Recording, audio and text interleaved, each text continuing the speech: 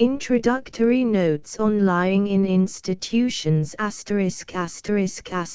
Transcriber's note. New original cover art included with this ebook is granted to the public domain. Lying in Institutions. London. Printed by Spottiswoode & Co. New Street Square and Parliament Street. Introductory notes on lying in institutions. Together with a proposal for organizing an institution for training midwives and midwifery nurses. By Florence Nightingale. London, Longmans, Green, and Co.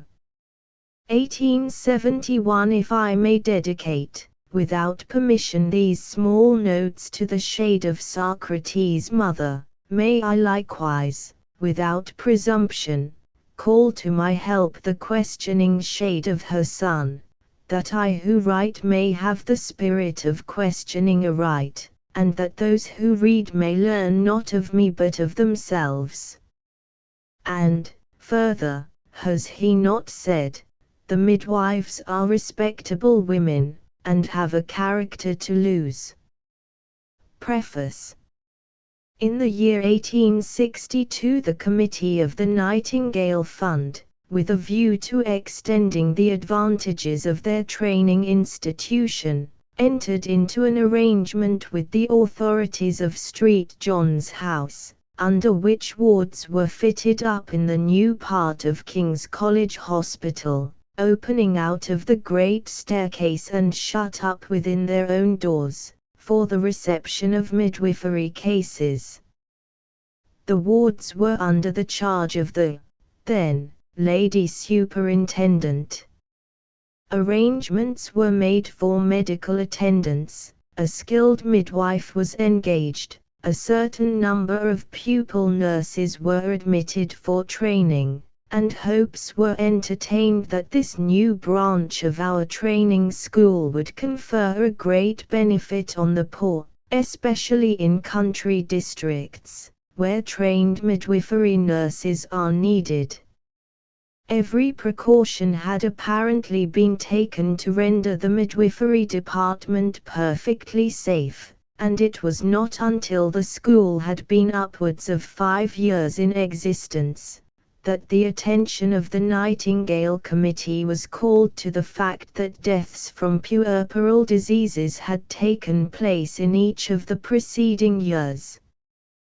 During the period of nearly 6 years that the wards were in use, the records show that 780 women had been delivered in the institution, and that out of this number 26, 1, had died, a mortality of 33 times 3 per 1,000. The most fatal year was 1867, in which year 9 out of the 26 deaths took place.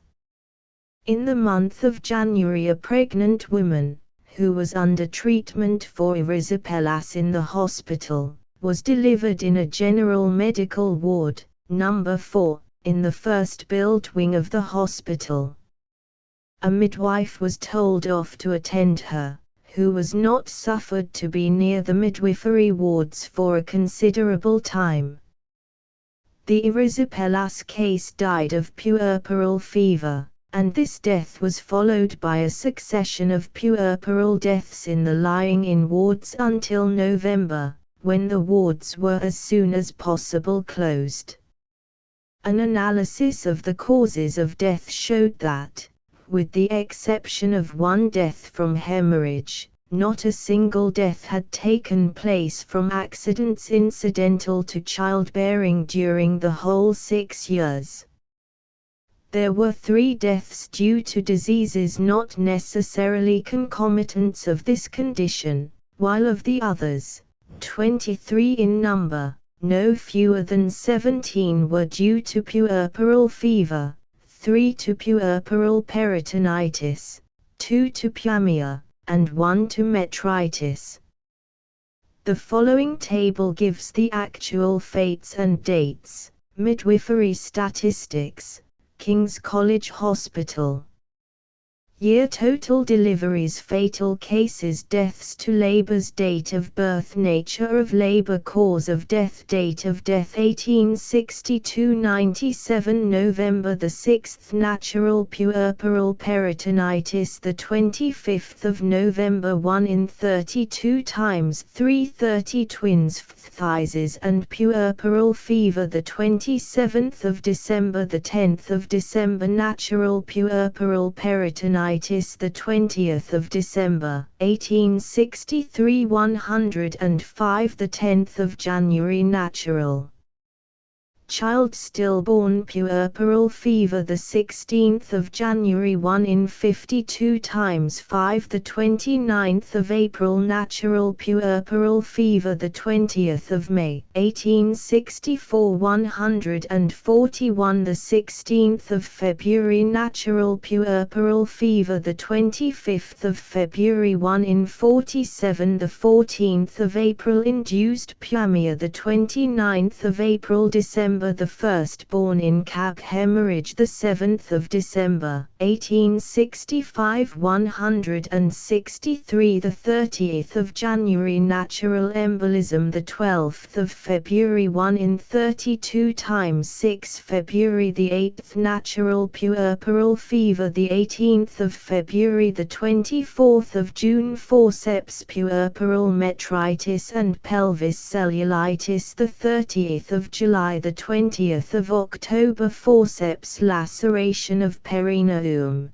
puerperal fever, November the 3rd, the 29th of October, natural puerperal fever, the 9th of November, 1866, 150, the 10th of January.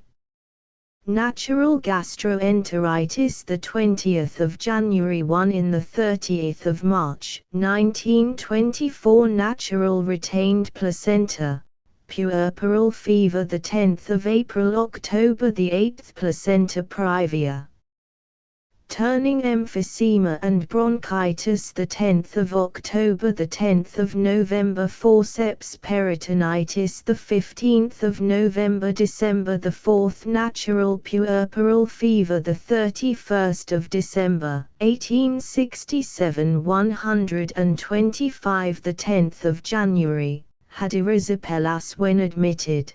2.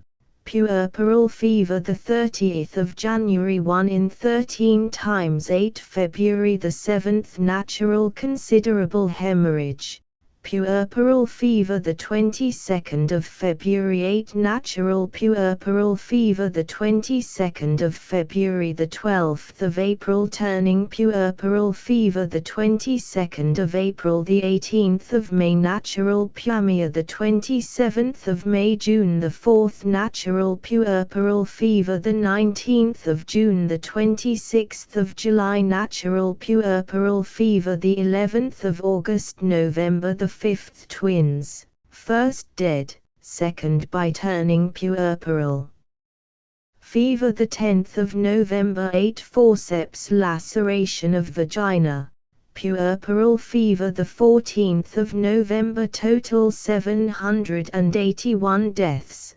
27, 1 in 28 times 9. Under these deplorable circumstances, the closing of the wards was a matter of course, and since that event we have been anxiously enquiring whether it would be justifiable to reopen our midwifery nursing school under other conditions.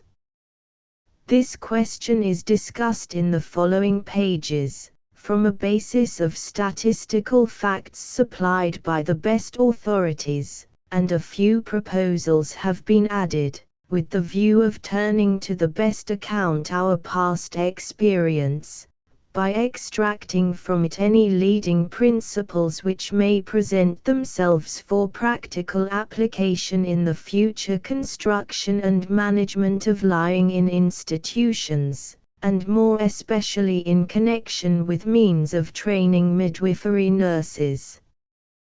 These introductory notes, collected and put together under circumstances of all but overwhelming business and illness, are now thrown out merely as a nucleus, in the hope that others will be kind enough to supplement, to add, and to alter, in fact, only as a hook with a modest little fish on it, a bait to catch other and finer fish. The facts themselves, the nucleus, have been made as correct as it was possible, and as would have been done for a finished work. But the facts themselves are only put forth as feelers to feel my own way. I need scarcely say either that these notes are not at all meant to discuss every point which presents itself in midwifery statistics. On the contrary, they are, for the moment, purposely limited to the consideration of facts immediately relating to the present object. Let me thank once more with true gratitude all those who have so kindly supplied me with help and information, some of whose names will appear in the following pages.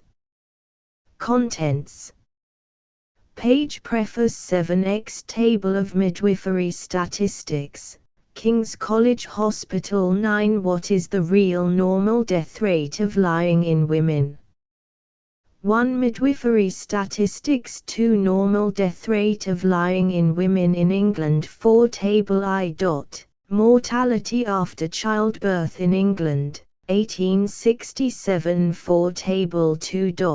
Mortality per 1,000 after delivery from puerperal diseases and accidents of childbirth. 6. Normal mortality of lying in women in different countries. 7. Table 3. Death rate from all causes amongst women delivered in their own homes. 8. Objections to the data. 9. Estimated approximate home death rate. 11. Death rates in lying in institutions. 11. Table 4.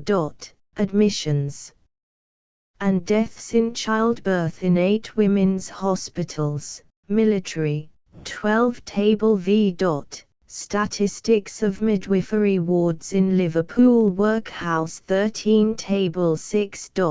Mortality after childbirth in 40 London workhouses. 13. Table 7. Mortality in Queen Charlotte's Hospital. 14. Table 8. Mortality per 1,000 from all causes after delivery. 15. Table 9. Mortality in lying in ward, King's College Hospital. 15. Table X. Death rate from all causes in lying in hospitals. 17. Table 11. Mortality per 1,000 among lying in women at Paris hospitals, 1861. 20. Table 12. Mortality per 1,000 among lying in women at Paris hospitals, 1862. 20. Table 13. Mortality per 1,000 among lying in women at Paris hospitals, 1863. 21. Classification of causes of mortality in lying in institutions. 21. Causes of high death rates in lying in institutions. 23. Puerperal fever. 24. Admission of students. 25. Effect of numbers. 26. Danger of puerperal epidemics. 31. Fatality of lying in wards in general hospitals. 32. Influence of construction and management of lying in wards on the death rate. 33. Maternite, Paris. 34. Hôpital de la Clinique, Paris. 36. Queen Charlotte's lying in hospital, London. 38. Midwifery wards, King's College Hospital, London. 40. Improved lying in ward construction. 41. Military female hospitals. 41. Table 14. Classification of causes of death in childbirth in 8 women's hospitals, military. 43. Proposed new female hospital at Portsmouth. 45. Should medical students be admitted to lying in hospital practice? 48 Influence of time spent in a lying-in ward on the death rate. 50 Effect of good management on the success of lying-in establishments. 52 Liverpool Workhouse. 53 Summary of cases delivered in the lying-in wards of Liverpool Workhouse, 1868–1870. 53 Summary of deaths and causes of death in the same, 1858–1870. 54 London Workhouses. 58 Management of military lying-in wards. 62 Note on altogether disconnecting lying-in institutions even with the very name of hospital. 64 Recapitulation. 65 Table 15. Comparative mortality among lying-in women in hospitals and at home. 68 Can the arrangement and management of lying-in institutions be improved? 68 Chapter 2 Construction and management of a lying-in institution and training school for midwives and midwifery nurses. 72 Construction of a lying-in institution. 74 1. How many beds to a ward? 74 Table 16.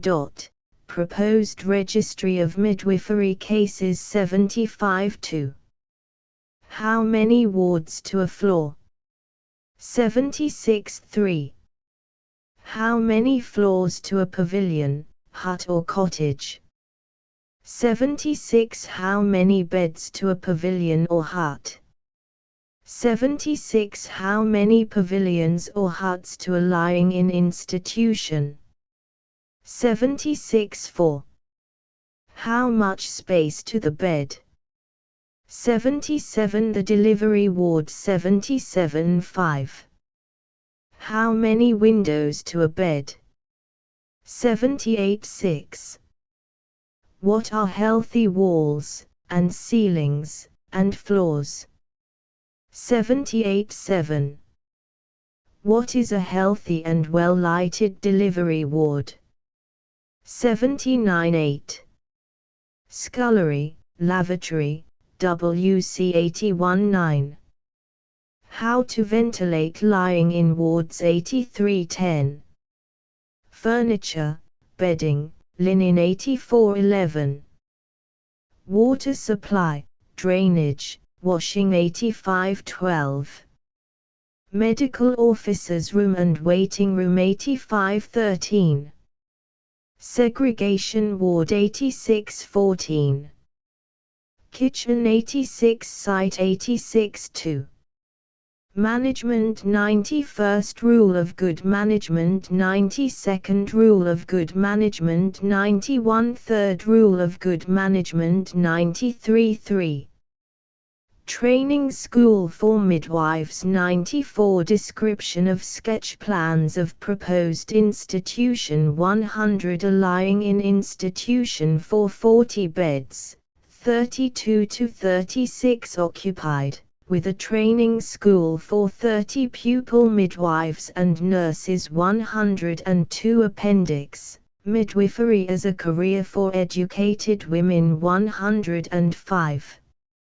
List of plans. No. 1. Queen Charlotte's Lying-in Hospital, London to face page 38. 2. Wooden lying-in hut in Colchester Camp. 44 3. Plan of a lying-in ward, 4 beds. 104. Plan of a lying-in floor, 4 one-bedrooms. 101 5. Plan of a lying-in institution for 40, 32 to 36 occupied beds, with training school for 30 pupil midwives. 104. Notes on lying-in institutions. The first step to be taken in the discussion is to enquire, what is the real normal death rate of lying-in women?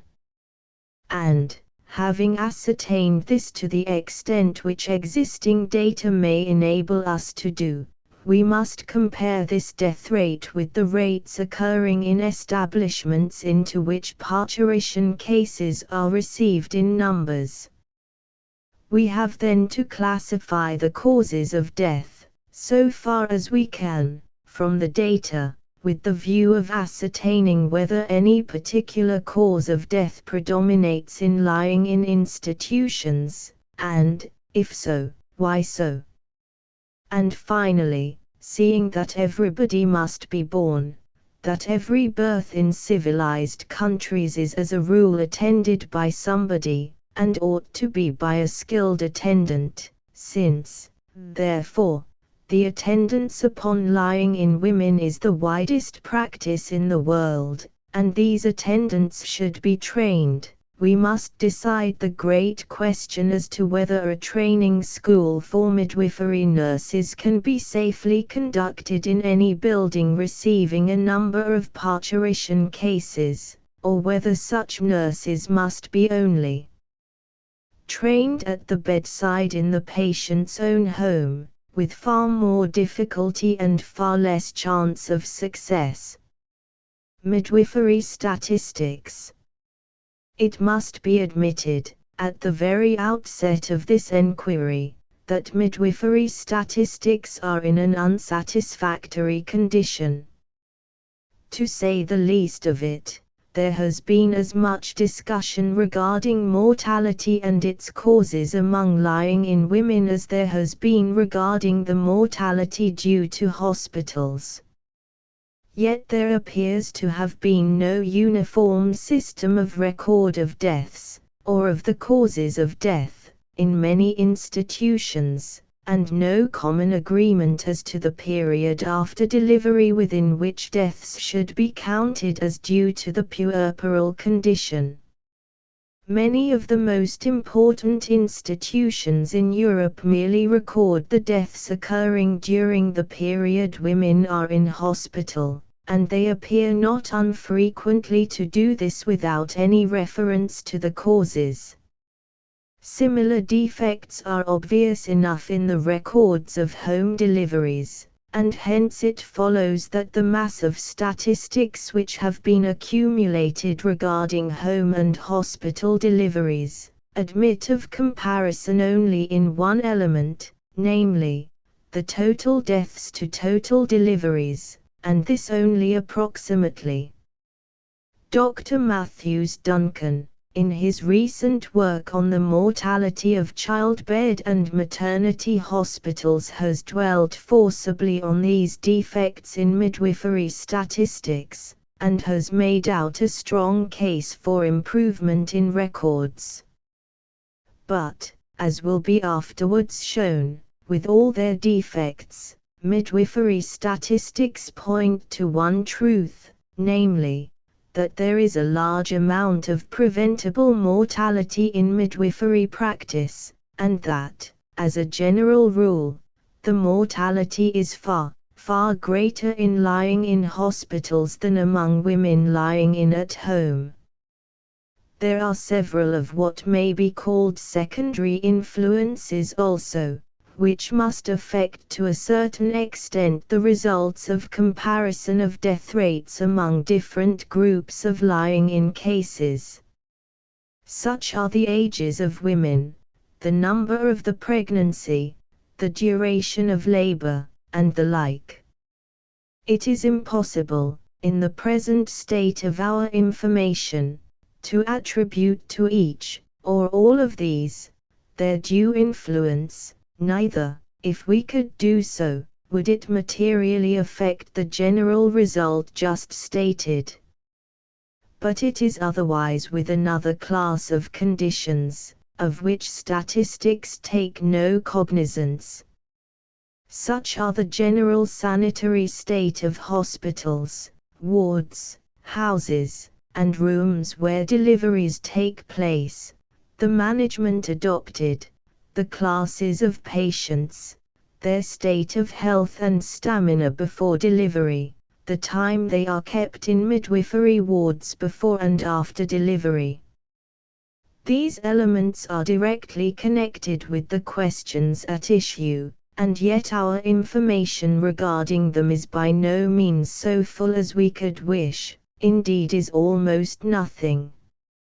Our only resource at present is to deal with such statistical information as we possess, and to ascertain fairly what it tells us. This we shall now endeavor to do, beginning with an estimate of the normal mortality due to childbirth in various European countries. Normal death rate of lying in women in England. In the Registrar General's 30th Annual Report, 1867, there is an instructive series of tables, giving approximately the present normal death rate among lying-in women in England. One of these tables, abstracted on Table I, shows that, including deliveries in lying-in hospitals, there were in England, during the year 1867, 768,349 births, and that 3,933 women died in childbed.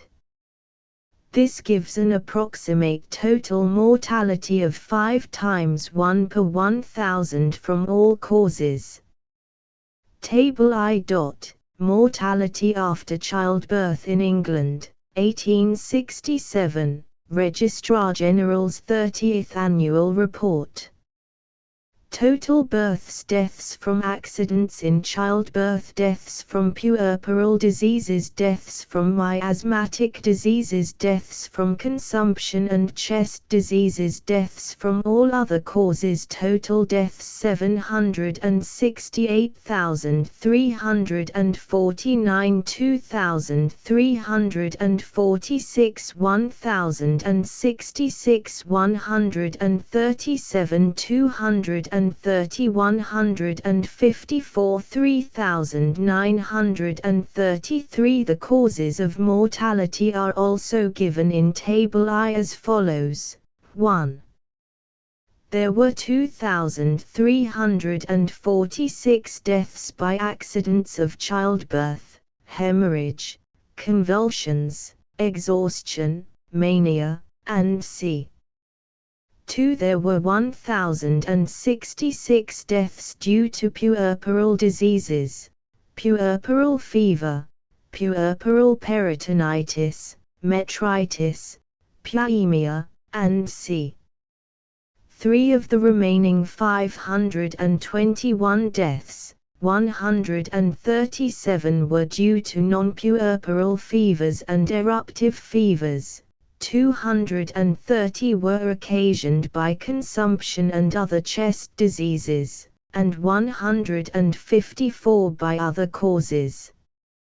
4. By adding together deaths from puerperal diseases and those from fevers, we find that, out of a total mortality of 3,933, the deaths from diseases more or less connected with what is called blood poisoning amounted to 1,203, or rather more than 30% of the total mortality.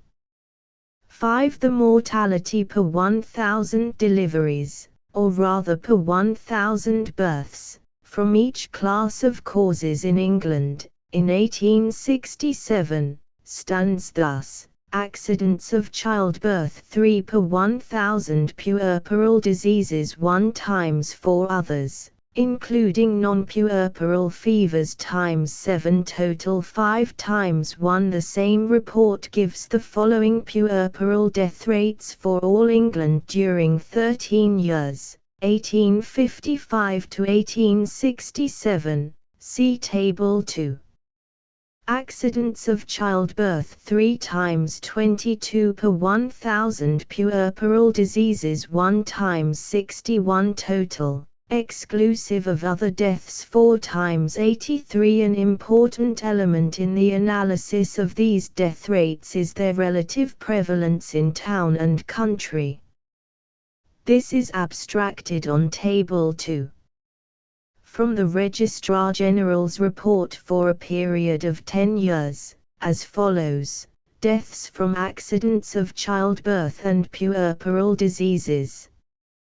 England, 64 healthy districts, 312,402 deliveries, 4 times 3 per 1,000. Ditto, 11 large towns, 1,402,304 deliveries, 4 times 9. In other words, out of every 5,000 deliveries in towns there are 3 more deaths from accidents of childbirth and puerperal diseases than occur among the same number of deliveries in healthy districts. These facts, with a small deduction for the higher death rates in lying-in hospitals, give the present mortality in English homes. They appear to show that puerperal women are subject to something of the same law of increase of death rates in towns as other people, but part of the increase is no doubt due to the higher death rates in delivery wards in these towns. The facts also appear to indicate a probable reduction of death rates among lying-in women in England, from the extension of public health improvements both in town and country. Table 2. Table showing the mortality per thousand after delivery from puerperal diseases and accidents of childbirth. Places mortality per thousand deliveries, puerperal diseases, accidents of childbirth, puerperal diseases and accidents of childbirth. King's College lying-in ward, 5 years 29 times 40 29 times 412. Parisian hospitals 1861 75 times 2 1862 56 times 7 1863 60 times 6. Queen Charlotte's lying-in hospital, 40 years 14 times 3 5 times 3 19 times 6 27. London workhouses, in which both deliveries and deaths have taken place, 4 times 1 2 times 1 6 times 2 40. London workhouses, including those without deaths, 5 years 3 times 3 1 times 7 5 times 0. Liverpool workhouse lying-in wards, 13 years 3 times 4 2 times 2 5 times 6. All England, 13 years 1 times 61 3 times 22 4 times 83. Ditto, 64 healthy districts, 312,402 deliveries, 10 years 4 times 3. Ditto, 11 large towns, 1,402,304 deliveries, 10 years 4 times 9. 8 military lying-in hospitals, 2 to 12 years 3 times 9 3 times 4 7 times 3. Normal mortality among lying-in women in different countries.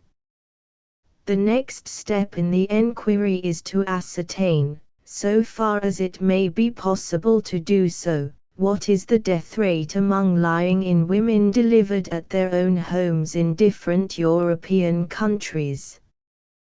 Besides the mortality statistics for healthy districts in England, already given, the only available data for this information are reports of public institutes having outdoor midwifery practice, and any records of private practice which may have been published. In adducing these data, however, it is necessary to do so with the reservation already made that their accuracy is only approximate. The most extensive series of data of this class is given by Dr. Lefort in his able treatise Des Maternités for a number of institutions in different European countries. The facts from Dr. Lefort's book are abstracted on Table 3, in which it is shown that out of 934,781 deliveries at home, in Edinburgh, London, Paris, Leipzig, Berlin, Munich, Greifswald, Stettin, and St. Petersburg, there were 4,405 deaths, equivalent to a mortality of 4 times 7 per 1,000.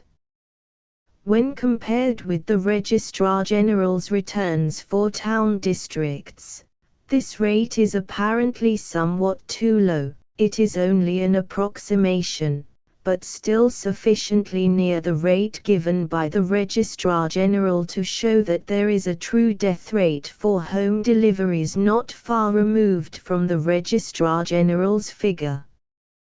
Table 3. Table showing the death rate from all causes amongst women delivered in their own homes. Abstracted from Dr. Lefort's tables. Places no of years of observation deliveries deaths per thousand Edinburgh 1 5186 28 5 London, Westminster General Dispensary 11 7717 17 2 Ditto Benevolent Institution 7 4761 81 Royal Maternity Charity 5 17242 53 3 London Population 5 562,600 23 2222 3 times 9 St. Thomas Hospital 7 3512 9 2 times 5 Guy's Hospital 8 11928 36 3 Ditto 1 1505 4 2 Ditto 1 1702 3 1 times 7 Ditto 1 1576 11 6 Paris 12th arrondissement 1 3222 10 3 Bureau de Bienfaisance 1 6212 32 5 Ditto 1 6422 39 6 City of Paris 1 44,481 262 5 Ditto 142,796 226 5 Leipzig Polyclinique 11 1203 13 10 Berlin 1 500 7 14 Munich 5 1911 16 8 Greifswald 4 295 6 20 Stettin 17 375 00 St. Petersburg 15 209 612 1403 6 times 6 total 934,781 4,405 4 times 7 St. George's Hospital statistics for the 6 years preceding 1870 show only one maternal death in every 305 cases in the outdoor maternity department. From home records, it is hoped at some future time to give many more data of this kind, and to distinguish the causes of death, puerperal from non-puerperal mortality, as well as that caused by puerperal diseases from that caused by accidents of childbirth. At present the data for doing this are lamentably deficient, if not almost altogether wanting. One good recorded fact will here be given. Among 1,929 mothers delivered at home by Guy's Hospital in 1869, 5 deaths only are recorded, and none from puerperal diseases. 2 were from heart disease, 2 from pneumonia, 1 from exhaustion. Objections to the data. The value of the Registrar General's results, and of those given by Lefort, has been called in question by Dr. Duncan in his work already cited, partly on the authority of certain results of home practice, quoted from Dr. McClintock, who has collected the statistics of 16,774 deliveries exclusively from home practice. There were among these 45 deaths from accidents of labor, 52 deaths from puerperal diseases, and 34 deaths from non-puerperal diseases, giving a total mortality of 131, or nearly 8 per 1,000. On considering these figures, the first impression they convey is not that either the Registrar General or Lefort is wrong. But it is a very painful impression of another kind altogether. One feels disposed to ask whether it can be true that, in the hands of educated accoucheurs, the inevitable fate of women undergoing, not a diseased, but an entirely natural condition, at home, is that 1 out of every 128 must die.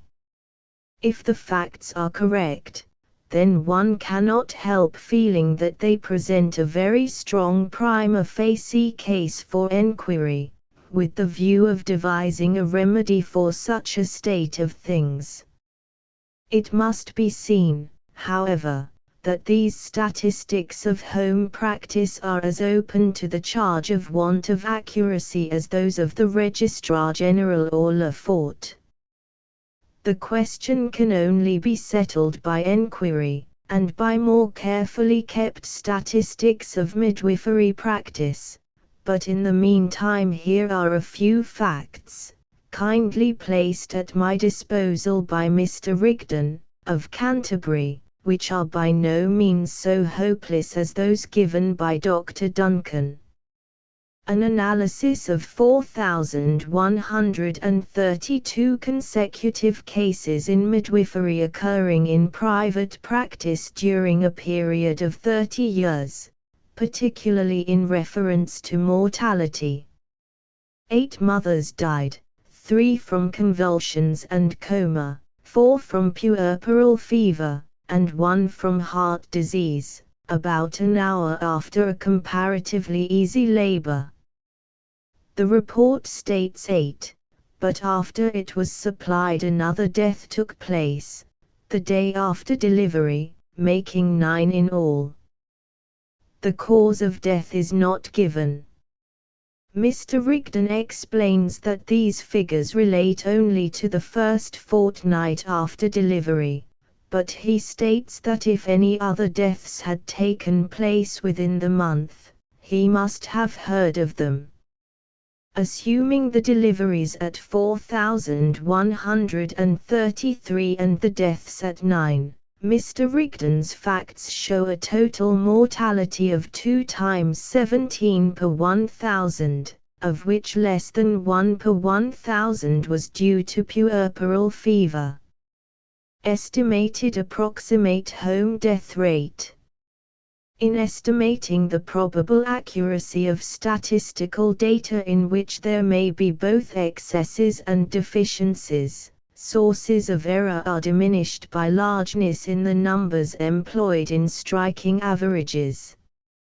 Bearing this in mind, and after considering the objections brought against the accuracy of the figures, there seems no reason for rejecting the Registrar General's average total mortality among lying-in women in England of 5 times 1 per 1,000, as affording a sufficiently close approximation to the present real death rate among lying-in women delivered at home, for all practical purposes of comparison with the death rates in lying-in hospitals. Death rates in lying-in institutions. We shall next show approximately what are the death rates in establishments for lying-in women. We will give an abstract of mortality statistics for a number of these institutions, the general results of which may be stated as follows. In 8 military lying-in hospitals, Table 4, in which 5,575 deliveries took place, in periods of from 2 to 12 years, there were 50 deaths, excluding a death before admission, a death rate of 8 times 8 per 1,000. Table 4. Return of the number of admissions for parturition, and deaths occurring in the undermentioned women's hospitals, military. Supplied by the Director General, Army Medical Department. Station period. No of deliveries. Causes of death. Total deaths: puerperal fever and peritonitis, pyaemia, phlebitis, and C. scarlatina. Puerperal convulsions, hemorrhage, effects of ruptured uterus, syncope and exhaustion, premature labor and adherent placenta, craniotomy, inversion of uterus, embolism, metritis, pneumonia and bronchitis, phthisis, dropsy. Cause not recorded. Devonport, April 1861 to December 1869 158 11. Colchester 1865 to October 187 252. Portsmouth 1861 to December 1869 302 2114. Aldershot 1857 to December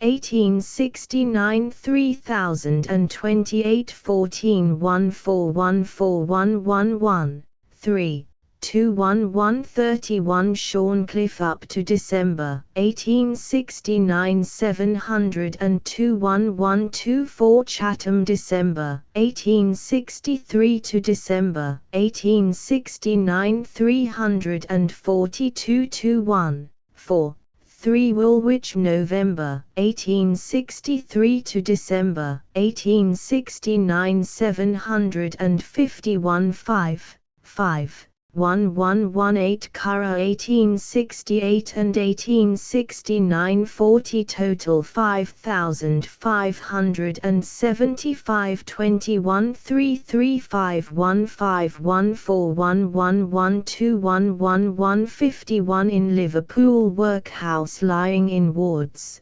Table V, with an approximate number of 6,396 deliveries in 13 years, there were 58 deaths from all causes, a mortality of 9 times 0.6 per 1,000. Table V. Statistics of midwifery wards in Liverpool workhouse for 13 years, 1858-70 inclusive. Abstracted from data supplied by Dr. Barnes, Liverpool. Approximate total deliveries. Causes of death. Total deaths: puerperal peritonitis, puerperal fever, metritis, phlegmasia, dolens, convulsions, debility and exhaustion, obstructed labor, hemorrhage, rupture of uterus, typhus and relapsing fever, measles, pneumonia, laryngitis, phthisis, heart disease, nephritic disease and dropsy, jaundice and bowel disease not stated. Inquest 6,396. 16 4115512121314532 and in 27 London workhouse infirmaries, Table 6, amongst which deaths took place, having 9,411 deliveries in 5 years. There were 93 deaths from all causes. The death rate was 9 times 8 per 1,000.6. Table 6. Mortality after childbirth in 5 years, up to the end of 1865, in 40 London workhouse infirmaries in which deliveries took place. Abstracted from Report on Metropolitan Workhouses. Deliveries, deaths from puerperal diseases, deaths from accidents in childbirth, deaths from miasmatic diseases, deaths from consumption and chest diseases, deaths from all other causes. Total deaths 27 workhouses, 9,411 39 20 15 1993 13 2459 0000000. The City of London lying in institution. During 10 years, 1859–1868, had 4,966 deliveries, and 54 deaths, a rate of 10 times 9 per 1,000. The British lying in institution had 1,741 deliveries, and 25 deaths, in 11 years, 1858–1868, giving a death rate of 14 times 3 per 1,000, Table 8. The mortality in Queen Charlotte's lying in hospital, 9,626 deliveries, and 244 deaths, from 1828 to 1868, Table 7, was 25 times 3 per 1,000. Table 7. Mortality in Queen Charlotte's lying in hospital, 1828 to 1868.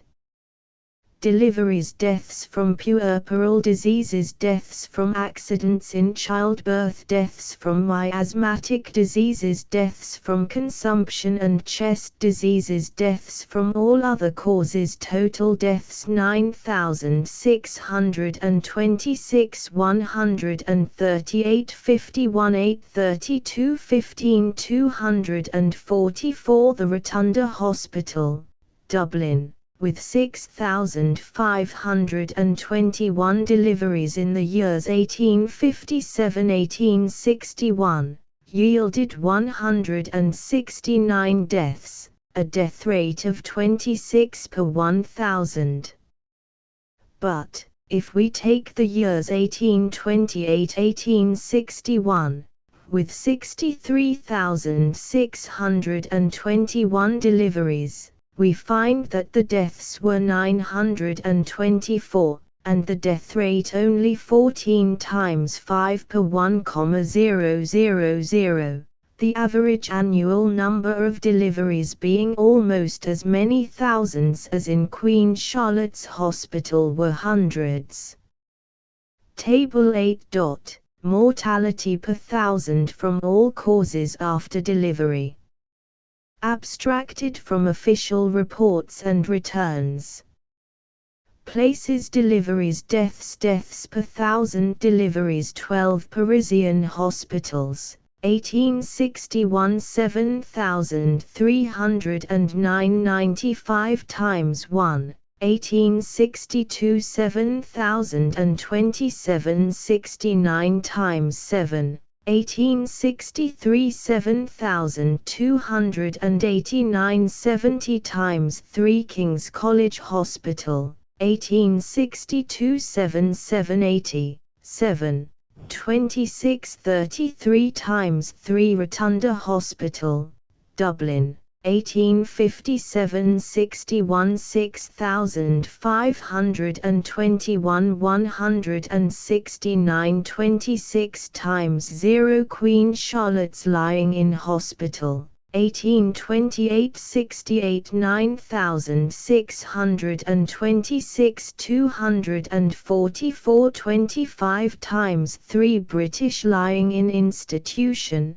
11 years. 1858 68 1741 25 14 times 3 City of London lying in hospital, 1859 68 4966 54 10 times 9 8 military lying in hospitals, 2 to 12 years 5575 58 times 8 Liverpool workhouse lying in wards, 13 years, 1858 76,396 58 9 times 06 40 London workhouse infirmaries, 5 years 11,870 93 7 times 8 1 military lying in hospital,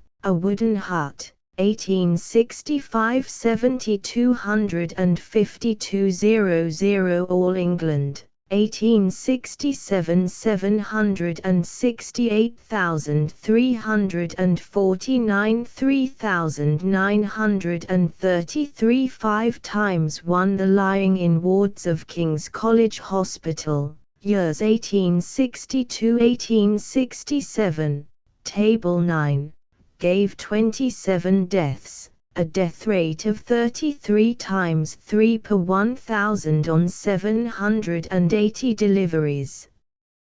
Table 9. Mortality after childbirth in lying in ward, King's College Hospital, 1862 to 1867. Deliveries, deaths from puerperal diseases, deaths from accidents in childbirth, deaths from miasmatic diseases, deaths from consumption and chest diseases, deaths from all other causes. Total deaths 781, 8, 23 1, 8, 0 1 2 27. Lamentable as are these death rates in many British institutions, they are small in comparison with those which have ruled in many foreign hospitals. Table X contains an abstract from Dr. Lafort's work of the statistics of 58 lying in institutions in nearly every country of Europe, and extending in many cases over a considerable number of years. There is only one hospital, at Bourg, in which there was no death in 4 years, out of 461 deliveries. There is one hospital, at Troyes, with a death rate of 4 per 1,000 on 460 deliveries in 4 years. There are 2 instances of death rates of 7 per 1,000. There is one of 9, and there are 2 of 10 per 1,000. In every other case the death rates have exceeded these amounts, rising higher and higher in different institutions, until they culminate in a death rate of no less than 140 per 1,000, at Strasbourg, on a 4 years average among 556 deliveries. Lafort's data show a striking variation in the death rates of the same hospitals in different years, as will presently be seen to be the case in hospitals in this country. There are instances in these foreign hospitals of the death rates varying from 4 to 7-fold in different groups of years in the same hospital. Lafort's data show that in lying in hospitals in various countries and climates, scattered over nearly the whole of Europe, out of 888,312 deliveries there were no fewer than 30,394 deaths, giving an average death rate of 34 per 1,000. A rate exceeding the high mortality which led to the discontinuance of our school for training midwifery nurses in King's College Hospital. Table X. Table showing the death rate from all causes amongst women delivered in lying in hospitals. Abstracted from Dr. Lafort's Des Maternités. Maternity hospitals know of years of observation deliveries deaths per thousand Vienna Maternite 5100 and 3731 2811 25 Students Clinic 3100 and 4492 5560 53 Midwives 3088 1083 3064 34 Academy Josephine 1277 2486 Prague Maternite 1540 1477 1383 33 Munich 4064 86 21 Göttingen 8 1029 32 32 Graz 3089 97 31 Greifswald Clinic 4316 1856 Bremen Hospital 6139 1071 Halle Clinic 1102 329 Berlin Clinic der Universität 1401 1127 Frankfurt on Main Maternite 7 1213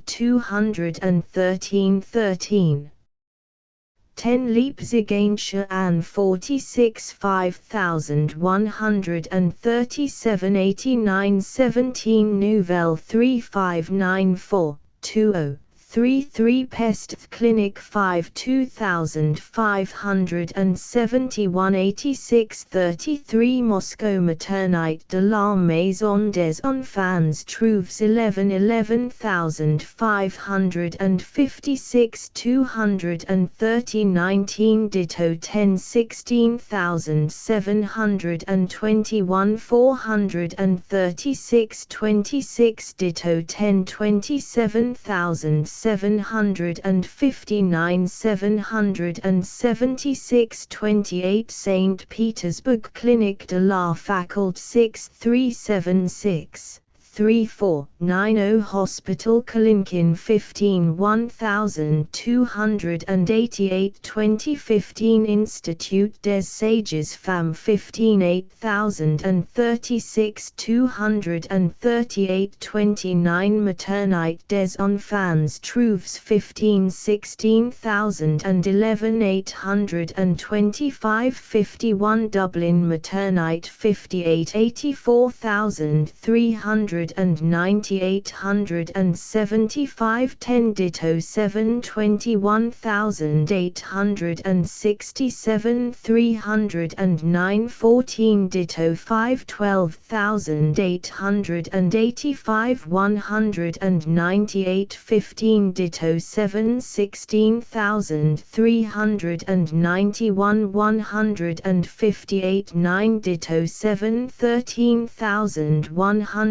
13167 224 17 Ditto 7 13699 179 13 Ditto 7 13748 163 11 London Lying in Hospital 28 5883 172 29 Edinburgh Hospital 1 277 310 Stuttgart 1 424 37 Zurich Maternite 1 220 100 Stockholm 1650 37 56 Gothenburg 1223 1880 Lund 133 260 Freiburg en Breisgau 3281 1035 Jena Clinic 4308 21 6-7 Dresden Maternite 51 15,356 373 27 Paris Maternite 8 15,307 610 39 Ditto 10 23,484 1114 47 Ditto 10 25,895 1,293 49 Ditto 10 26,538 1,125 42 Ditto 10 34,776 1,458 41 Ditto 10 25,094 1,298 51 Ditto 5 9,886 1,226 124 total for Ditto 63 160,704 8,124 56 Paris Clinique de la Faculté 5 1,654 117 70 Ditto 10 9,079 359 39 Ditto 10 9,462 379 40 Ditto 5 4,100 288 70 total for Ditto 30 24,295 1,143 47 Paris Saint Antoine 928 5 178 Ditto 10 32 15 468 Ditto 10 129 20 155 Ditto 10 788 65 82 Ditto 10 2359 134 56 Ditto 5 1868 110 58 total for Ditto 54 5204 349 67 Paris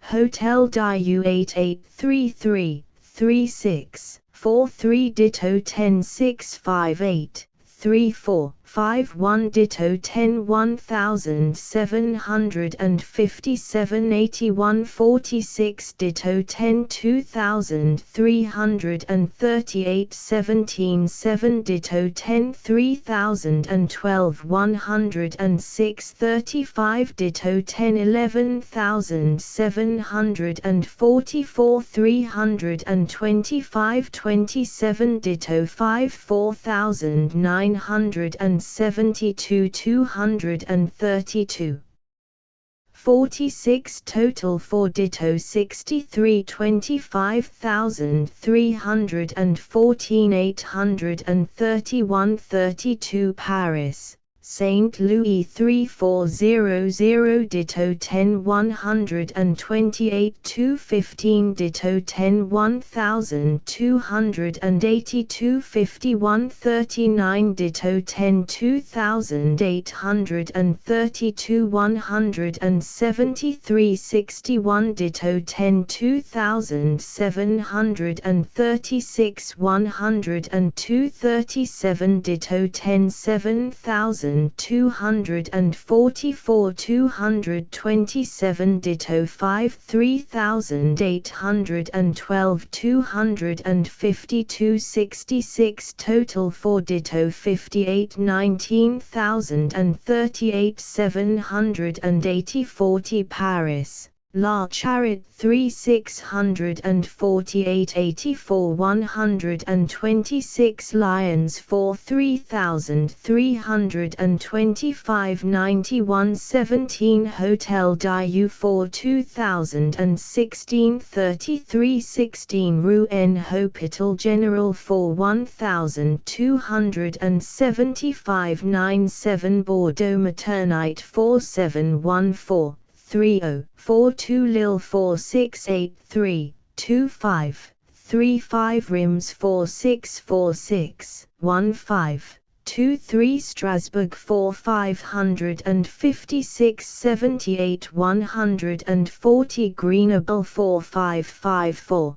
20 36 Bordeaux Saint-André 4 547 36 65 Saint-Étienne 4 515 815 Toulouse 4 493 918 Bourg 4 461 00 Troyes 4 462 4 Marseilles 4 444 16 36 Châteauroux 4 423 20 47 Amiens 4 396 512 Colmar 4 396 26 65 Nantes 4 340 17 50 Nancy 4 329 28 Orleans 4 301 39 Total for all hospitals 888,312 30,394 34 The absolute loss of life in Parisian lying-in wards has been greater than in those of any other capital city.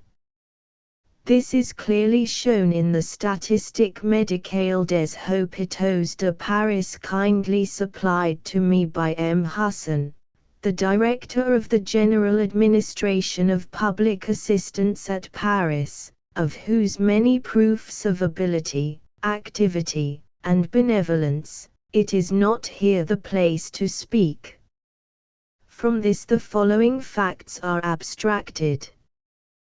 The death rates are therein given for 12 hospitals receiving lying-in cases, only one of which, however, is a lying-in hospital, the Maison d'Accouchement, and will be found in tables 11, 12, 13. In 1861 the average death rate in these establishments was no less than 95 times 1 per 1,000. In 1862 it was 69 times 7 per 1,000. In 1863 it was 70 times 3 per 1,000. Table 11. Mortality per thousand among lying-in women at the undermentioned Parisian hospitals during the year 1861. Abstracted from Statistique médicale des Hôpitaux 1861. Hospital total deliveries mortality per thousand puerperal non-puerperal total deaths Hotel Dieu 1057 43 times 5 16 times 159 times 6 Pity 468 72 times 6 34 times 2106 times 8 Chariot 253 154 times 239 times 7 193 times 7 Saint Antoine 350 71 times 4 34 times 3105 times 7 Necker 234 29 times 9 29 times 9 59 times 8 Cochin 56 142 times 9 35 times 7 78 times 6 Bojan 276 43 times 5 3 times 6 47 times 1 Laraboisiere 782 69 times 1 15 times 3 84 times 4 Saint Louis 802 58 times 6 13 times 7 72 times 3 Loursine 41 24 times 4 24 times 4 Clinics 875 75 times 4 34 times 3 109 times 7 Maison d'Accouchements 2115 99 times 8 12 times 8 112 times 5 total 7309 75 times 2 19 times 8 95 times 1 table 12. Mortality per thousand among lying-in women at the undermentioned Parisian hospitals during the year 1862. Abstracted from Statistique médicale des hôpitaux de Paris 1861, 2, 3. Hospital total deliveries mortality per thousand puerperal non-puerperal total deaths Hotel Dieu 975 35 times 8 9 times 2 45 times 1 Pity 462 45 times 4 10 times 8 56 times 2 Chariot 270 62 times 9 25 times 9 88 times 8 Saint Antoine 311 61 times 0 19 times 2 80 times 3 Necker 190 52 times 6 21 times 0 73 times 6 Cochin 24 41 times 6 83 times 3 124 times 9 Bojan 257 38 times 9 19 times 9 58 times 8 Laraboisiere 816 34 times 3 13 times 5 47 times 8 Saint Louis 704 79 times 5 8 times 5 88 times 0 Loursine 45 22 times 2 22 times 2 Clinics 769 79 times 3 14 times 3 93 times 6 Maison d'Accouchements 2204 63 times 5 11 times 3 74 times 9 total 7027 56 times 7 12 times 9 69 times 7 table 13. Mortality per thousand among lying-in women at the undermentioned Parisian hospitals during the year 1863. Abstracted from Statistique médicale des hôpitaux, 1863.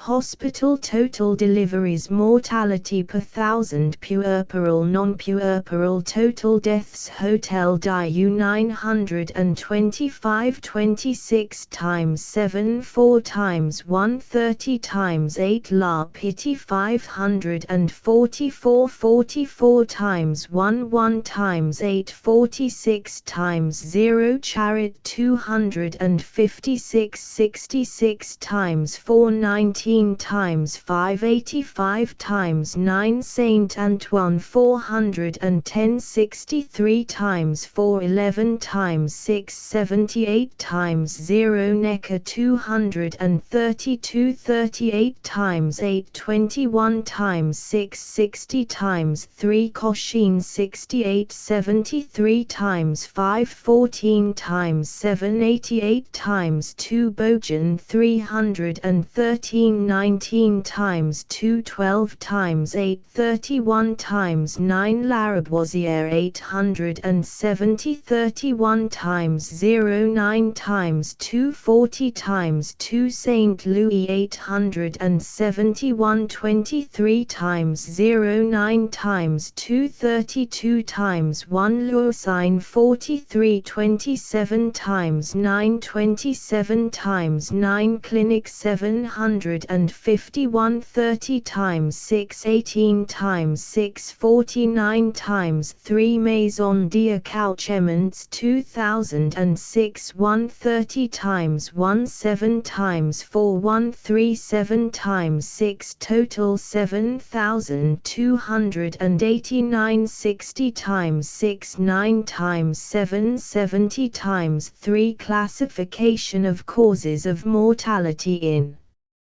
lying in institutions. The next thing is to endeavor to show to what causes these death rates are to be attributed. Unfortunately, Dr. Lefort's tables do not enable us to distinguish the causes of death. But the data supplied by British and Parisian hospitals allow the causes to be classified to a certain extent under the heads adopted by the Registrar General in his reports.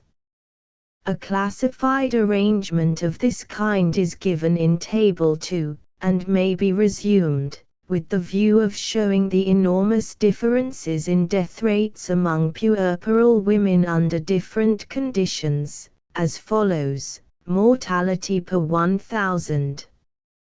Puerperal diseases, accidents of childbirth, puerperal diseases and accidents of childbirth, all England, 13 years 1 times 61 3 times 22 4 times 83 England, healthy districts, 10 years, 312,402 deliveries 4 times 3 England, 11 large towns, 10 years, 1,402,304 deliveries 4 times 9 Liverpool workhouse 3 times 4 2 times 2 5 times 6 27 London workhouses having deaths 4 times 1 2 times 1 6 times 2 8 military female hospitals 3 times 9 3 times 4 7 times 3 Queen Charlotte's lying in hospital 14 times 3 5 times 3 19 times 6 King's College Hospital lying in ward 29 times 4 Nun 29 times 4 12 Parisian hospitals 1861 75 times 2 1862 56 times 7 1863 60 times 6 We have already seen, as a result of Dr. Lefort's tables, that the mortality among women delivered at home, as deduced by him, is 4 times 7 per 1,000, while in the hospital it is 34 per 1,000, or nearly 7.5-fold. Making any reasonable allowance for inaccuracy in the data, still we can hardly escape from his conclusions any more than we can rid ourselves from the consequences which follow from the data given above. We must confront the question called up by the data taken as a whole, viz., what can be the reason of this ascending scale of fatality shown on Table 8. Why is it that these death rates from all causes in childbirth, beginning at 5 times 1 per 1,000 for all England, town and country, successively become, among the same people 9 times, 10 times 9, 14 times 3, 25 times 3, 33 times 3, and if we cross the Channel, why should they mount up to 69, 70, and 95 per 1,000? Again, why should fevers and inflammations of the puerperal class, which, as we have seen above, give a death rate for all England of 1 times 61 per 1,000, mount up in English hospitals to 3 times 4, 4 times 1, 14 times 3, and 29 times 4. There must be some reason, besides the fact of childbirth, why diseases and accidents of this condition should be 4 times more fatal in a London lying-in hospital, and 15 times more fatal in Parisian hospitals, than they are in towns of England. What, then, are the immediate causes of these excessive death rates? Causes of high death rates in lying-in institutions. The determining causes of these death rates need to be discussed most cautiously, our information concerning them being so scanty. We know from statistics that these deaths occur, but why they occur and why they vary are questions not yet to be fully answered in our present stage of knowledge, or of ignorance. At one time a sufficient cause seems to present itself, but the very next outbreak of puerperal disease may occur under quite different conditions. For years an institution may escape excessive mortality, and then it may suffer severely under the same apparent circumstances. All that we can do at present is to see whether there are removable causes in cases where the mortality is excessive, and to remove them. Fully recognizing how much we have need of caution, this subject will be next considered generally and as far as possible in its practical bearings on the points at issue. There are some important remarks in Dr. Lefort's book, bearing on this subject, which may find a place here. Puerperal fever. Dr. Lefort states, as the result of his enquiry, that the frequency of obstetrical operations modifies the general mortality only in a slight degree, that the excessive mortality in lying-in hospitals is much greater than can be attributed to ordinary hospital influences, that it depends neither on the social condition of the women, nor on the moral conditions under which delivery may occur, that it may be more or less influenced by the insalubrity of particular hospitals, but that puerperal fever is the principal cause of death after delivery, that this disease shows itself in all hospitals, in all maternity institutions, in all climates, in the south of France as it does at St. Petersburg, in Dublin as in Vienna, in London as in Moscow. It exists in America as in Europe. It is less frequent and fatal during the summer months, attributable in part at least to greater facilities of ventilation following on higher temperature, in other words, to having your windows open instead of shut. This disease develops itself spontaneously under certain unknown circumstances. When it is about to become epidemic, it is sometimes preceded by the prevalence of erysipelas. Dr. Lefort points out that what was considered a severe epidemic in the British lying-in hospital, in the year 1770, is unfortunately less than the mean mortality of the maternite at Paris. While admitting that puerperal fever may originate de novo, Dr. Lefort dwells strongly on the communicability of the disease as an efficient cause of its prevalence. He adduces opinions of the following physicians: Oppolzer, Rokitansky, and Skoda, of Vienna, Virchow, of Berlin, Lang, of Heidelberg, Schwartz, of Göttingen, Loschner, of Prague, and Hecker, of Munich, on the nature and origin of this fatal disease. Generally they testify to the propagation of puerperal fever by contagion, but they also state that it is a blood disease, a product of foul air, putrid miasms, and predisposition to malignant inflammatory action.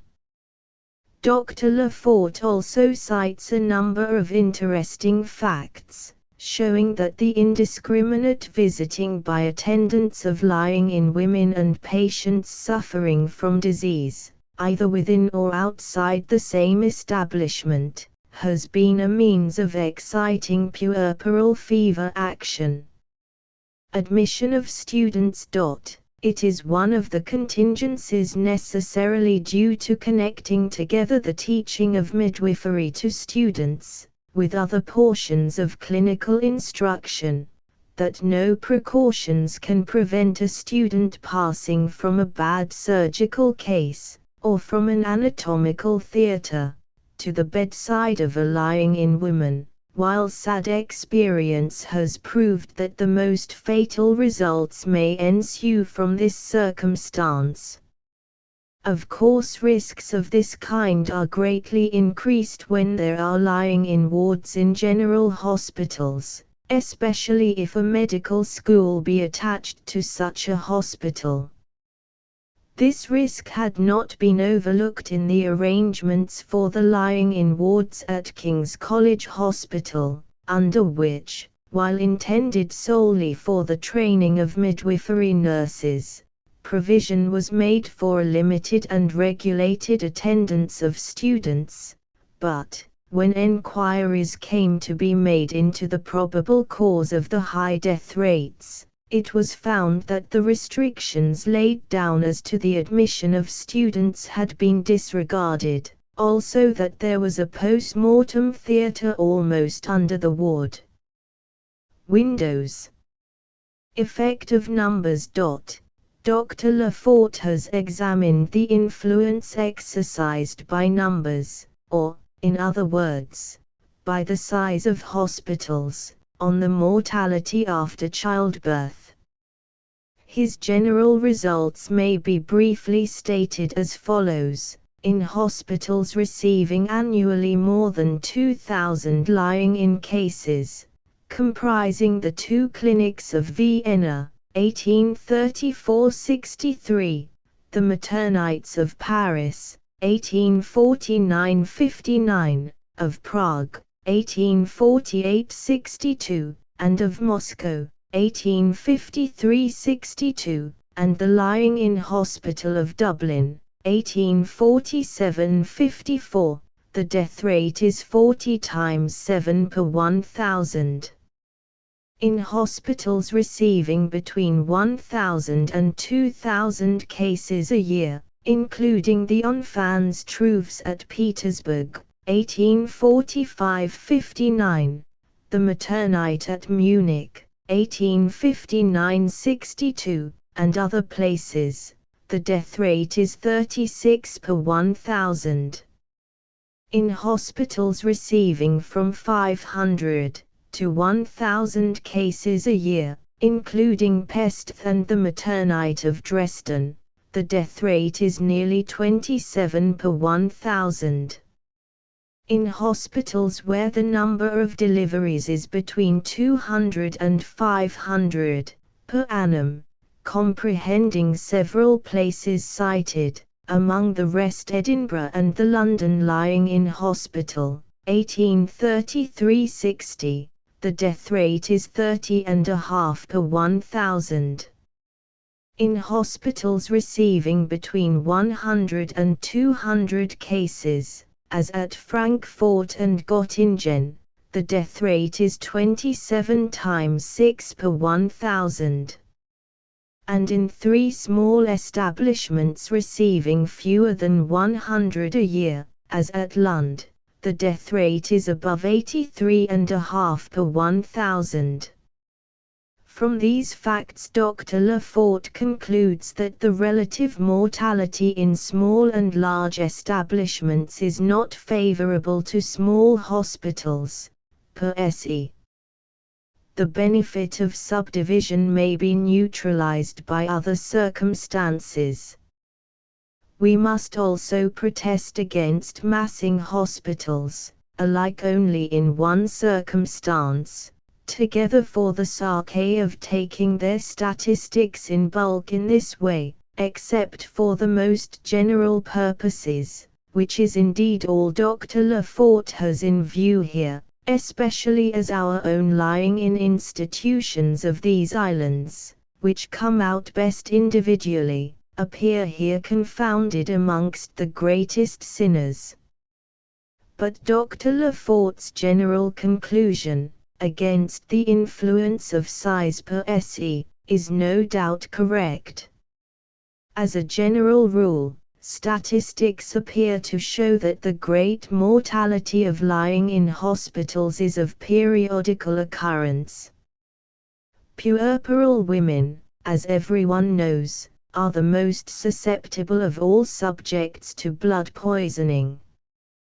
The smallest transference of putrescing misem from a locality where such misem exists to the bedside of a lying-in patient is most dangerous. Puerperal women are, moreover, exposed to the risks of blood poisoning by the simple fact of being brought together in lying-in wards, and especially by being retained a longer time than is absolutely necessary in lying-in wards after being delivered, while to a great extent they escape this entire class of risks by being attended at home. There are no doubt difficulties in assigning the exact effect of every condition to which a lying-in woman may be exposed in contributing to these death rates. But there are, nevertheless, a few great fundamental facts which arrest attention in such an enquiry. It is a fact, for instance, that however grand, or however humble, a home may be in which the birth of a child takes place, there is only one delivery in the home at one time. Another fact is, that a second delivery will certainly not take place in the same room, inhabited by the same couple, for 10 months at least, and may not take place in the same room for years. The Registrar General has shown us that under these conditions the death rate among lying-in women all over England, and from all registered causes, is about 5 times 1 per 1,000. In many London workhouses the number of deliveries yearly is so small that, so far as concerns annual deliveries, they approach more closely to dwelling houses divided among a number of families than they do to lying-in hospitals properly so called. Let us now see what relation there is between the annual deliveries and the death rates in these workhouse wards. Assuming that the London workhouse lying-in wards have certain conditions in common, we find that 27 infirmaries suffered from lying-in deaths in 5 years, and that in 13 there were no deaths in the same years. Now, in each of these 27 hospitals yielding deaths, the deliveries averaged 29 per annum, while in the 13 infirmaries without deaths the deliveries averaged under 16 per annum. Again, in 21 infirmaries with deaths, the average disposable space for each occupied lying-in bed was 2,246 cubic feet, while in 9 infirmaries without deaths the space per occupied bed averaged 3,149 cubic feet. These, however, are only averages, and as such may be taken for what they are worth.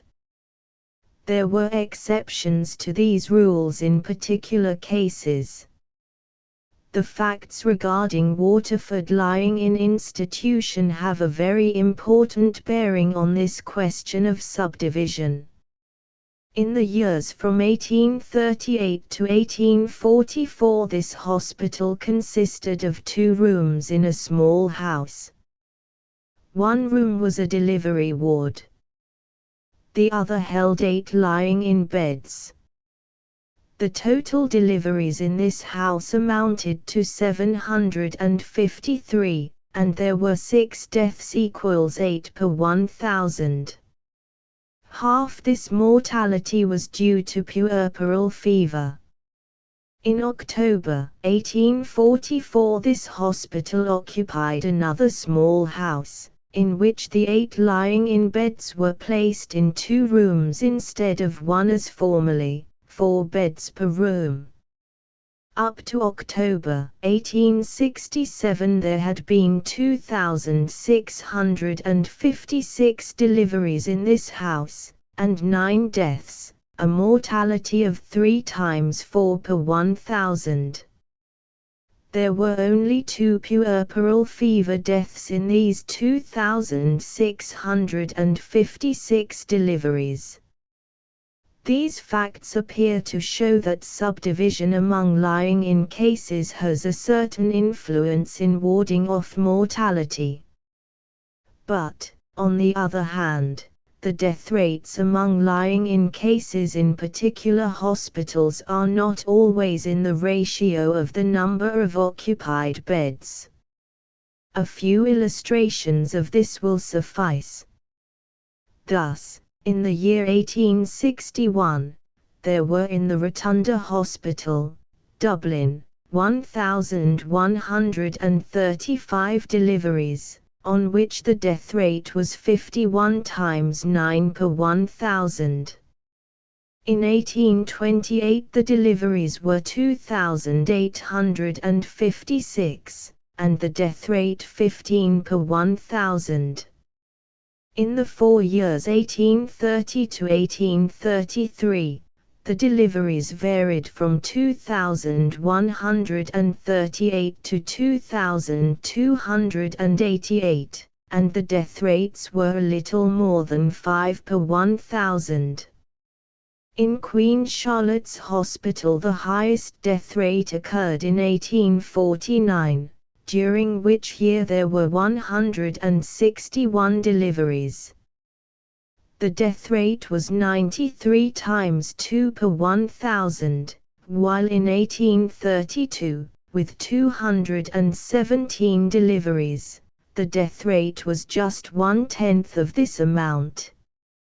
In the Maison d'Accouchement at Paris, during the 5 decennial periods between 1810 and 1859, there were 141,476 deliveries, among which there occurred 6,288 deaths, giving a death rate of 44 times 4 per 1,000. The lowest death rate in any of the decennial periods occurred between 1840 and 1849, when it amounted to 41 times 9 per 1,000. The largest number of deliveries of any period in the half-century was during this 10 years.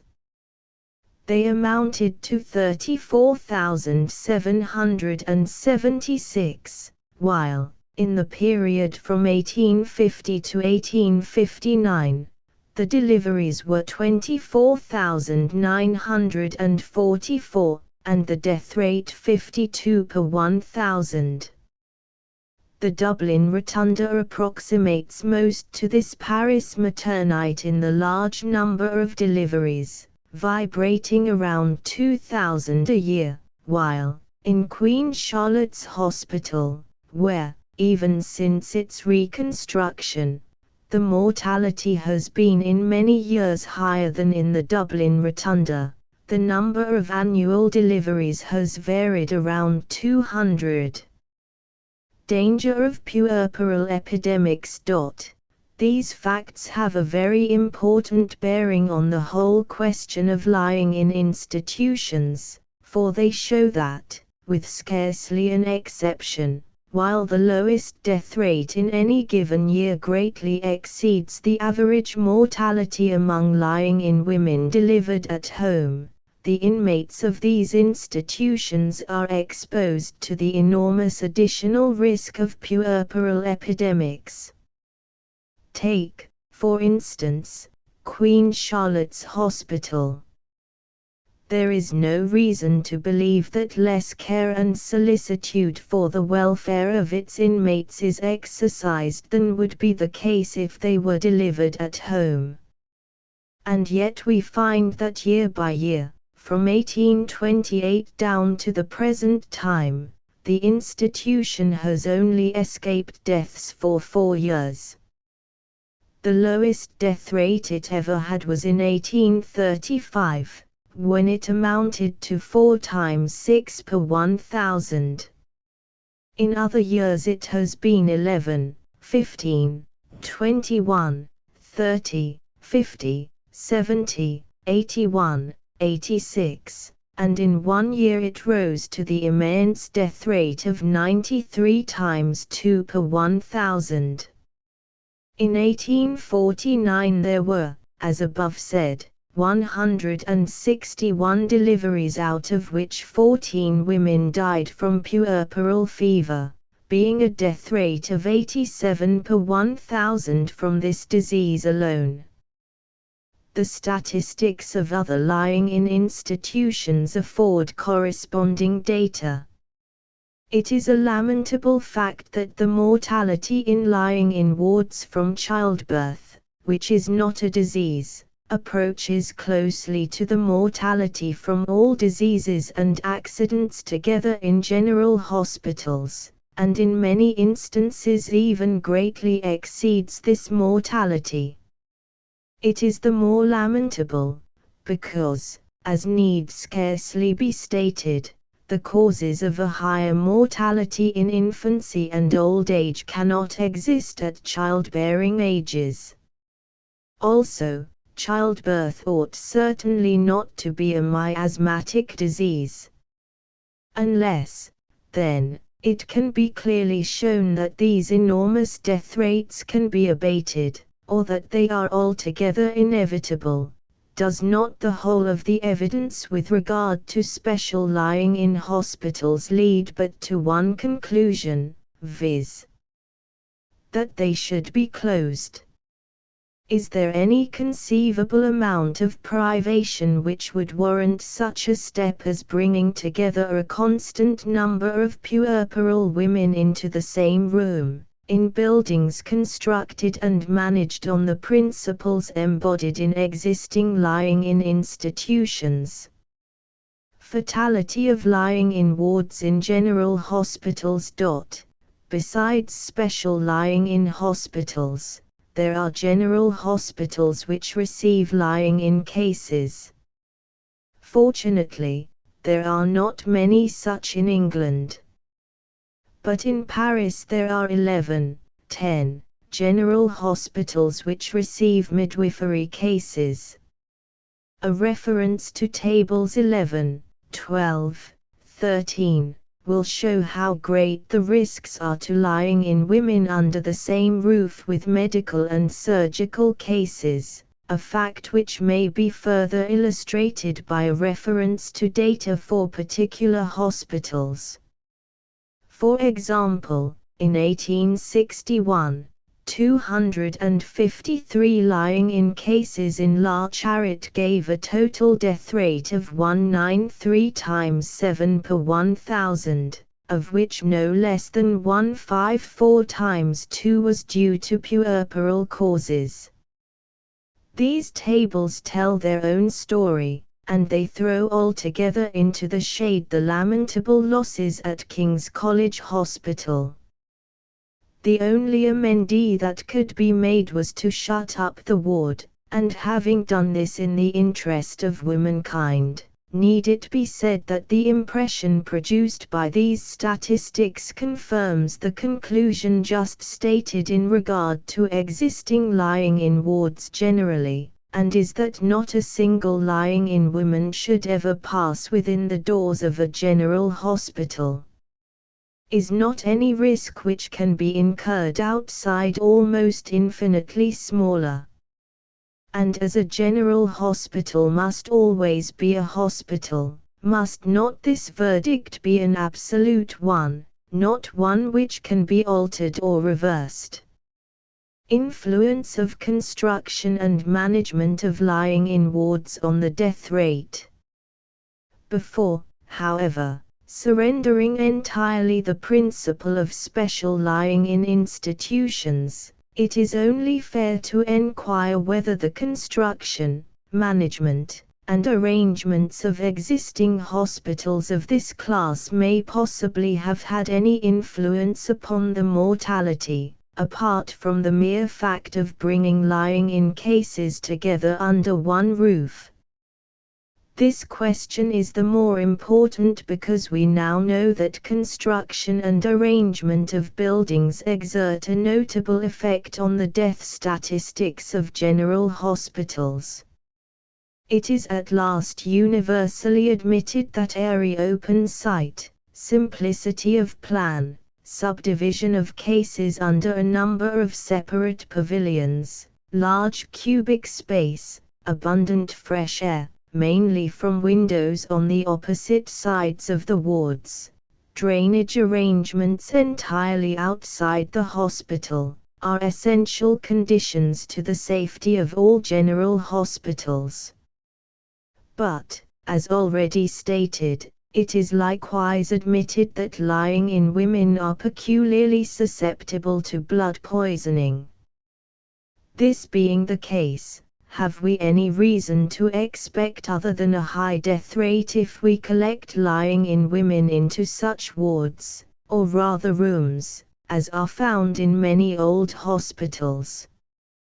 Nobody with ordinary knowledge of the subject, and desirous simply of benefiting suffering people, would now dream of appropriating buildings of this kind as hospitals for sick. But it is to be feared that the same scruple has not always existed with regard to lying-in women. And as we now know that such buildings give high death rates among sick and wounded people, there is every reason to fear that they have had their share in raising the death rate among lying-in women to a greater extent than that due merely to the fact of agglomeration. As instances of the existence of danger from such causes, and also from grave errors in administration, 2 or 3 illustrations are here introduced from existing lying-in establishments. Maternite, Paris. We have seen from the statistics that the chief of chief offenders in times past has been the Maternite at Paris. This establishment was in former times the monastery of Port Royal de Paris. It is situated in one of the most healthy open spots on the outskirts of the French capital, and, as far as situation is concerned, ought to be healthy.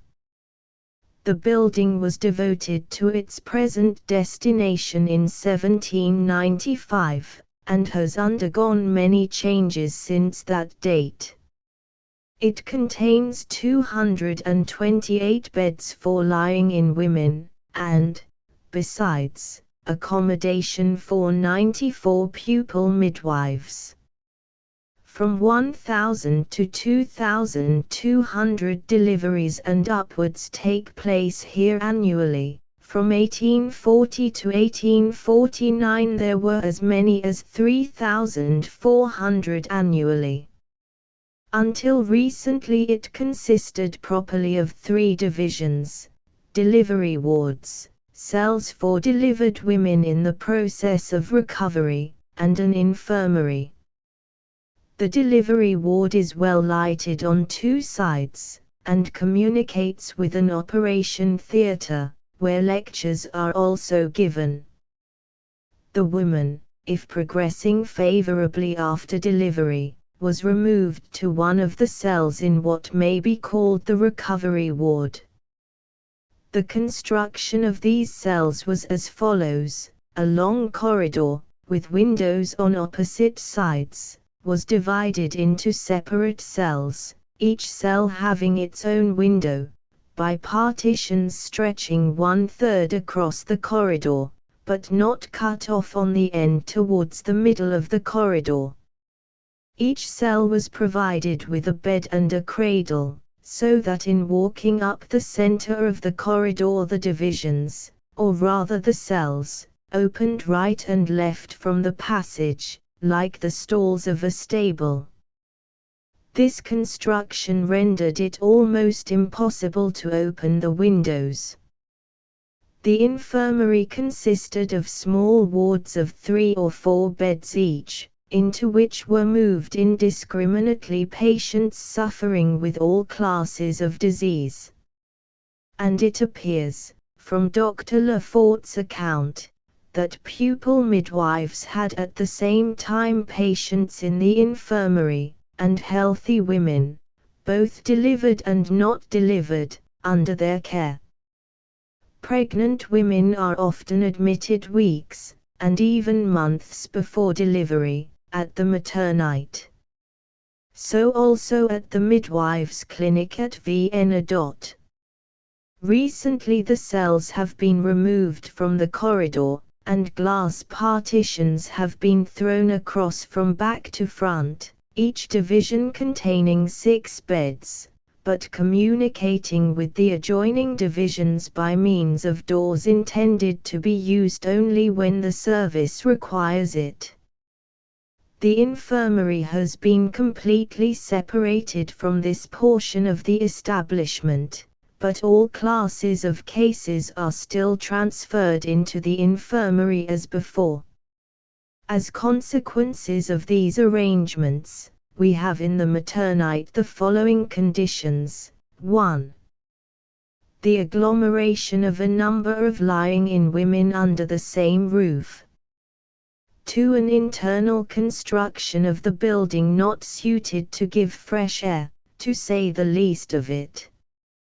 3. The infirmary until recently connected with the other portions of the building, and even now receiving all classes of cases among lying-in women, whether febrile or not, for treatment.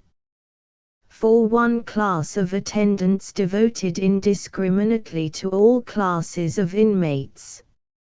5. As already mentioned, women admitted and retained within the walls of the establishment before and after the time simply required for delivery and convalescence.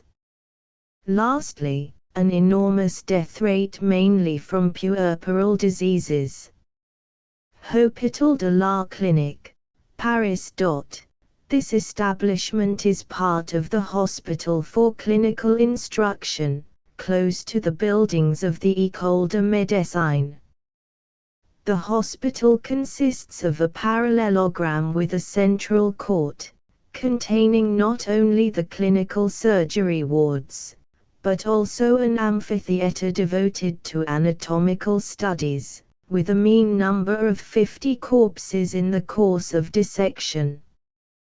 There are 6 wards devoted to the midwifery department, arranged in a complicated manner, partly across the corridor, and partly on each side of the corridor, all of them entered from a central passage lighted by the open doors of the wards along the sides. They contained 54 lying-in beds. From 800 to 900 deliveries took place here annually. 18 to 20 days appear to be the average stay. The beds must, therefore, have been pretty constantly full. The wards devoted to women who have been delivered communicate freely with one another by open doors. The beds are curtained, and the curtains are washed only once in 6 months, even though the occupants of the bed may have died of puerperal fever. The beds are of iron, and are provided with a spring mattress, over which is a wool mattress. The latter is removed after each delivery, cleansed, and renewed. There is no infirmary for diseases, whether cases of puerperal fever or others, all are treated in the beds in which they are placed after delivery. The female staff performs its duty to all classes of cases. Students entered upon the roll for midwifery practice are called into the wards from other parts of the establishment by signals placed in a window. It is quite unnecessary to search for any more recondite causes of the past excessive mortality of this establishment than these simple facts. Hôpital de la Clinique, Paris. Former arrangement of lying-in wards. The above plan, taken from M. Husson's Études sur les hôpitaux, will show the arrangement of wards and beds in this place. Dr. Lefort says that the number of beds in each ward has since been reduced by a third. Queen Charlotte's Lying-in Hospital, London. Plate I shows a plan and section of Queen Charlotte's Hospital, as rebuilt in 1856. On each floor are 6 wards, containing 3 beds each, in which the patients are delivered, with an average of 1,000 cubic feet to each patient.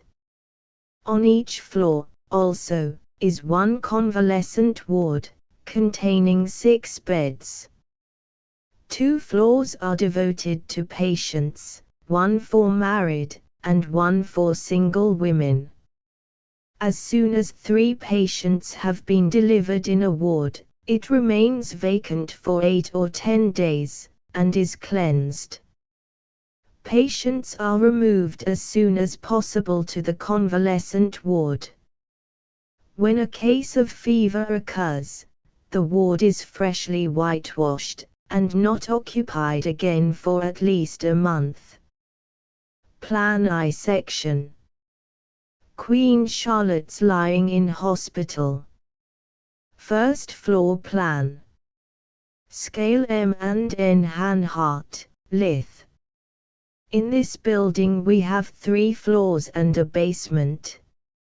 A drain runs from back to front of the building, right across the basement, a most unsafe course for a drain in any inhabited building.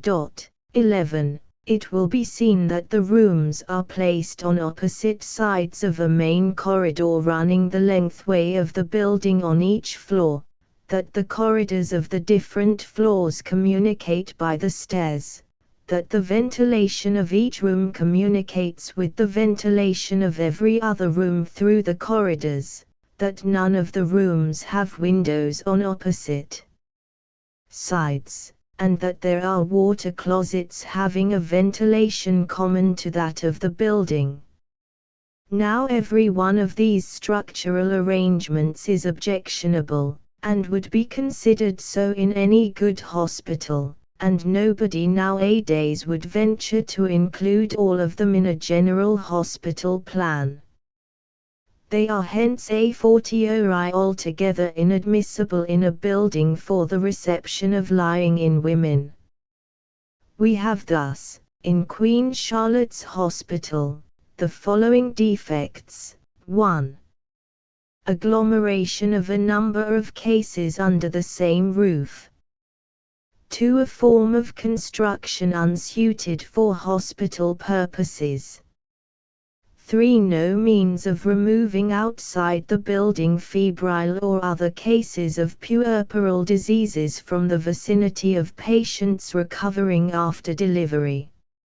Since 1856, notwithstanding the great improvements, the death rates per 1,000 have been 12 times 2, 8 times 8, 81 times 2, 70 times 3, 54 times 2, 39 times 2, 15 times 5, and so on, in several years very considerably larger than the mortality which led to the closing of the lying-in wards in King's College Hospital. These varying deaths lead to the exercise of much caution in drawing conclusions as to their causes, but the main fact remains, namely, there are the death rates, and they are many times greater than occur among London poor women delivered at home. Midwifery wards, King's College Hospital. The following plan shows the provision which existed for training midwifery nurses at King's College Hospital. Midwifery wards, King's College Hospital. Plan of third floor. A. Accouchement wards, used alternately. B. Recovery ward. C. Contains linen presses, and infants' baths, and C. For ward use. D. Superior's bedroom. E. Midwife's room. F. Post-mortem theatre. G. General and provision hoists. K. This roof is not higher than the basement.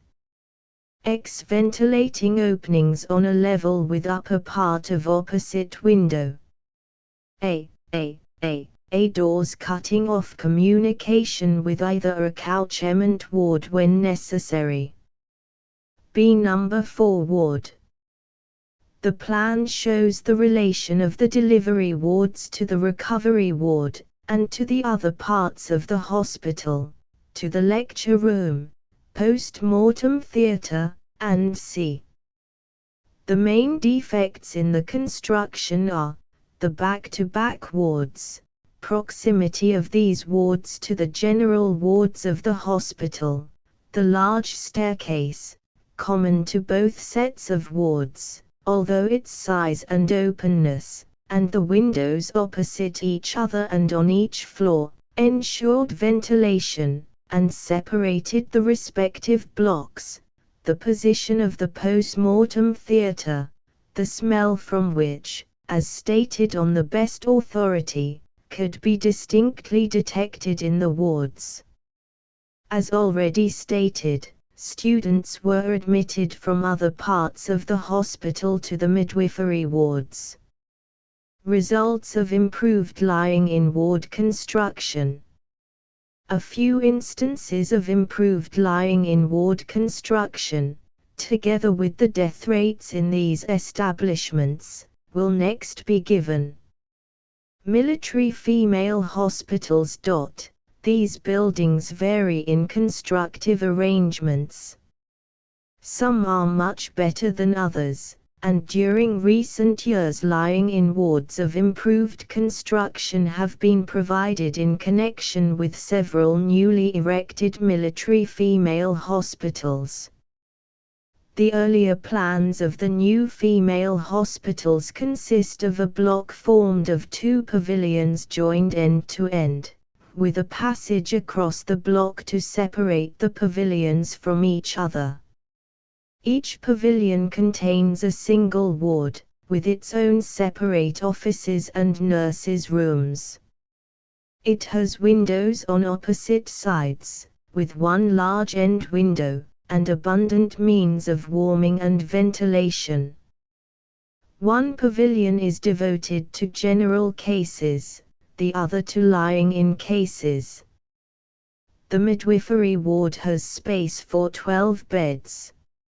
Each bed has a superficial area of 90 square feet, and a cubic space of 1,350 feet. The wards are 15 feet high.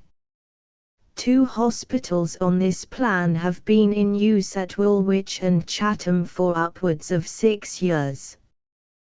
During this period there have been at the 2 1,093 deliveries, and 11 deaths. At Chatham there was 1 accidental death from removal of the patient to hospital, and out of 342 deliveries there have been no deaths from puerperal diseases. There were, however, 2 deaths from scarlet fever, occurring while this disease was prevalent in soldiers' families in the garrison. At Woolwich, among 751 deliveries, there have been 8 deaths, of which 5 were from puerperal diseases, but of these 5 deaths 1 took place in a woman who had gastric fever at the time of admission, and in other 2 women puerperal peritonitis came on after instrumental delivery. There was 1 death from embolism, 1 from exhaustion, and 1 from dropsy. The total death rate in these 2 hospitals has been under 10 per 1,000. The deaths due to diseases and accidents of childbirth have been 6, or at the rate of 5.5 per 1,000. Of the other military hospitals, the statistics of which are given in Table 4, Devonport and Portsmouth are unsuitable adapted buildings. Aldershot Hospital consists of a number of huts joined together as a general female hospital, with accommodation for all kinds of cases, including lying-in cases. This arrangement is a very undesirable one, and the results have been unsatisfactory. Table 14 shows that the total mortality in this hospital has been 10 times 1 per 1,000. Of the total deaths, 27 are attributed to diseases and accidents of childbirth, affording a mortality of 8 times 8 per 1,000, or double that of the healthy districts of England.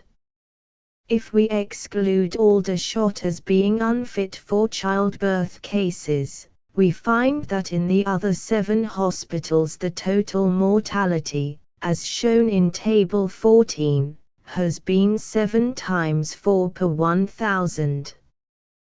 The mortality from puerperal diseases in these hospitals has been 2 times 7 per 1,000, and from diseases and accidents of childbirth 5 times 4 per 1,000.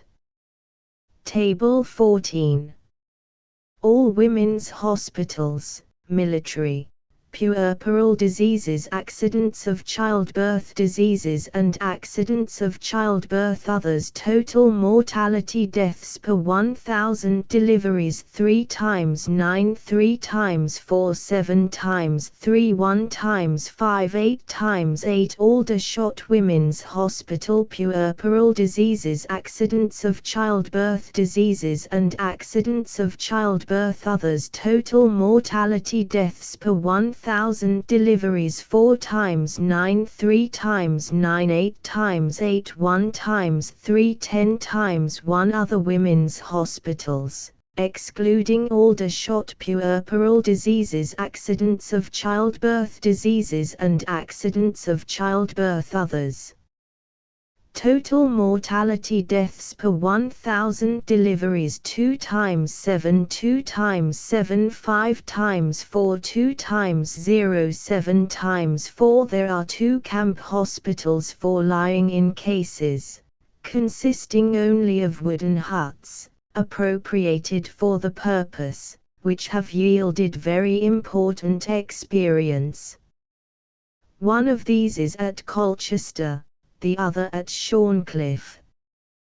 The Shorncliffe Hospital is an old wooden hut of the simplest construction, with thorough ventilation. It is situated on a rising ground close to the sea, and facing it, so that the sea breeze sweeps right through it. It is scarcely more than a makeshift. And here are the results. Table 4 shows that up to December 1869, there had been 702 deliveries in the hut, among which there was 1 death from scarlet fever, and 1 from hemorrhage, besides 2 deaths following on craniotomy. There was not a single death from any puerperal disease. Colchester Lying-in Hospital, of which a plan and section are given on Plate 2, is nothing more than an ordinary officer's wooden hut, divided by partitions into 4 compartments, with a transverse passage cutting them off from each other.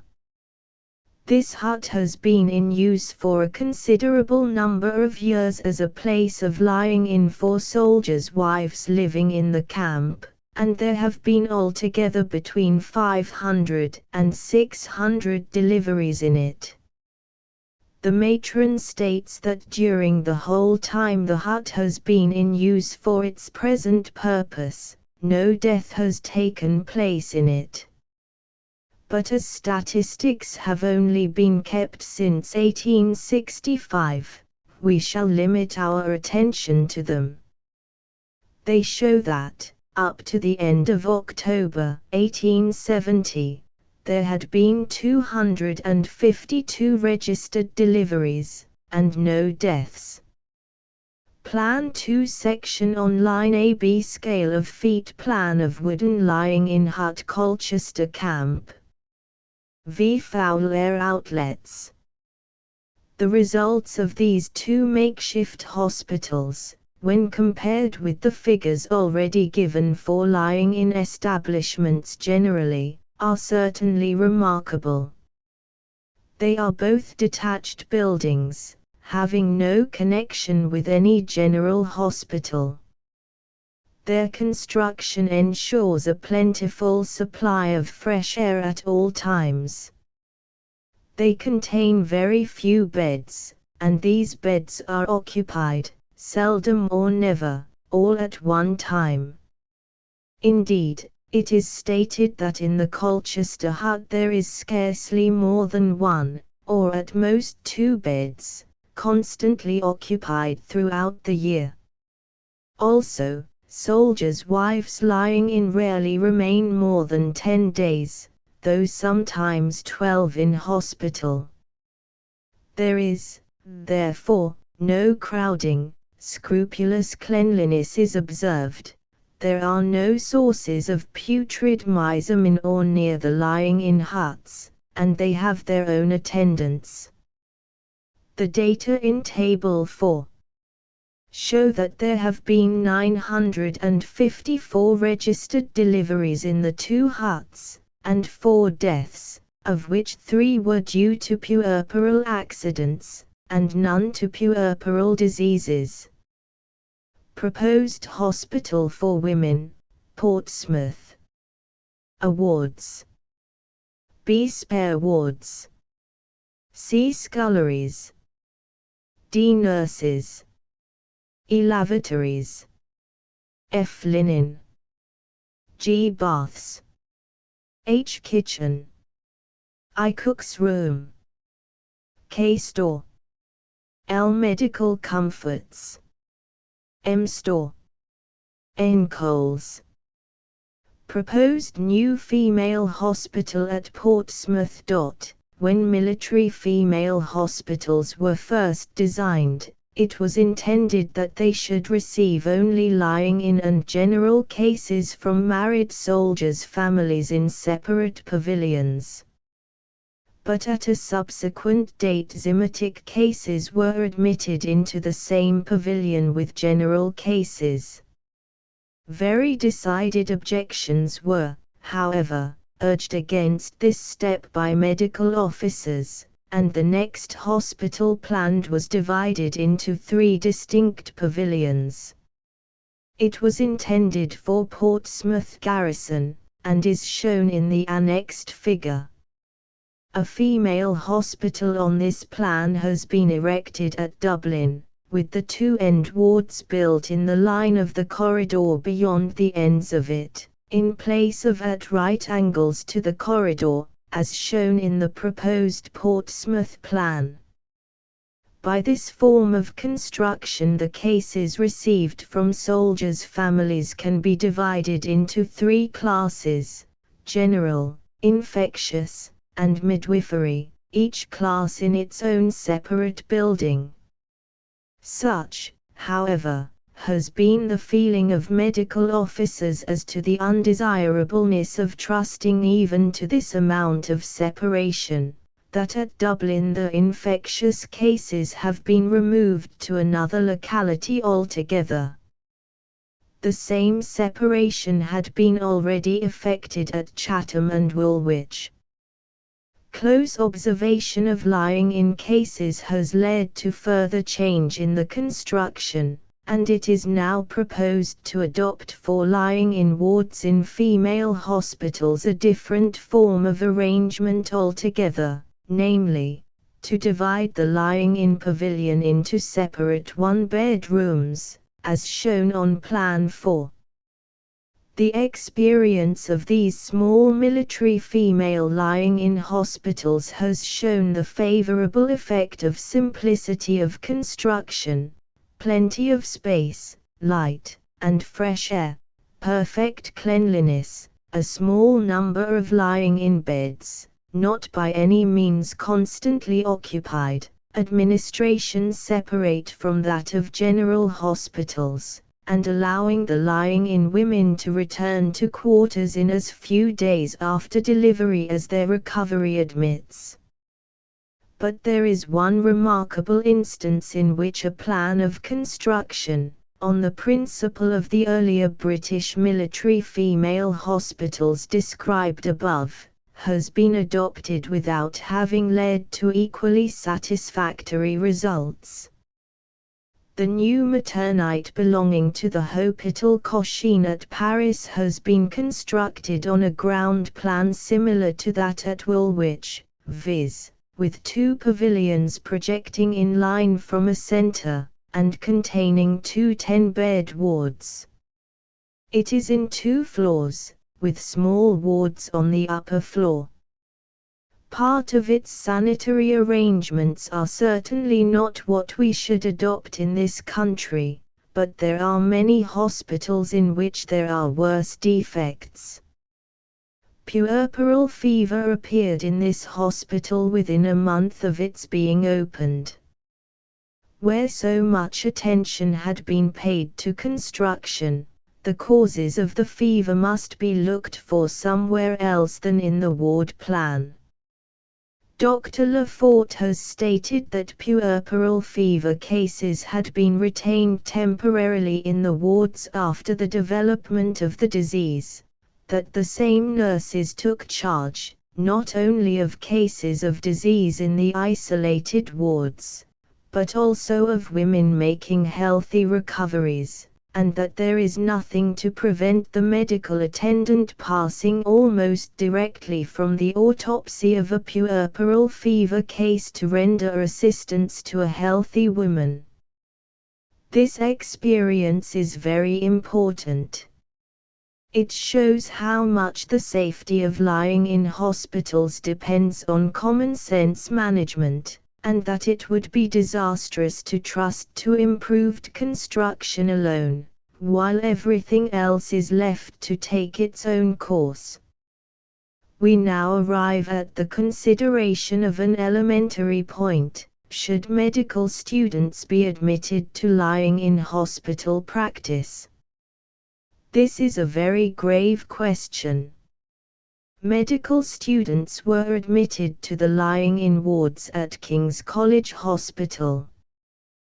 Was this one cause of the occurrence of puerperal diseases there?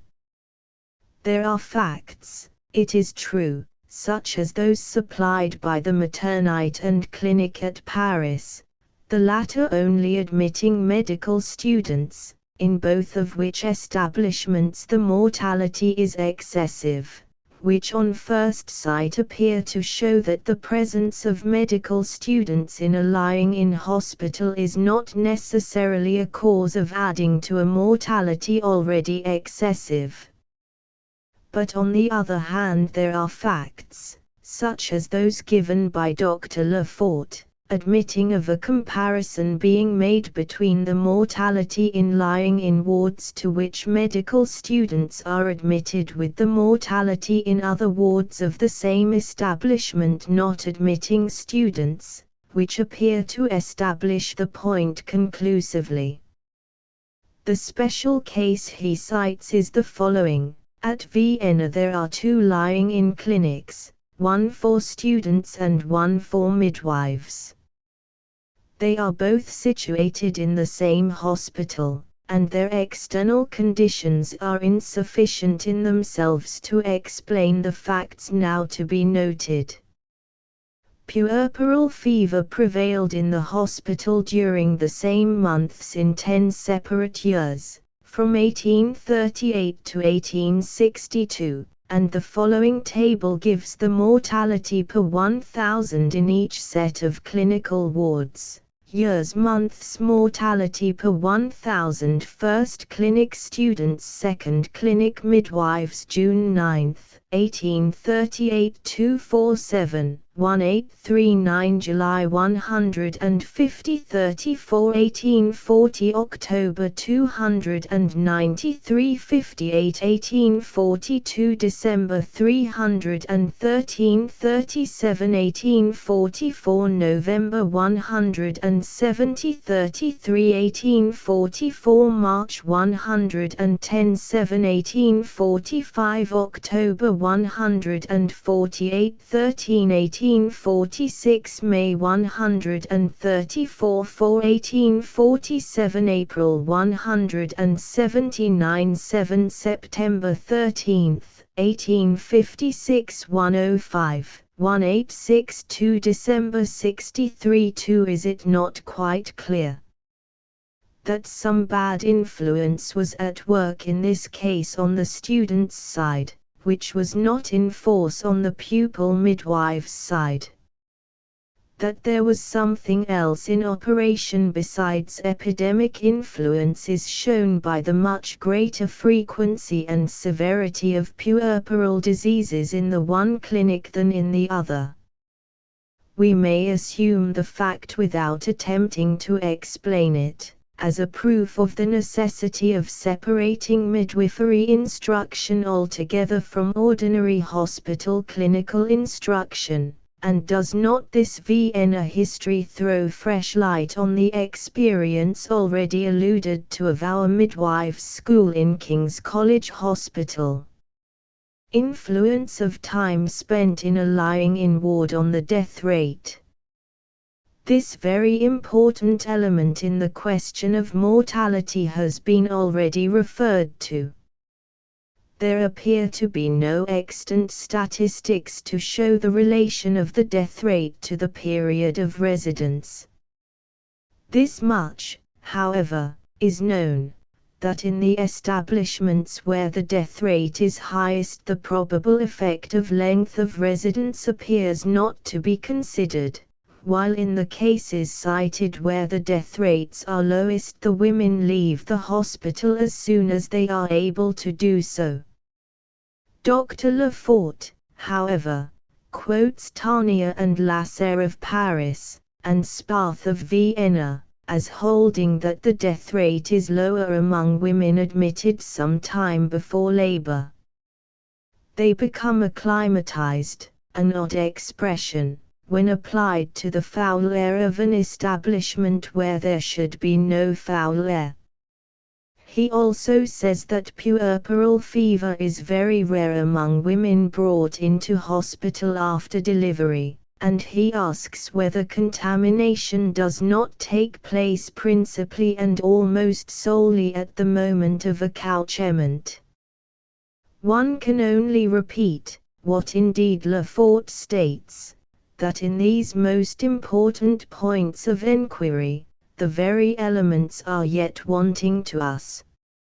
Some hospitals have rather plumed themselves on their humanity in giving shelter to poor lying-in women as long as possible, while in military lying-in hospitals soldiers' wives are obliged to go home as soon as they can, to help the domestic earnings.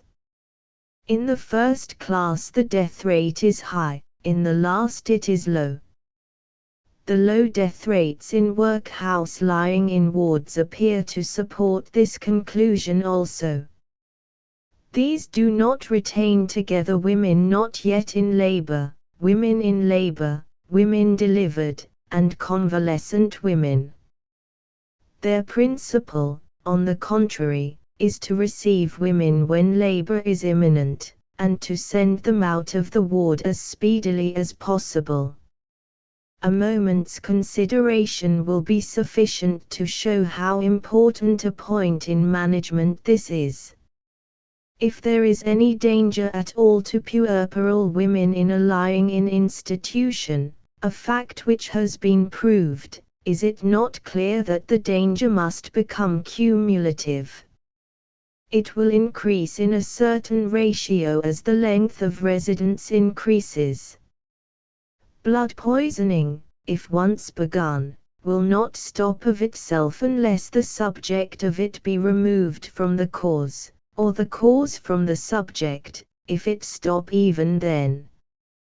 To retain both subject and cause together is simply to render certain that which under better management might have been evanescent. The more this question is considered, the more important does it appear, as involving an element exercising a very considerable influence on the ultimate fate of inmates of lying-in institutions.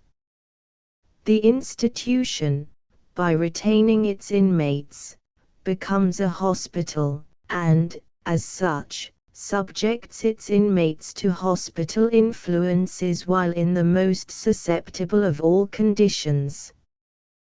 The absence of information in almost all published statistics on the point would be grotesque, if it were not alarming from the carelessness it shows.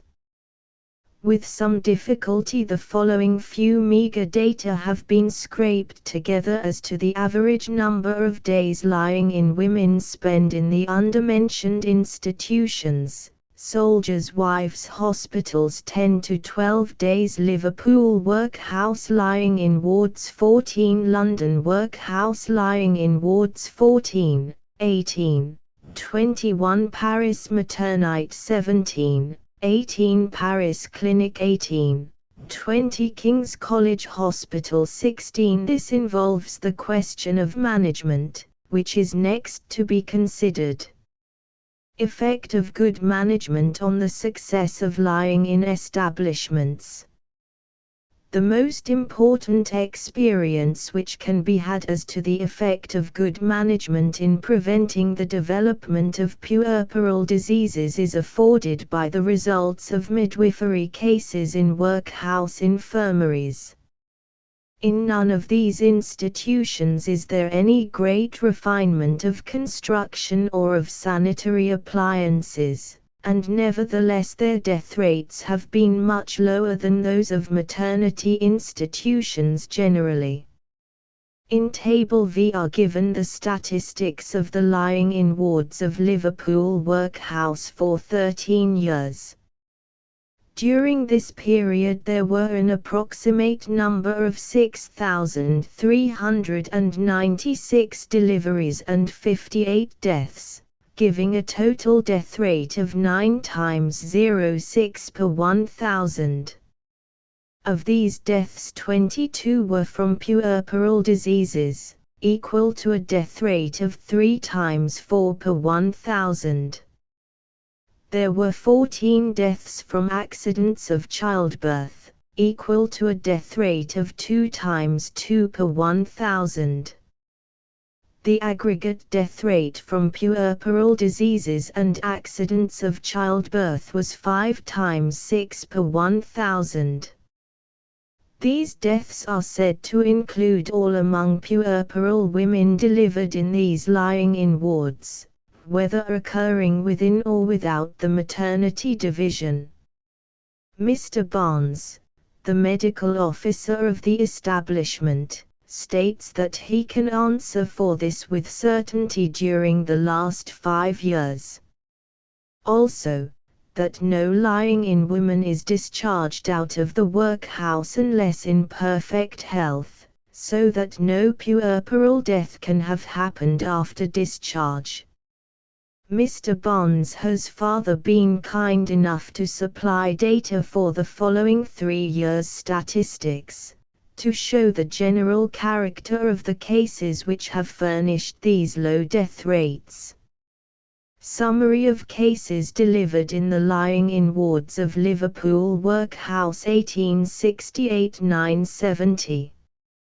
Years total 1868, 1869, 1870. Number of women attended in labor, natural 511, 443, 442, 1396. Number of women attended in labor, premature 115, 12, 20. Number of women attended in labor, married 164, 159, 142, 465. Number of women attended in labor, single 351, 285, 300, 936. Males born 295, 223, 228, 746. Females born 216, 225, 223, 664. Mothers who died in or from labor 2,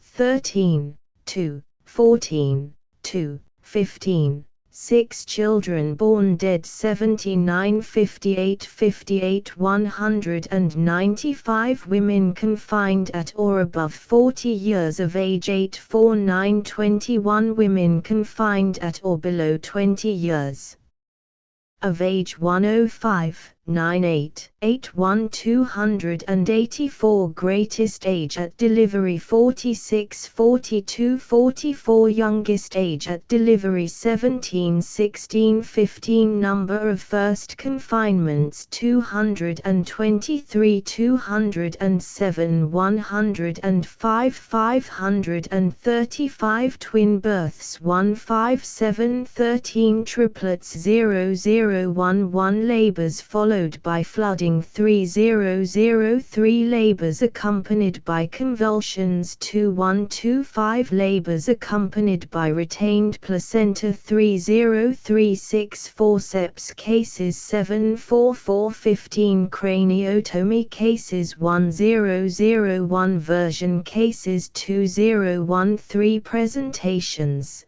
Head 484, 426, 425, 1335. Presentations Breech 22, 12, 15, 49. Presentations Feet 4, 10, 11, 25. Presentations Arm 100.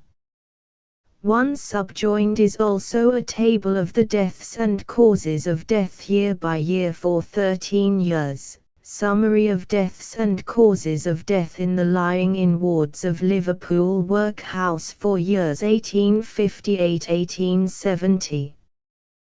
1858, 1859, 1860, 1861, 1862, 1863, 1864, 1865, 1866, 1867, 1868, 1869. 1870. Morbus cordis 2111. Pneumonia 111. Puerperal peritonitis 11162223. Phthisis 1111. Debility 2. Epileptic convulsions 1211. Puerperal fever 111. Jaundice 1. Phlegmasia dolens 1. Exhaustion 2. 1. Relapsing fever 1. Measles 1. Inquest 1. Laryngitis 1. Obstructed labor 1. Typhus postpartum 1. Hemorrhage 1. 1. Uremia 1. Rupture of uterus 1. Bright's disease 1. Invaginated bowel 1. Instrumental labor,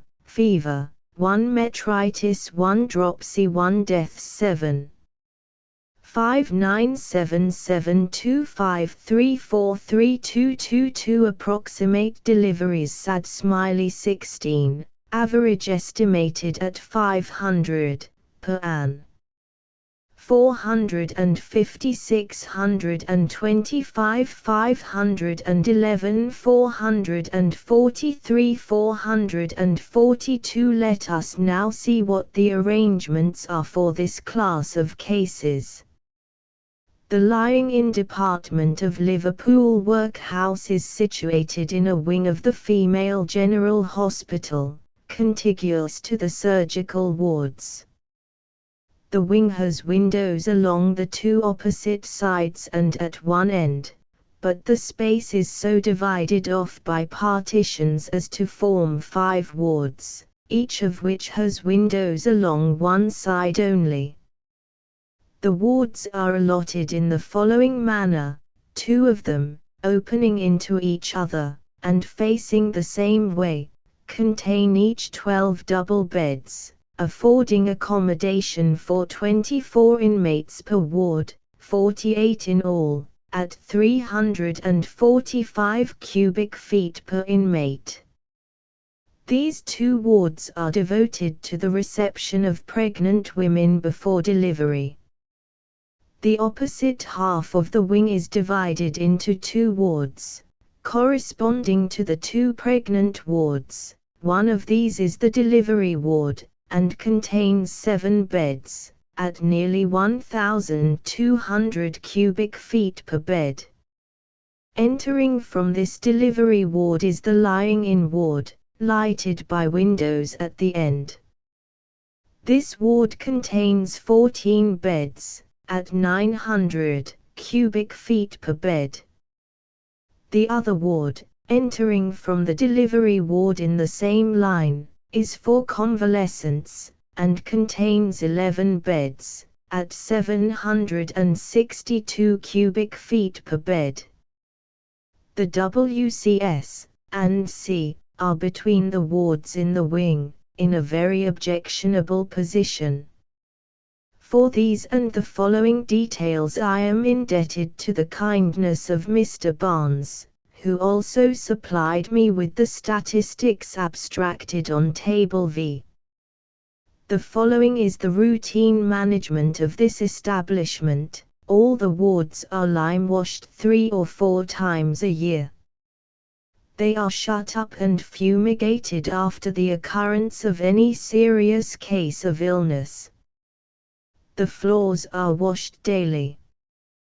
The beds in the pregnant, lying-in, and convalescent wards are generally all or most of them occupied, but the number of occupied beds in the delivery ward rarely exceeds 4 or 5. The bedclothes are changed after each delivery, and the beds, which are of straw, after every 3rd delivery. The patients consist for the most part of unmarried women. 17.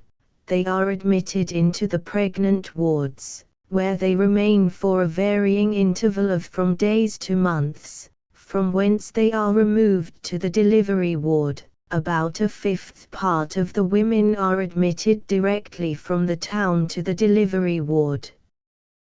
They remain on an average 8 hours in the delivery room, whence they are removed to the lying-in ward, where they remain 5 or 6 days.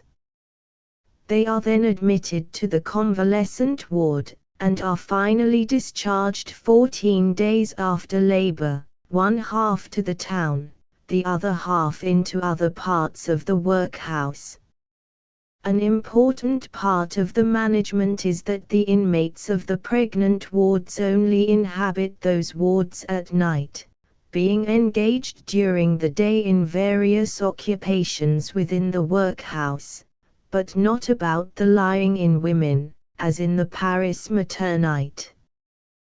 Cases are not taken into the lying-in division unless labor has begun, or is supposed to be imminent. Any case of illness occurring in the lying-in department is at once removed to the class sick nursery to the lock or other division. The nurses engaged in the lying-in division attend also cases in the class sick nursery and are periodically changed. Any case which they cannot manage is referred to the resident medical officer on duty. There are 3 of these officers, who relieve each other every 8 hours day and night. The officer on duty is liable to be called on to visit any part of the workhouse or hospital during his turn of duty, so that it might happen occasionally that the medical officer might be called from the hospital to the lying-in division. If feverish symptoms show themselves in any patient in the lying-in division, the practice is to isolate the case or to transfer it to some other division of the workhouse. The ward is then closed, fumigated, cleansed, and lime-washed, before being again used. This proceeding has only been necessary twice within the last 4 years.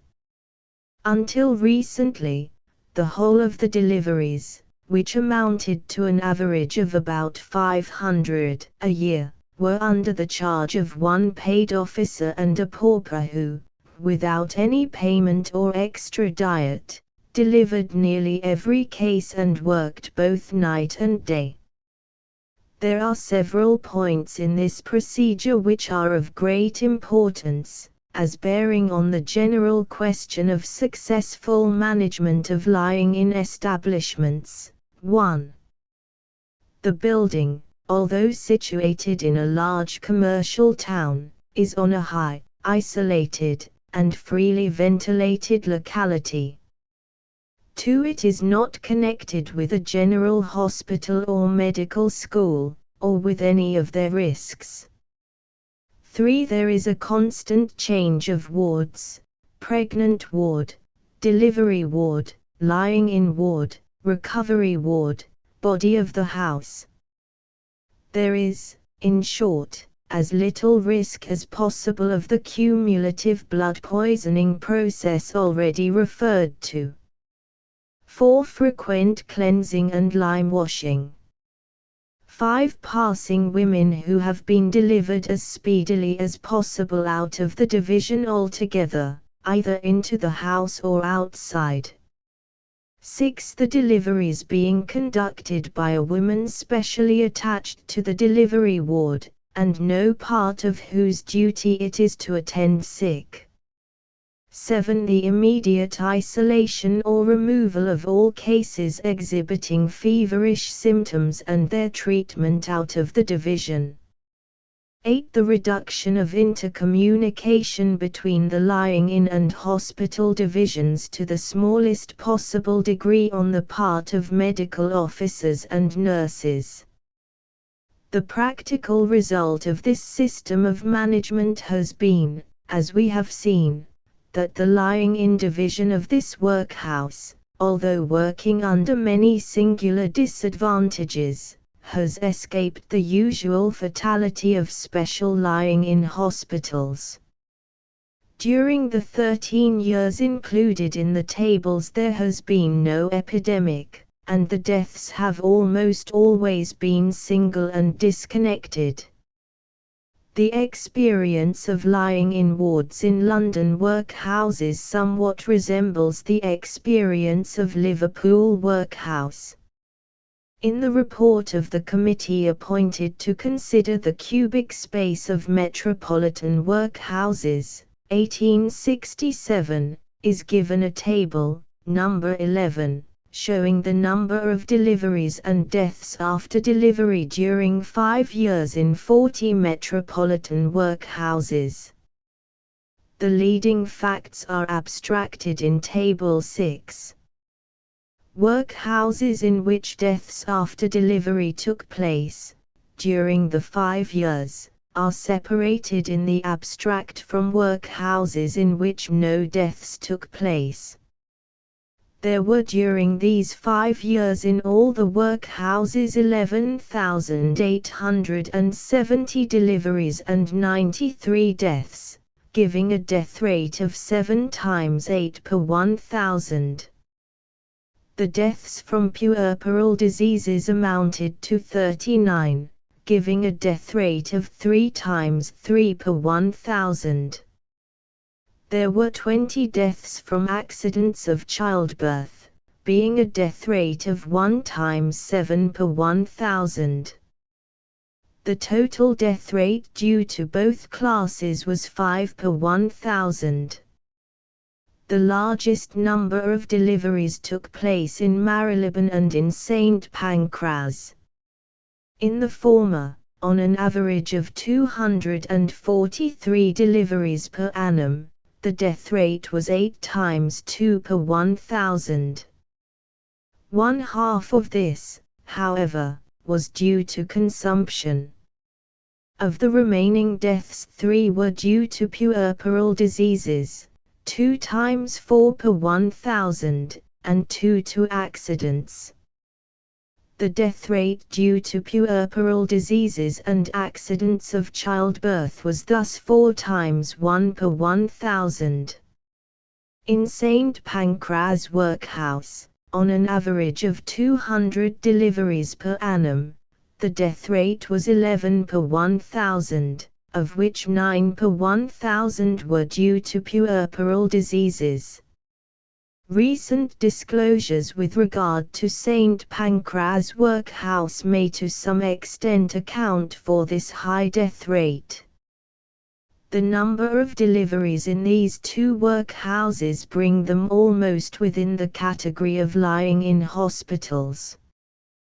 There are 4 other workhouses in which the annual deliveries are respectively 171, 120, and 2 of them 111, while in all the others the numbers fall much below 100. In one such instance, Holborn, where the deliveries have averaged 50 a year, the death rate was exceptionally high, 24 per 1,000, one half of which was due to puerperal disease. In another instance, St. Mary's, Islington, with 75 deliveries per annum, the death rate averaged 29 per 1,000. But the causes are not stated, and cannot now be ascertained.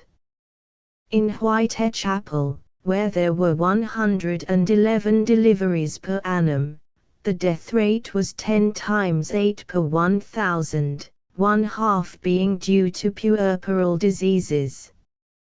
It is possible that local enquiry might elucidate the causes of this mortality. The cases are, however, exceptional to the experience of London workhouses, viz. that the death rates from puerperal diseases and accidents of childbirth are scarcely higher than they are in all England, town and country. Let us try to ascertain how far the management adopted may have led to these comparatively favourable results. The conditions for recovery in a great majority of the London workhouse lying-in wards are at least as favourable as they are in the Liverpool workhouse, in most cases undoubtedly more so, as will immediately be seen when we consider that the average annual number of deliveries in Liverpool workhouse is more than twice that of the 2 largest London workhouses, and from 5 to 10 times most of the others, that in the London workhouses the rule is to have many unoccupied beds, while this is the exception in the Liverpool workhouse. The cardinal principle in the management of these London workhouse lying-in wards appears to be this: their occupants are a fluctuating number, often the wards have but 1 woman at a time, and the cubic space for each of these women is in fact the cubic space of the whole ward.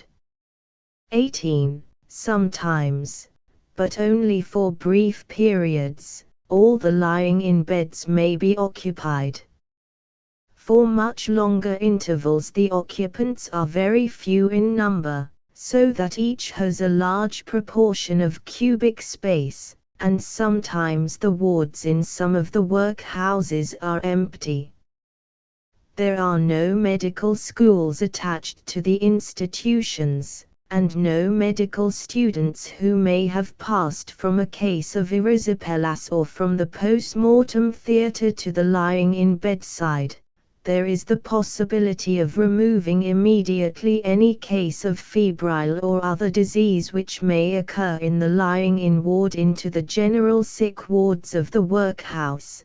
There is discharge of convalescent cases at the earliest possible period, either to their own homes or to other parts of the establishment.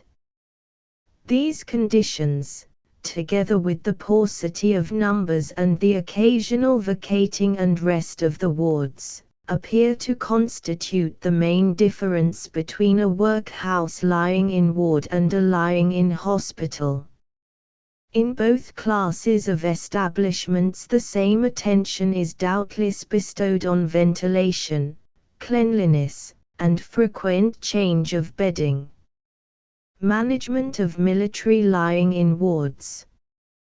The lying-in arrangements provided for soldiers' wives are as follows.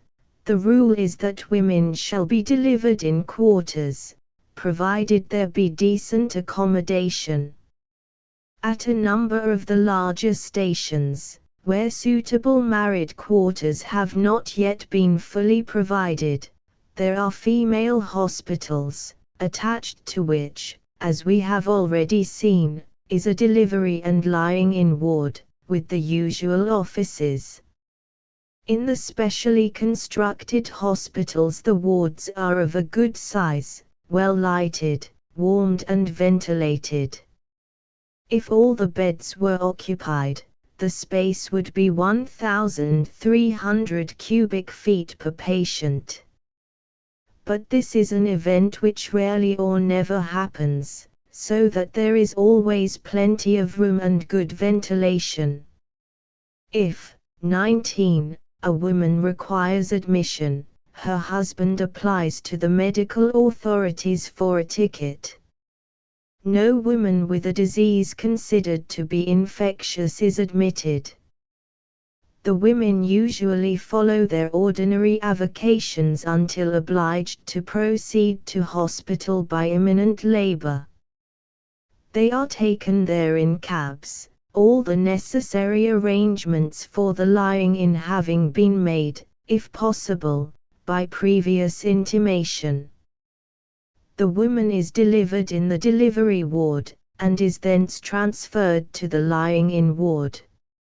As a rule, the lying-in pavilion in these female hospitals is distinct in all its arrangements for nursing from the pavilion for general cases. Infectious cases are not received into the same hospital, except at Aldershot.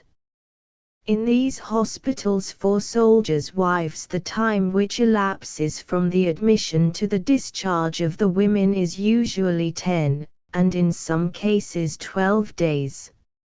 At Aldershot 4 sisters are now at work in the soldiers' wives' hospital. One was trained as midwife, and took charge of the midwifery cases early in 1867. The sister midwife has sole charge of the lying-in women for 5 or 6 days. They are then passed into a third ward, and are nursed by the sisters who attend the ordinary cases, which are, however, of course in a separate ward. The sisters do not help the midwife, as a rule. Only the superior, on an emergency, and one for scrubbing floors periodically, enter the midwifery wards, i.e. the delivery and lying-in wards. In 1869 Aldershot had no fatal case among the lying-in women. The infection wards are nursed by ordinary nurses, and in cases of children by the parents.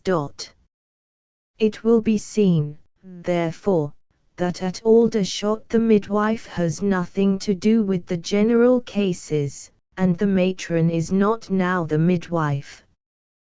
Both there and at Woolwich the lying-in nursing is quite separate from the general nursing.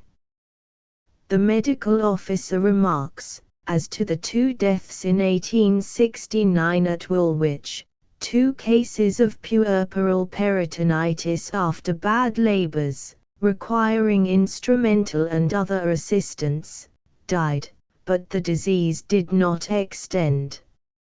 My opinion is that the coldness of the wards, though objectionable, has a great deal to do with the comparative immunity hitherto enjoyed as regards the germination and extension of contagious diseases. It need scarcely be said that these new hospitals are models of cleanliness. In the Colchester hut the patient is received into a separate compartment, of which there are 4, where she is delivered and remains until discharged to quarters. It is very rarely indeed, if ever, that all the 4 compartments are occupied simultaneously. The average stay is 10 days, the average number of deliveries a year under 50. This hut does not form part of a hospital. It is a separate establishment, solely for lying-in women, as such accommodation should always be. Note. There is another reason, though it may be termed a fanciful one, for altogether disconnecting lying-in institutions with general hospitals, and even with the name and idea of hospital. It is this: there must be a certain death rate in a general hospital, receiving as it does fatal diseases and fatal accidents, as long as men and women have fatal diseases and fatal accidents. But lying-in is not a fatal disease, nor a disease at all. It is not a fatal accident, nor an accident at all. Unless from causes unconnected with the puerperal state, no woman ought to die in her lying-in, and there ought, in a lying-in institution, to be no death rate at all. It is dangerously deadening our senses to this fact, viz., that there ought to be no deaths in a lying-in institution, if we connect it in the least degree with the name of hospital, so long as a hospital means a place for the reception of diseases and accidents. In French statistics, this confusion of ideas, were it not ghastly, would be ludicrous. Admissions under the head malades include not only the lying-in women, but the newborn infants, which appear to be admitted to life and to hospital together, as if life were synonymous with disease, so that, for example, 4,000 admissions in such a year, to the Paris maternite would mean 2,000 deliveries, 2,000 births, and how many deaths?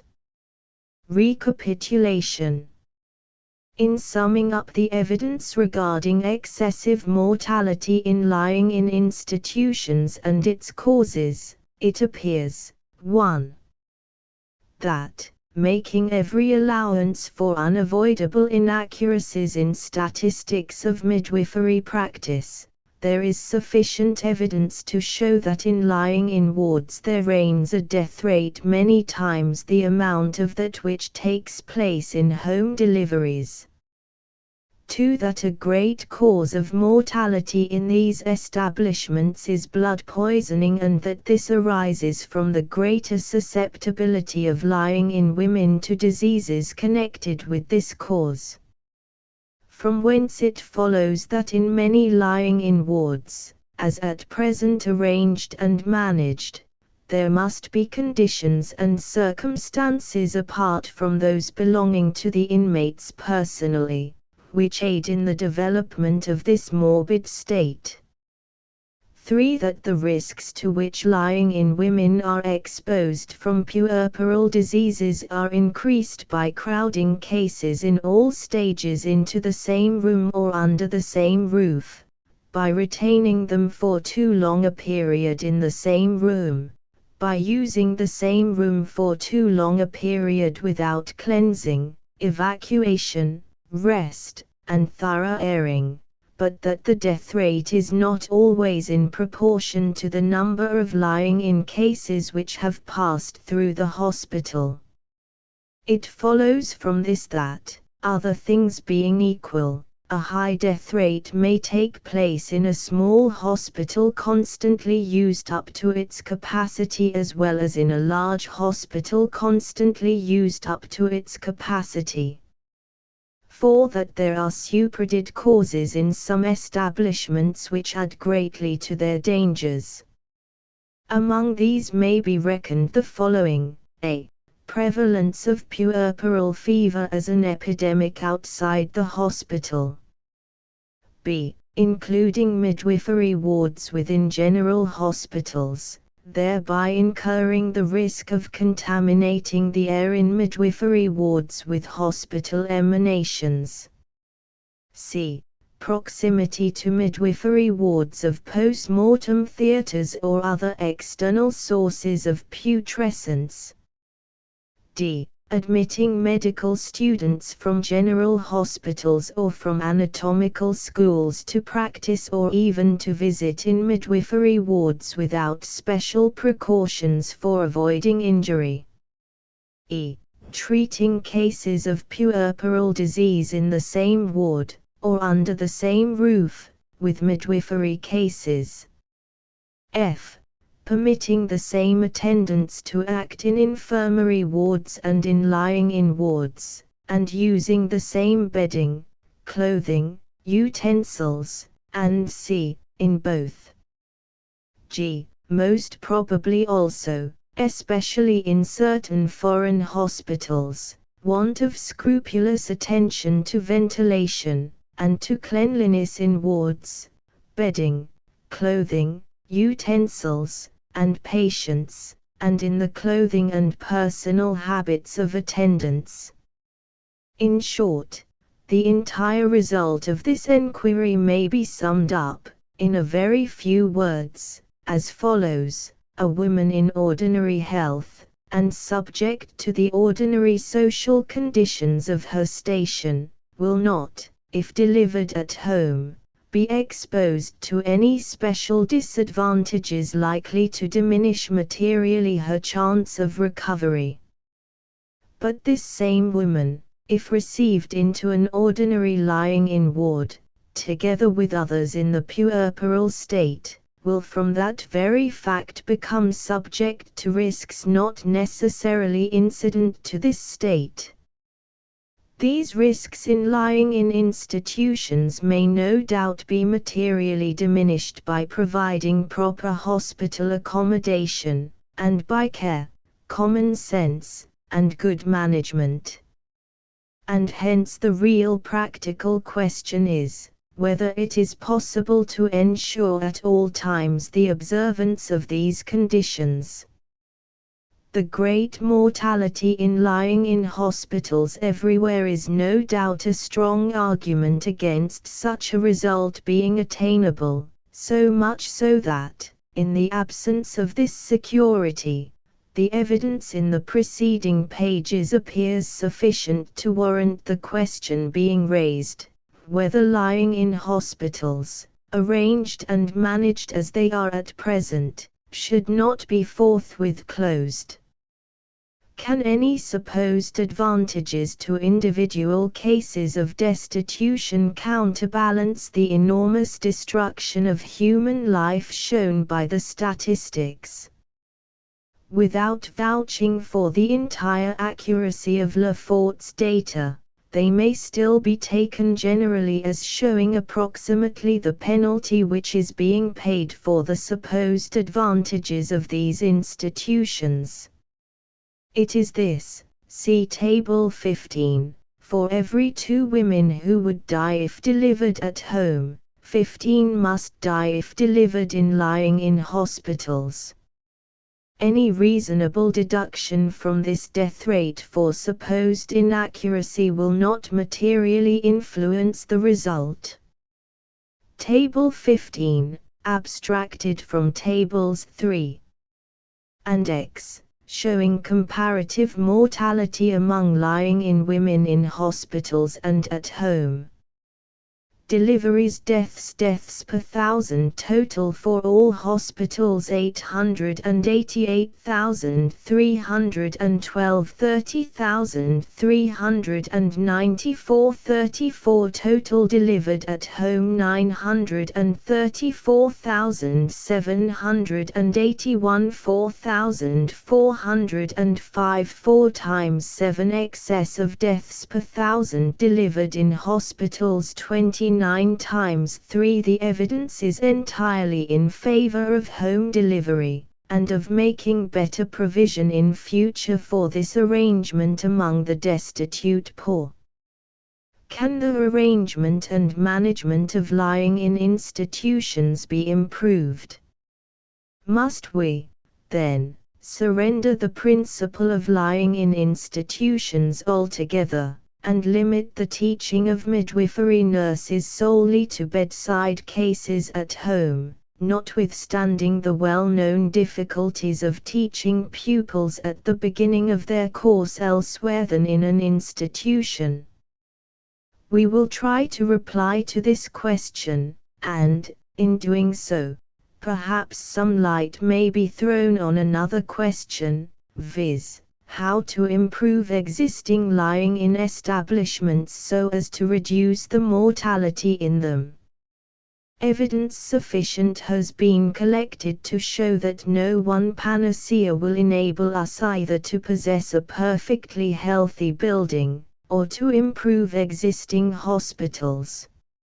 Much has been written about the saving effect of small hospitals, but it is certain, from what has been already said, that the small hospital idea is not sufficient of itself. It is, however, a very important idea, because all hospital problems are simplified by subdivision of the buildings. So far as we know, everyone who has carefully studied the subject has given a preference to small lying-in establishments over large ones, but we should certainly be disappointed if we trusted to smallness of size alone for reducing the mortality. The evidence further shows that in any new plan infirmary wards must be kept quite detached from lying-in wards. They should be in another part of the ground, and should be provided with their own furniture, bedding, utensils, stores, kitchen, and attendants. The same arrangement, at least in principle, should be carried out at all existing lying-in establishments, and every case of disease should at once be removed from the lying-in wards to the infirmary, and be separately attended there.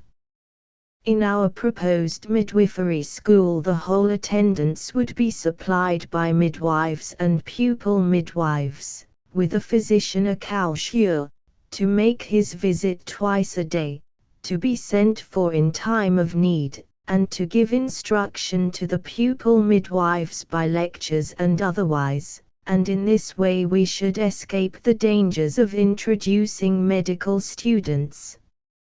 Applying the same principle to lying-in wards to which medical students are admitted, there can be no doubt that a responsibility of the very gravest kind attaches to all teachers and managers of lying-in hospitals who do not satisfy themselves that students admitted as pupils have nothing to do, either with general hospital practice, or with anatomical schools, during the period. Midwifery instruction should be treated as a matter quite apart. What has been already said need scarcely be repeated. about the dangers of connecting midwifery wards with general hospitals. The simple facts are sufficient to show that all midwifery wards of this class should be at once closed. As a general result of this enquiry, applicable to all lying-in wards, the evidence shows that very much indeed of the success depends on good and intelligent administration and management. Suppose that all these precautions could be carried out, will the cost and difficulty of giving effect to them necessarily lead to the abolition of all accommodation for midwifery cases, or for teaching midwifery? We reply, no. The facts already adduced clearly show what may be done in this matter. They prove, in the first place, that lying-in women should, as a rule, be delivered at home. And, as a consequence, that whatever provision may be made for cases of special destitution, or for midwifery teaching, such provision should be assimilated as far as practicable to the conditions which surround lying-in women in fairly comfortable homes. These conditions are realized, and in some instances no doubt improved on, in the better class of workhouse lying-in wards, and of lying-in huts for soldiers' wives. The favorable results arrived at in many of these institutions appear to show that a little more care would lower the death rate still further. In every instance where it is considered necessary to organize lying-in accommodation by voluntary effort, the same principles should be kept in view. The success which has attended Waterford Lying-in Hospital, already mentioned, shows how much may be done in rendering such accommodation a real boon to the poor. A single hut, like the Colchester hut, erected in a needy locality, would supply, and that safely, all the accommodation wanted. But for a training school of midwives and midwifery nurses other accommodation is required, and of a far more costly character. It is true that any sort of building may be leased or bought and altered, or added to, and told off as a training school, but after what has been said, to take such a course would be to ensure killing a certain number of mothers for the sake of training a certain number of midwives. If we are to have a training school at all, we must, before all things, make it as safe for lying-in women to enter it as to be delivered at home, and having made up our minds what is necessary for this purpose, we must pay for it. Chapter 2. Construction and management of a lying-in institution and training school for midwives and midwifery nurses. To apply all this experience to the construction and organization of a school for midwives and midwifery nurses, 20, is the next thing. Everybody must be born, and every woman, at least in this kingdom, is attended at the birth of her child by somebody, skillful or unskillful. Except in the case of multiple births, there are therefore as many attendances as there are births in the returns of the Registrars General. This it is which makes the subject of midwifery nursing of such paramount importance. Lying-in is an operation which occurs in England to 7 women out of 100 annually. In 1868 there were 786,858 children born alive in this country, wherefore for the midwives and midwifery nurses to be trained there will always be occupation and custom enough, whereas the occupation and custom for a surgical operator is, it is to be hoped, comparatively small, except in Franco-German wars. Even there we may trust that 7 out of 100 had not to undergo an operation. Certainly to 7 out of every 100 annually a surgical operation in England does not occur. Between midwifery nursing and all other hospital nursing there is this distinction, viz., the operator is herself the nurse, and the head operator, or midwife, ought to be a woman, and is, in Paris and Vienna, and elsewhere. Lying-in patients are to be compared to surgical, or operation, patients, not to medical patients, and should be perfectly well in health. Since lying-in is not an illness, and lying-in cases are not sick cases, it would be well, as already said, to get rid of the word hospital altogether, and never use the word in juxtaposition with lying-in women, as lying-in women should never be in juxtaposition with any infirmary cases. As to amount of work, necessary administrative conveniences and the like, a lying-in institution is to be compared to a surgical, not medical hospital, or rather to a hospital for operations. It has been already shown that great improvements are required in the manner of keeping midwifery statistics, and that many data are wanting for this purpose. It would be altogether wrong to deal with these statistics on the same principles as if they were general hospital statistics. Lying-in is neither a disease nor an accident, and any fatality attending it is not to be counted as so much % of inevitable loss. On the contrary, a death in childbed is almost a subject for an inquest. It is nothing short of a calamity which it is right that we should know all about, to avoid it in future. A form of record is appended, Table 16, which appears to afford the means of registering the required information. Construction of a lying-in institution. What then, first, should be the principles of construction for a lying-in institution, in order to combine safety for the lying-in women with opportunity of training for the pupil midwives? And, 1. How many beds to a ward? Not more than 4. Or single-bed wards might be arranged in groups of 4. Also, it must always be borne in mind that 4 beds mean 8 patients. There are 2 patients to each bed, unless it is meant to kill the infants, to use up the air, which is besides used up by a necessarily far larger number of attendants than in any general hospital. 4. During the time the mother is incapable of attending to the infant is incapable of attending to itself.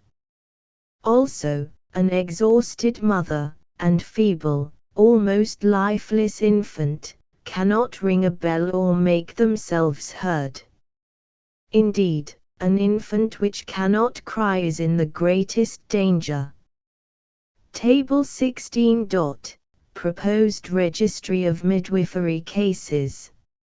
Name, age, residence, married or single, know of pregnancy, date when last child was born, date of admission, period of gestation, date of commencement of labor, duration of labor, in hours, nature of delivery, presentations, complications of delivery, operation, if any, accidents or diseases, if any, after delivery, nature of accident or disease, date of attack, duration, result and date, births, single, twins or triplets, infant born living or dead, sex of child if infant dead after birth, cause of death, and Date of removal from lying-in department. No of days in lying-in department. Date of discharge from institution. Remarks. Note.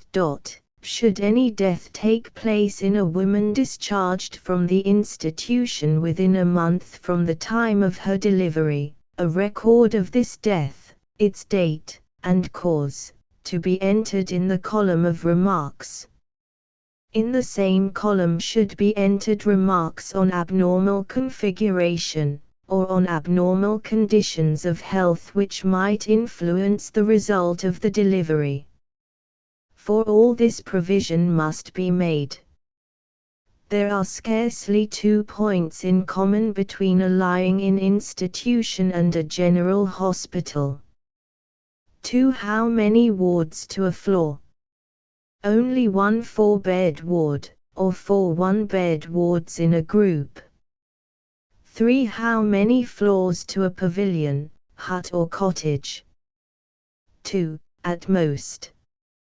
In every alternate pavilion better only 1 floor, unless the pavilions be so far apart as to cover an extent of ground which would make administration almost impossible, and cost fabulous.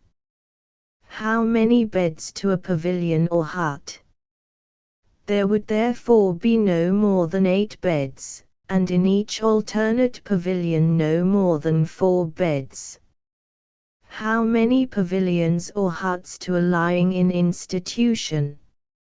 Not more than 4 2-floored pavilions, 2 1-floored pavilions, and 2 2-floored delivery pavilions, unless, indeed, building space can be given, with all its cost and administrative difficulties. 4. How much space to the bed? The minimum of ward cubic space for a lying-in woman, even where the delivery ward is, as it ought always to be, separate, is 2,300 cubic feet in a single-bed ward, and 1,900 cubic feet in a 4-bed ward. In ordinary army wooden huts, where the air comes in at every seam, this space may be less. As it is a principle that superficial area signifies more than cubic space, the surface of floor for each bed should not be less than 150 square feet per bed in a 4-bed ward, and in a single-bed ward not less than 190 square feet, because this is the total available space for all purposes in a single-bed ward. This space has to be occupied, not only by the lying-in woman and her infant, and perhaps a pupil midwife washing and dressing it at the fire, but often by the midwife, an assistant, possibly the medical officer, and pupil midwives. In a 4-bed ward there is space common to all the beds. The delivery ward ought to be separate in every lying-in institution, must be separate in an institution of more than 4 or 5 beds, though in separate compartments. Every delivery bed should have a superficial area of not less than 200 square feet, and a cubic space of not less than 2,400 cubic feet. 5. How many windows to a bed? 1 at least to each bed. 2 beds and 2 windows on each side of the 4-bed ward. In a single-bed ward the bed should not be placed directly between window and door. And it must never be in an angle. There must be room for attendants on both sides the bed. This is still more essential in a delivery ward. Each bed should be lighted on both sides by windows, and should have at least 5 feet of passage room on either side. 6. What are healthy walls and ceilings and floors? Oak floors, polished, furniture also, impervious glazed walls and ceilings, or frequent lime washing. All that has been so justly said as to the necessity of impervious polished floors and walls for hospitals applies tenfold to lying in institutions, where the decomposition of dead organic matter, and the recomposition of new organic matter, must be constantly going on. It is this, in fact, which makes lying in institutions so dangerous to the inmates. And it may literally be said that the danger increases as the square of the number of cases. Lying in infection is a very good illustration of what infection really means, since parturition is not infectious or contagious. The excessive susceptibility of lying in women to poisonous emanations, the excessively poisonous emanations from lying in women, these constitute a hospital influence on lying in cases brought together in institutions, second to no influence we know of exercised by the most infectious or contagious disease. The death rate is not much higher among women lying in at home in large towns than in healthy districts. Therefore the agglomeration of cases together and want of management required to meet it must bear the blame. As to floors, the well-laid polished floor is a sine qua non in a lying-in institution, where, with every care, slops, blood, and the like, must frequently be spilt on the floor. 7. What is a healthy and well-lighted delivery ward? There must be 2 separate delivery wards for each floor of the whole lying-in institution, so arranged and connected under cover that the lying-in women may be removed after delivery to their own ward. And for this purpose the corridors must admit of being warmed during winter, especially at night, so as to be of a tolerably equable temperature. Unlimited hot and cold water laid on, day and night, WC sink, bath sink, clean linen, must be close at hand. In a pavilion hospital 1 single bed ward should be attached to each delivery ward, for an exhausted case after delivery, till she is able to be moved to her own ward.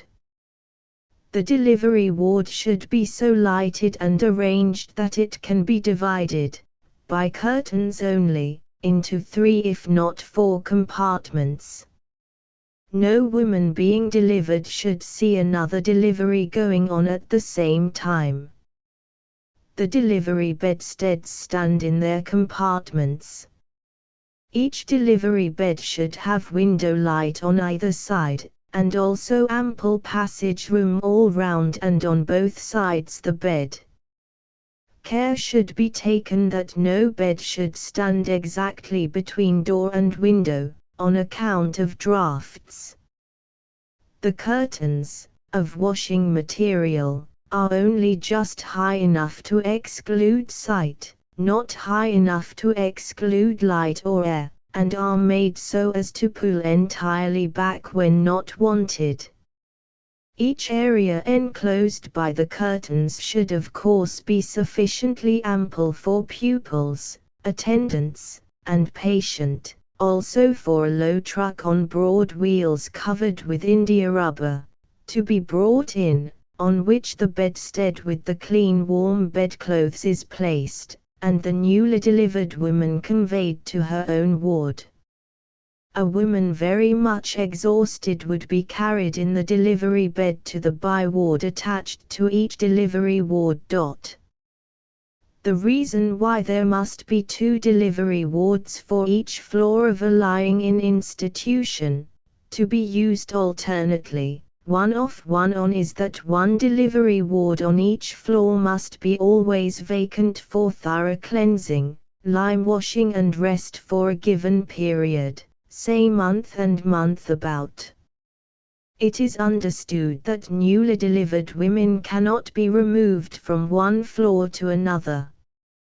And it is quite necessary to have the means of keeping a corridor, along which a newly delivered woman is to be moved, at a proper temperature. The position of the delivery wards should be as nearly as possible equidistant from the lying-in wards, and should be such that the women in labor, on their way to the delivery ward, need not to pass the doors of other wards. A separate scullery to each delivery ward is indispensable, such scullery to be on at least an equal scale to that of ward sculleries. Hot and cold water to be constantly at hand, night and day. A sink bath is desirable for immediately putting in water-soiled linen from the beds and the like. The scullery should contain a linen press, small range with oven, hot closet at side of the fireplace, sink with hot and cold water, and c. A small compartment should contain a slop sink for emptying and cleansing bed pans, and a sink about 6 inches deep and sunk below the floor, which is intended for filling and emptying a portable bath, and which when not required for this might be used for soaking linen, and c.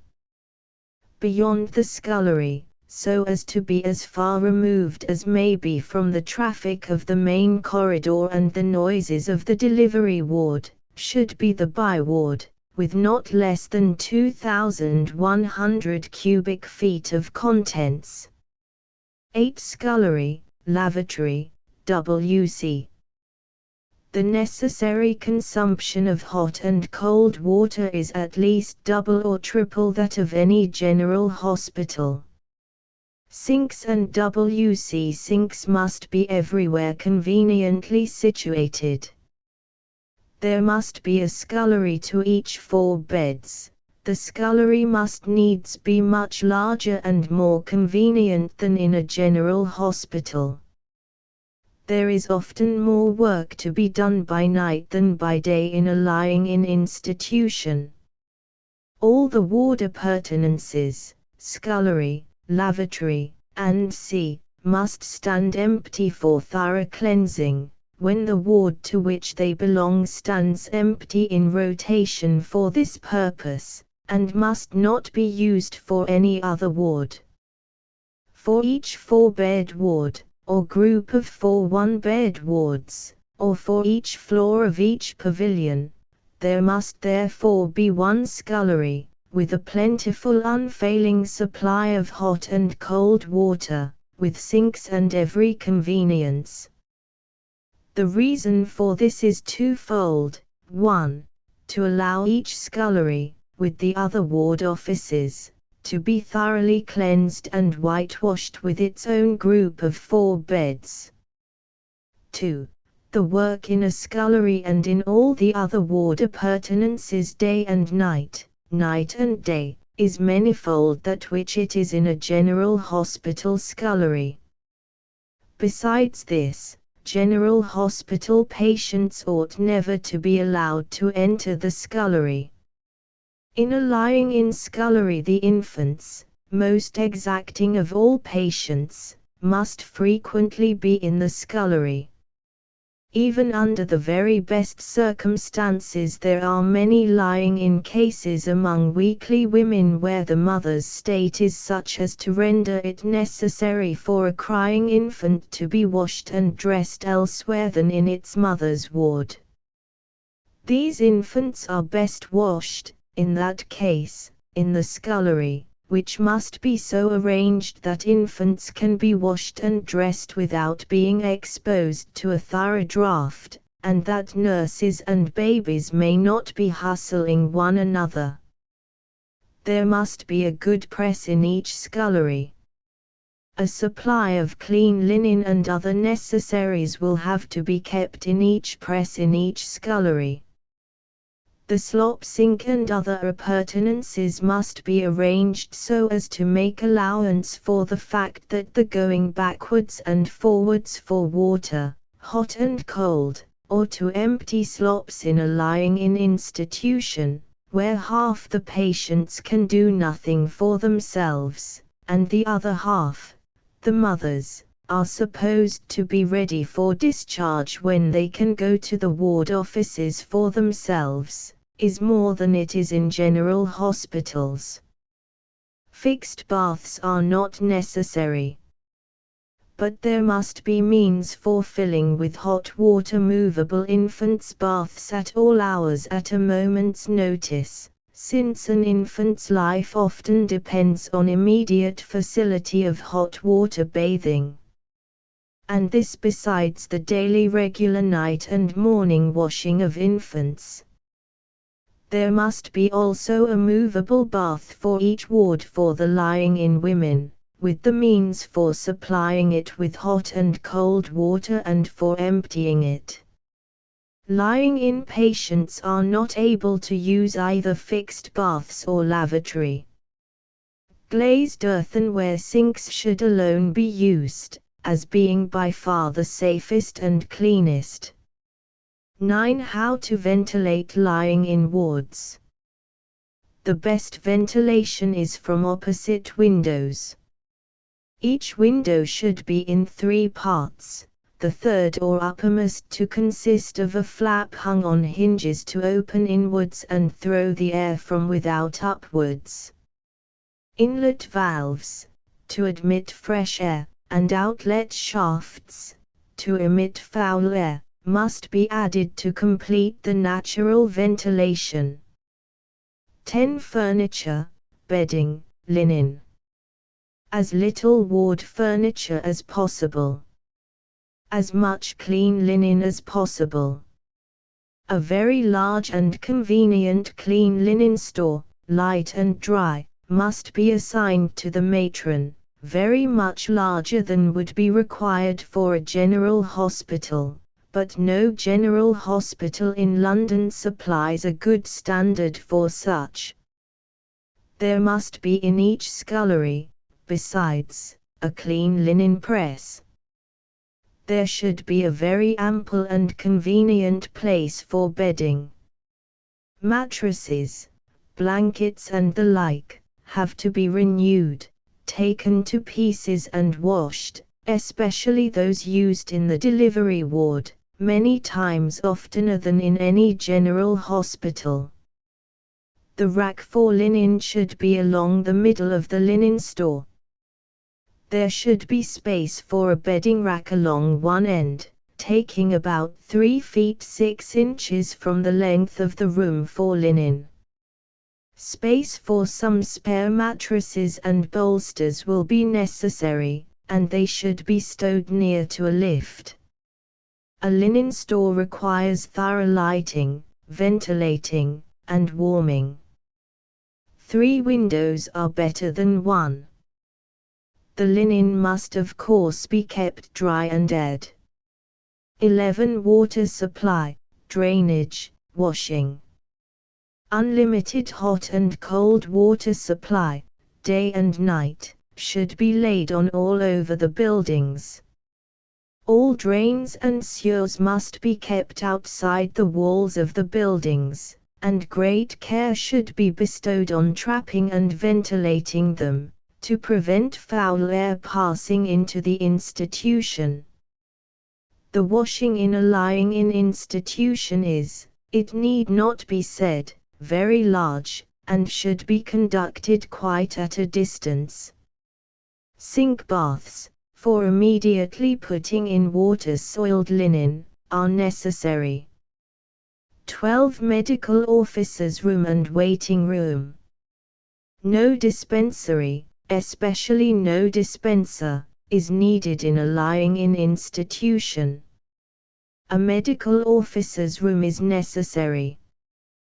The medical officer is not resident. He makes his morning and evening visit, and is called in by the head midwife for any difficult case. He gives instruction, scientific and practical, to the pupil midwives. These lectures are given in the pupil midwives' mess room. In the medical officer's room should be kept the instruments, to which a fully qualified head midwife also has a key. The medical officer keeps the notes of cases, and of instruction to the pupil midwives in this room. The few, very few, drugs needed in a good lying-in institution are kept here, or in the head midwife's sitting room. A waiting room is necessary. There must be a room where the head midwife can examine a woman, to know if labor is imminent. This might be done in the medical officer's room or the waiting room. 13. Segregation ward. A ward is unfortunately necessary, completely isolated, where a sick case, brought in with smallpox or erysipelas or the like, could be delivered and entirely separated from the others, or where a case of puerperal fever or peritonitis, though such ought never to arise after delivery in a properly constructed and managed institution, could be transferred. But if, unfortunately, puerperal fever should appear in the hospital, no new admissions should be allowed until the buildings have been thoroughly cleansed, lime-washed, and aired. The segregation ward must have a nurse's room, and a provision of sink, slop sink, and C14. Kitchen. The kitchen should be well placed, conveniently near, yet sufficiently cut off from the main corridor by a neck of passage and intermediate offices. Site. The site of a lying-in institution must be open, airy, surrounded with its own grounds, not adjoining or near to any other building, still less to any hospital or any nuisance or source of miasm. But it must be in the immediate vicinity of any large center of population from which the lying-in women come. And this involves the question of receiving rooms. Should there be a receiving room, as well as a waiting room? The lying-in woman's name is put down for admission some time beforehand. Lying-in hospitals differ as to their rules whether or no to admit women any time before labor is imminent. If they are not so admitted, they often have to be sent back again home. It is now believed to be the soundest principle that the fewer days a lying-in woman spends in a lying-in institution, beyond the time she is actually under treatment, the better, and this involves that she should not be admitted till labor is imminent, even at the risk of the infant being born in cab or lift, which has happened.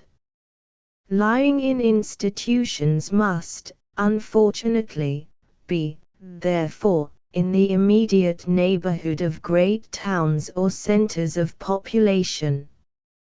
Even those London boards which are building their excellent new workhouse infirmaries in the country, are forced to keep their lying-in wards in the old workhouses in the town.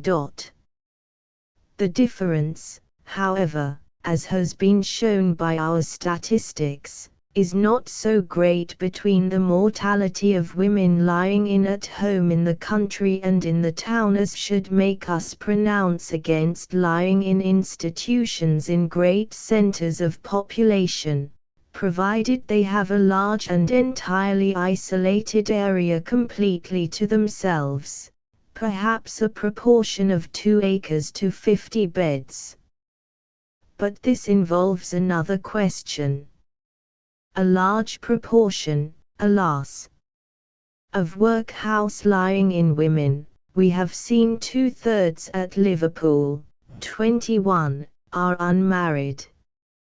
Of these many have no home. It is difficult to send these women back again, even if labor is not actually imminent. and it is impossible to send them out after delivery, till recovery is fairly confirmed. In workhouses the question is solved by women being admitted into the body of the house during pregnancy, and discharged into the body of the house, if not to their own homes, when quite convalescent. In Liverpool workhouse 14 days after labor the lying-in women are thus discharged.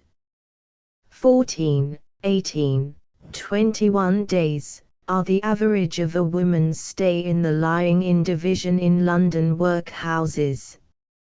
A soldier's wife's hospital takes in no unmarried women to lie in. Civil lying-in institutions almost invariably have to make exceptions and take in unmarried women. In workhouses they are not the exception, they are the rule. Married women are the exception.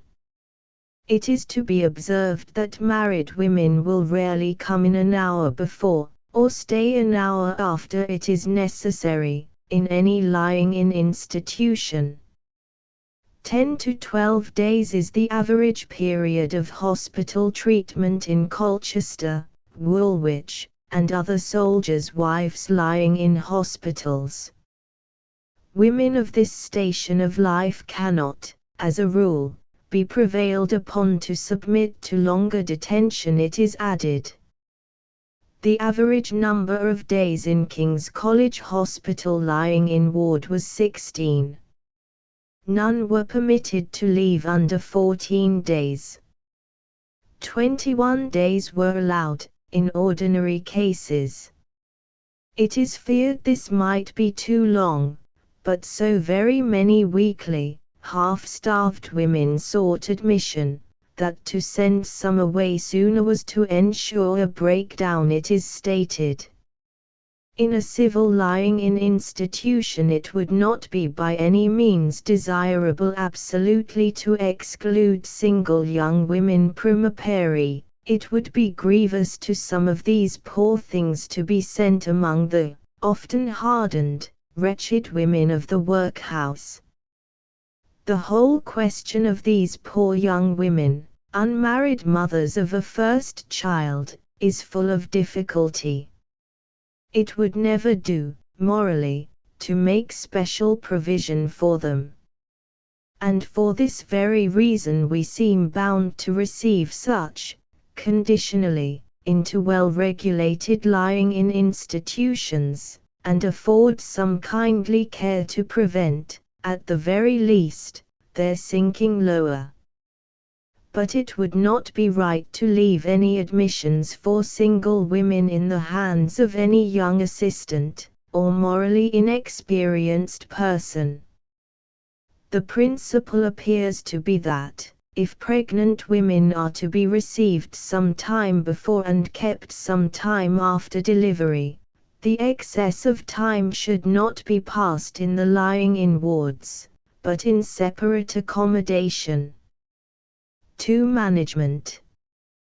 Construction, however, in a lying-in institution, holds only the second place to good management in determining whether the lying-in patients shall live or die. And without such management, no construction, however perfect, will avail. And the first elementary principle of good management is to have always one pavilion of 4 or 8 beds, according as it is of 1 floor or of 2, standing empty in rotation for purposes of thorough cleansing. A fortiori, 1 delivery pavilion on each floor is always to be vacant alternately. The pavilion to be in rotation unoccupied for the purposes of cleansing must necessarily be the whole pavilion, with all its sculleries and ward offices, since the process of cleansing is, turning out all the little furniture lying in ward ought ever to possess, bringing in lime washers, possibly scrapers and painters, leaving doors and windows open all day, and even all night. Every reason for having each ordinary pavilion ward completely separate, and individually pavilionized, applies with tenfold force to the delivery ward. Each must be complete in itself, with all its appurtenances and by ward for extreme cases, as a little pavilion. There is no possibility for properly cleansing and lime washing the delivery ward not in use, unless this be the case. One delivery ward, however spacious and well arranged, constantly used, would be a center of deplorable mischief for the whole institution. This makes 2 delivery wards for each floor of the institution indispensable, to be used alternately for the whole floor at given periods. NB Liverpool workhouse with 25 lying-in beds, exclusive of delivery beds, has had an average of 500 deliveries a year for 11 years. A civil lying-in hospital in or near a large town is generally just as full as it is permitted to be. 500 or 600 deliveries or more a year might be reckoned upon, occasionally 3 or 4 deliveries a night. Sculleries will be always in use, day and night. All this renders it imperative that an inexorable rule should be made and kept to, viz. that every lying-in pavilion should be vacant in rotation, each delivery pavilion alternately, for thorough cleansing. 2. The second elementary principle of good management is to remove every case of illness arising in the institution, and every such case admitted into the institution, at once to an isolated sick ward or infirmary ward. This is must, not may. Though we should have no puerperal fever or peritonitis in a building of this make, yet unfortunately other institutions will send in, say, erysipelas or smallpox patients seized with labor. Sad experience tells that this unprincipled practice has often proved fatal to many other inmates of the lying-in institution, turning an institution into a hospital. Every sick case should therefore be completely isolated, in a separate sick ward, from the lying-in women. And if admitted before delivery, her delivery should take place in this separate ward. N.B. The nurse's dinner and meals may be prepared in the general kitchen and sent to her. The patient's arrowroot, gruel, and must be made, and her beef tea warmed, in the sick or segregation building, and all linen must be sent to the ward well aired. Is it desirable to connect the segregation ward by any covered passage with the rest of the lying-in institution? There is much to be said for and against. The ward, it is to be hoped, will not often have to be used at all. But smallpox has appeared after labor. There might be danger in taking a patient from the institution to this ward through the open air, in all weathers, unprotected by any covered passage. On the other hand, when once the patient is in the ward, complete isolation is by far the best, for the sake of all the others. And there is by no means the same necessity for a passage as in the other parts of the institution, where any night there may be 3 or 4 ordinary delivery cases to be conveyed through the passages. A covered ambulance for sick cases is not, however, a nice thing, though often suggested. 22.3. The first 2 may be called universal and essential principles of good management in every lying-in institution, large or small, however perfectly constructed.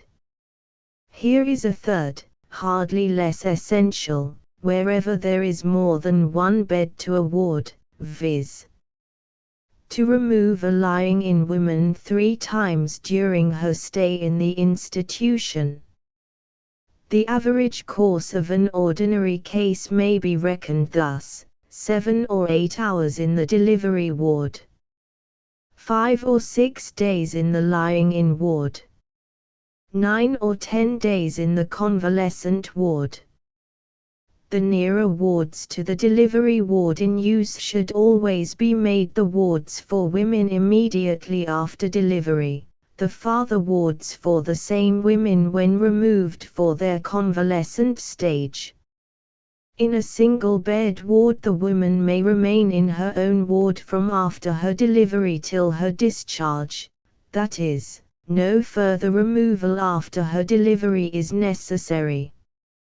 For cases of extreme exhaustion after delivery, which are better out of the delivery ward yet cannot be moved many yards, should be carried in their beds to the by-ward adjoining the delivery ward, till they are somewhat recovered.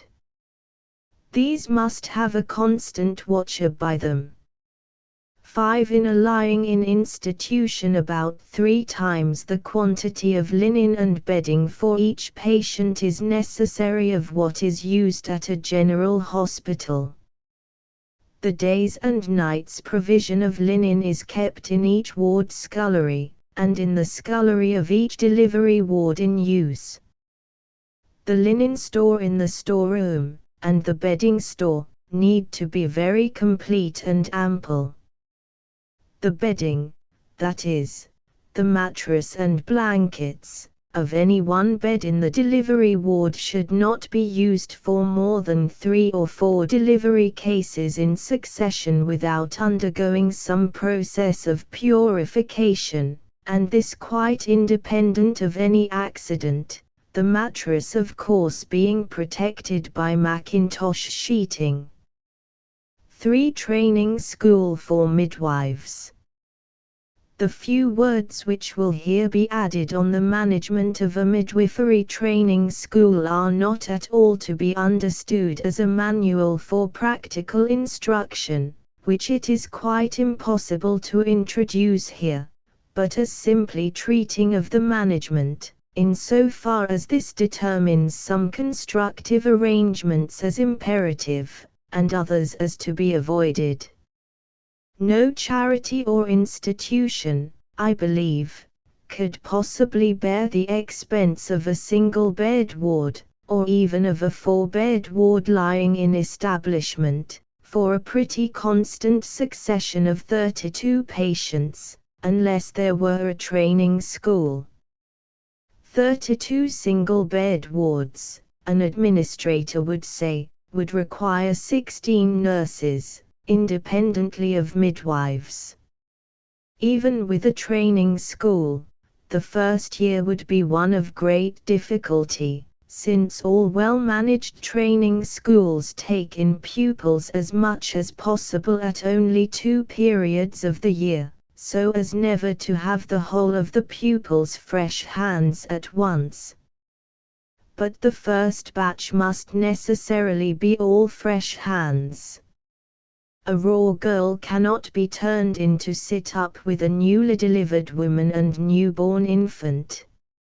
And a midwife cannot be spared to each girl all to herself, to teach her how to handle an infant.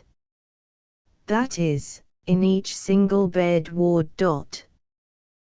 The whole nursing service of a large 4-bed or 1-bed ward lying-in institution is so complicated, so different from that of a general hospital with its 20 or 32 bed wards, that it is difficult to provide for.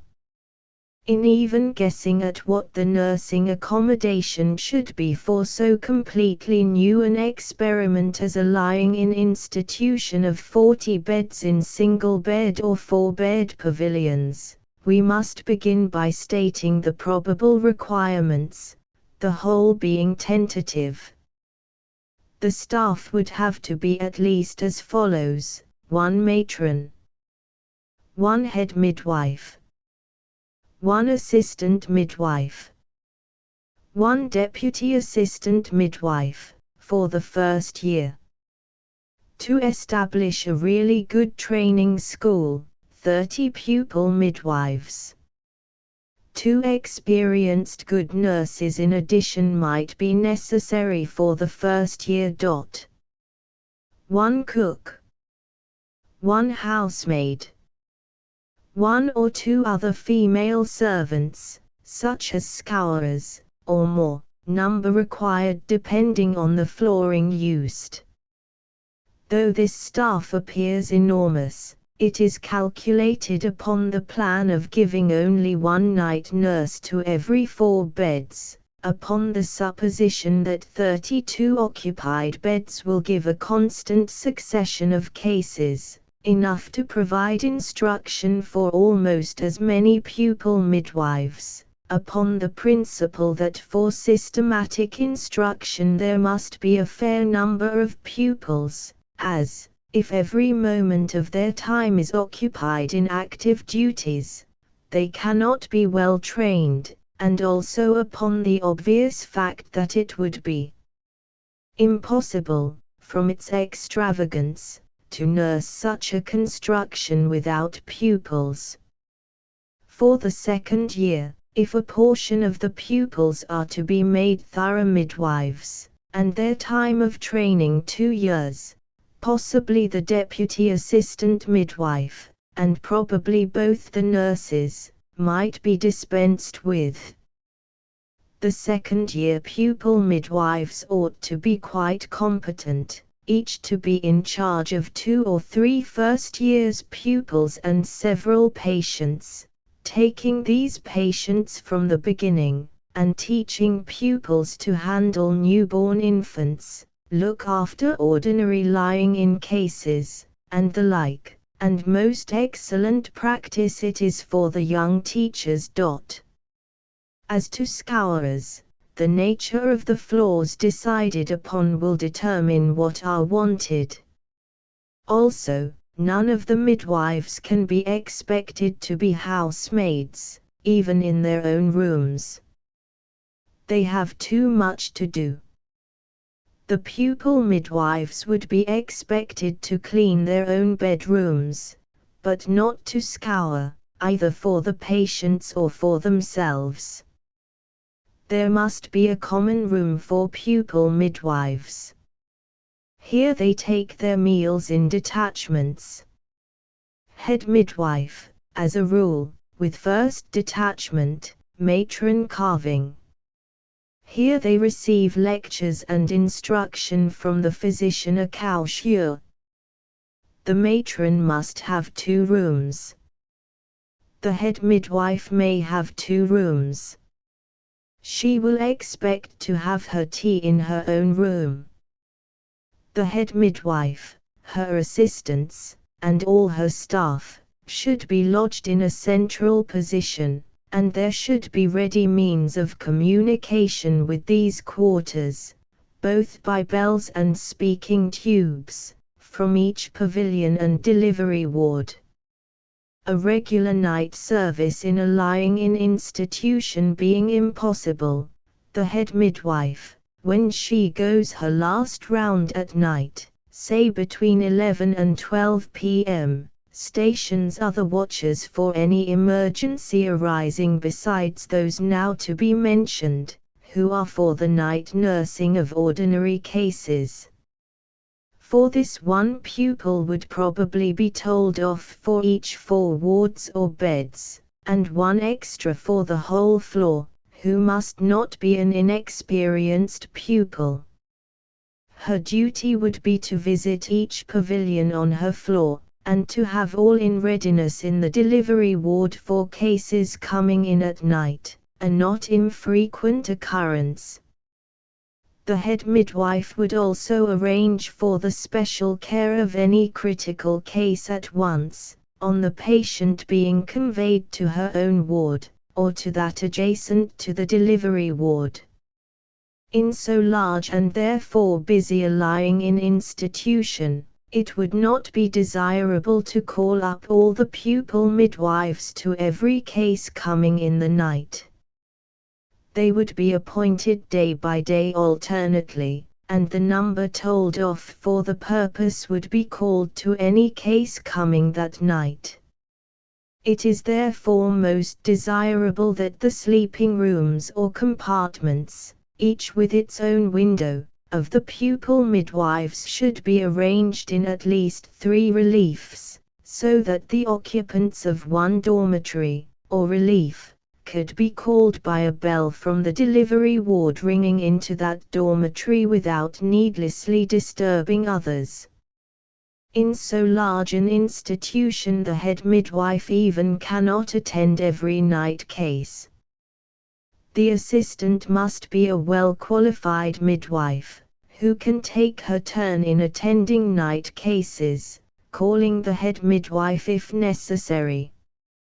Through all this organization, however, as far as possible, each pupil is told off to be in charge of a mother and infant from beginning to end. And there will always be unfortunately a certain number of cases, each requiring a nurse constantly by her side day and night. It is obvious that the same woman cannot do this for a succession of days and nights. But the number of severe cases requiring it would unquestionably be much smaller in a single-bed ward hospital, or in a 4-bed ward hut hospital, because of its superior immunity from puerperal disease, though, from the single-bed ward condition, every such case will require a nurse all to itself. And the same nurse cannot be always sitting up day and night. NB repetitions may possibly here be pardoned. The pupil midwife appointed as night watcher for the whole floor cannot be depended upon to attend the bell of any individual watcher. She may be absent at a delivery. Yet the life of an infant, for example, in convulsions, depends on minutes, on the watcher being able to summon immediate help, hot water for a bath, and the like. Those appointed to be called in such emergency should therefore be readily communicated with by bells or otherwise, without disturbing others, either nurses or patients. As there are no sleeping rooms for any midwife or pupil in the ward pavilions, it is necessary to insist upon this, that there should be every facility for their being rung up or called up at night. Every pupil midwife ought to have a little bedroom to herself, or at least a compartment with half a window, or better a whole window, to itself. There should be a bathroom and WC on each floor in the pupil nurses' quarters, and a back staircase. If a small sickroom could be managed for pupil midwives, it would be advisable. Where there are so many, one may be attacked with bronchitis or with scarlatina. She could not, of course, be warded with the lying-in women, and it might be undesirable to leave her in her own little room, though this is quite sufficient for any slight illness. The top floor, as securing greater quiet, and a certain degree of isolation, might be the best for this sickroom. The whole of the pupil midwives' quarters should have direct and ready means of communication with the hospital proper. Each relief should be independent of the other two, and under the immediate supervision of the official woman, whose quarters are attached to its own.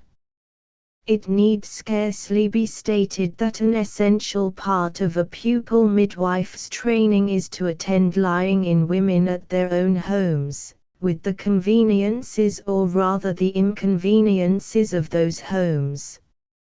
Otherwise the pupil will be the less fit for her after work. The last 2 months of every 6 might well be given to this. But, as above said, these notes about management, for they are nothing more, simply treat of it as regards construction, and do not refer to the necessary training, either indoor or outdoor, at all. 23. Description of sketch plans of proposed institution. I know of no single building which requires more ingenuity to plan, and has hitherto received less, than a lying-in institution, especially with a training school for midwives attached. Laut. Omani, R.E., has been kind enough to give his time and mind to the subject, having previously had considerable experience at the War Office in planning female hospitals, and to embody the whole of the working accommodation required for both lying-in institution and school in the thoughtfully arranged sketch plans, numbers 3, 4, and v. The estimated cost of these plans is large, but if we must have lying-in institutions at all, it is only penny-wise and pound-foolish to cripple either space or necessary appliances, or the means of regularly and periodically vacating every ward and every ward office destined for the use of lying-in women. Plan 3 Scale to the power of 1 m and n Han Hart, Lith. W. F. Omani, Lieutenant R.E. Plan 4 Scale to the power of 1 m and n Han Hart, Lith. W. F. Omani, Lieutenant R.E. Plan 3. This plan shows a lying-in ward unit for the institution, together with its scullery and separate offices, and the relation which these bear to the corridor of communication joining all parts of the hospital on each floor together. The measurements and other details shown on this plan are the result of repeated and careful consideration of the requirements already described, and it is believed that in practice they would be found sufficient for every purpose.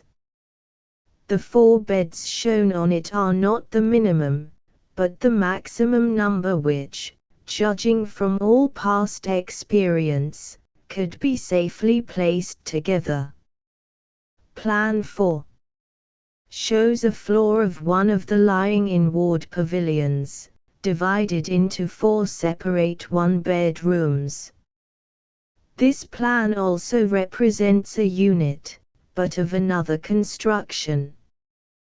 The great advantage of the arrangement is complete separation of cases from each other, so that each room is as far as possible assimilated to a room in a private dwelling house. To obtain this advantage, the rooms are arranged in pairs on each side of a 9-feet passage, having a window at one end and a corridor window opposite the other end. 2 of the rooms open from the corridor, and 2 rooms from the passage, but the doors are not opposite each other. In this, as in the 4-bed ward plan, the scullery and offices are completely isolated from the rooms by a 9-feet corridor. In this case, also, the measurements and other details have been arrived at after full consideration. This plan would be somewhat more costly than the previous one, Plan 3. The justification of it is found in the fact that it reproduces, in a permanent form, the conditions in Colchester lying-in hut, already described. And in this hut there has, as yet, been no death after delivery. Plan V. A lying-in institution for 40 beds, 32 to 36 occupied, with a training school for 30 pupil midwives and midwifery nurses. This plan gives a sketch of an arrangement of pavilions, offices, quarters, and c. forming a complete lying-in institution and training school. As already stated, such an institution must, from its very objects, be situated in a town where land is scarce and valuable, and this is a chief difficulty in erecting it. Hence it has been necessary to keep the different parts as close together as possible, and yet not to crowd them so as to interfere injuriously with the external ventilation. The mere architecture, as will be seen, has been subordinated to this necessity, but it must be borne in mind that utility, and not architectural effect, is to be sought for. In the center of the plan project the quarters for pupils, on 3 floors, 10 quarters on each floor. They are arranged in this way to enable the reliefs to be taken from one floor at a time. Behind these, in the same block, are quarters for matron and midwives, waiting room, surgery, stores, kitchen, and pupils' dining room. The general entrance is in one side of the center block. The 2 front pavilions, on either side the center, contain the delivery wards, 2 on each floor. Each delivery pavilion contains a ward for 3 beds on each floor, with its byward and offices. Only one delivery pavilion will be in use at one time.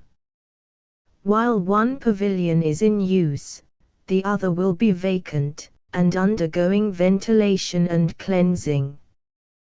These delivery wards are connected with the center, and with all the pavilions on each floor by a 9-foot corridor, with cross-light and ventilation. Fireplaces are shown for warming in winter. On the ground floor are 3 4-bed wards, with offices, on each side, on the construction shown on Plan 3.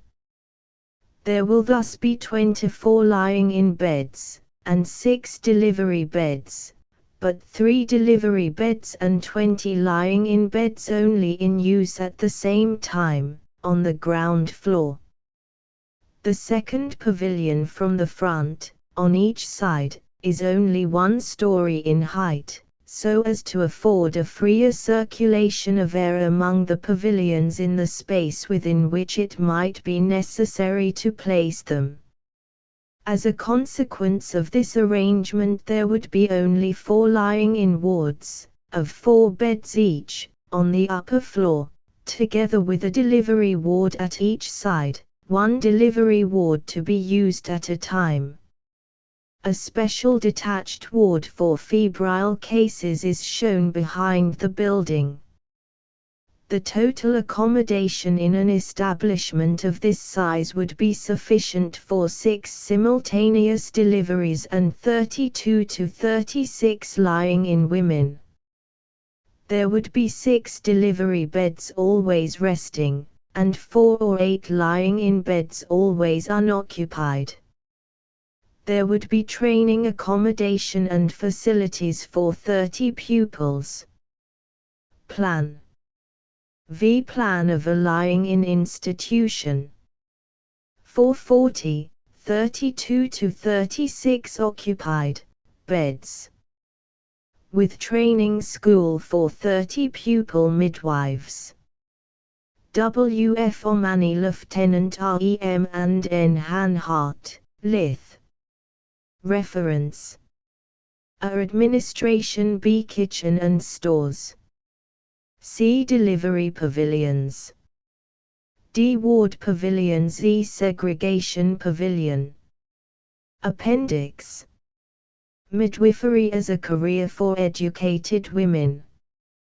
My dear sisters, or rather, shares it as honors confrères, while all that we women think about is to have the same education as men in medicine, Must we not feel the women's medical movement to be rather barren when it might be so fruitful? But public opinion in England is not free enough for a coward to dare to say what she thinks, unless at the risk of having her head, figuratively, broken. Is there not a much better thing for women than to be medical men, and that is to be medical women? Has not the cart been put before the horse in this women's medical movement? Here is a branch so entirely their own, that we may safely say that no lying in would be attended but by a woman if a woman were as skillful as a man, a physician, a cowsure. Yet, instead of the ladies turning all their attention to this, and organizing a midwifery school of the highest efficiency in both science and practice, they enter men's classes, and lectures, and examinations, which don't wish to have them, and say they want the same education as men. Then, is there not an immense confusion as to whether they are ever to be called in as medical attendants to men? No, say those lady doctors who have at all thought out the question. We wish to be educated as if we were going to attend men, but we should think it an insult to be called in to attend men. Why not adjourn for a century, or for half a century, the question whether all branches of medical and surgical practice shall be exercised by women, even upon women? It is a question which may safely be left to settle itself.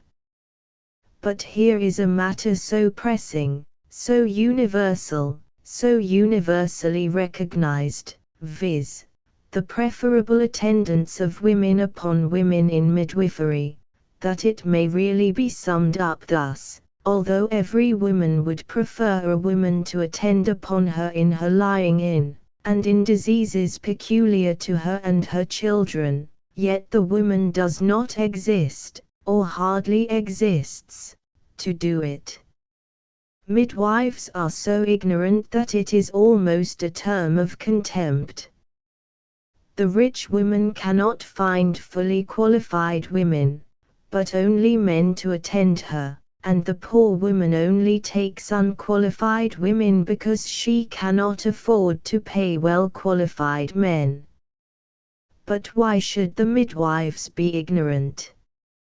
And why, in the great movement that there is now to make women into medical men, should not this branch, midwifery, which they will find no one to contest against them, not at least in the estimation of the patients, be the first ambition of cultivated women? Is there any rational doubt that, suppose there were a man and a woman, both equally versed in midwifery art and science, the woman would be the one sent for by all lying in women?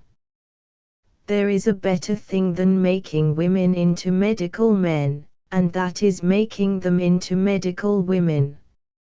Surely it is the first object to enable women, by the most thorough training, practical and scientific, to practice that branch of the art of medicine which all are agreed should be theirs, not like men, for nearly all the best men are agreed how deficient are the practical training and opportunities of medical students, especially in midwifery, which deficiency yet does not prevent them from obtaining diploma, license, all they want, in order to practice, not like men then, but like women. Like women who wish to be real physician accoucheuses, that is, to attend and to be consulted in all deliveries, abnormal as well as normal, in diseases of women and children, as the best accoucheurs attend and are consulted. Sensible women say, but the only means to obtain a scientific education is to enter men's classes. Is that the case? Is the student's scientific and practical education all that could be wished?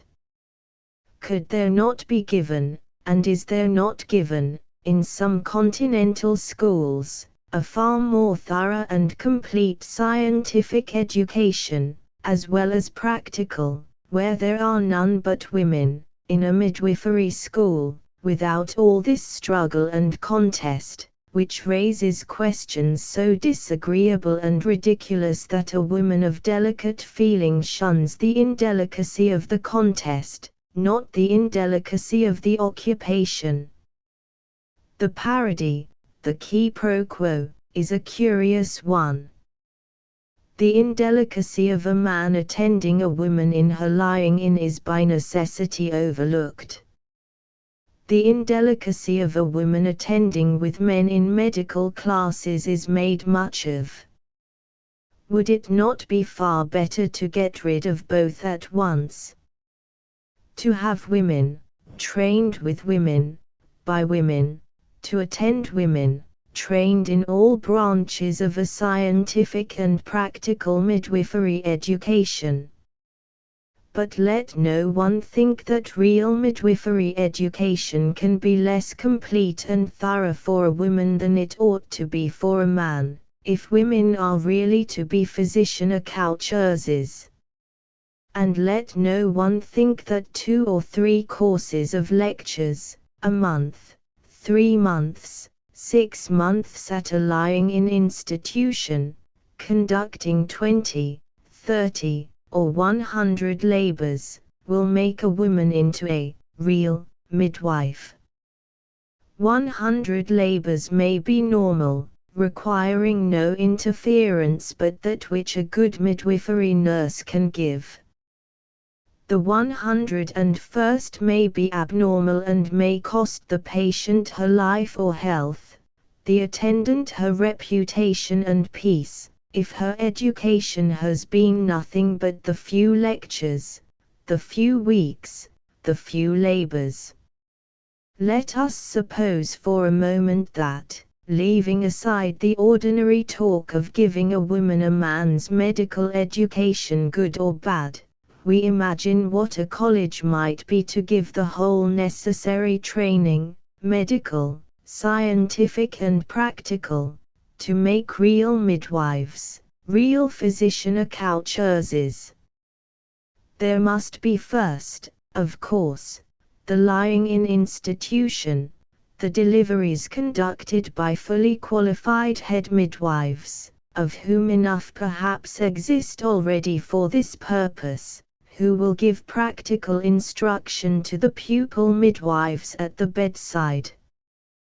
There must be a staff of professors, to give scientific instruction in midwifery, but also in anatomy, physiology, and the like, in pathology and pathological branches, above all, in sanitary science and practice. Dissections and post-mortem examinations will have to be practiced. It need not be said that these must be at a quite different time and place in the course of education from the training about the lying-in patients. Probably all these professors, or nearly all, must at first be men. Probably in time all these professors, or nearly all, will come to be women.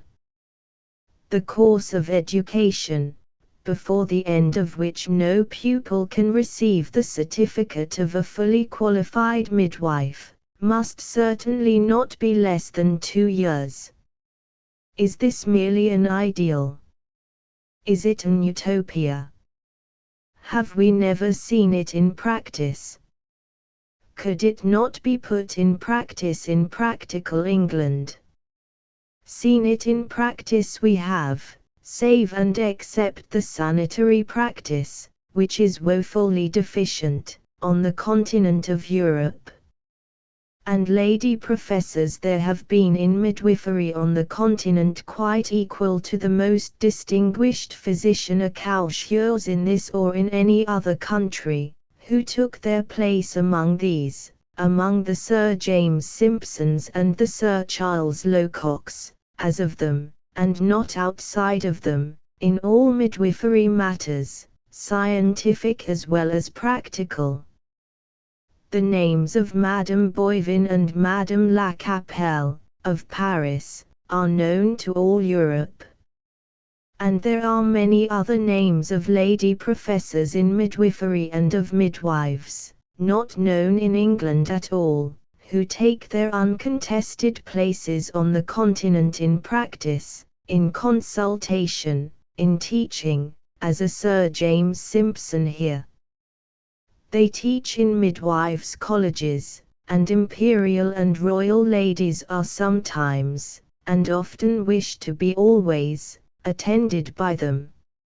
Note. A society has already existed for several years, the object of which, according to its program, is to provide educated women with proper facilities for learning the theory and practice of midwifery, and the accessory branches of medical science.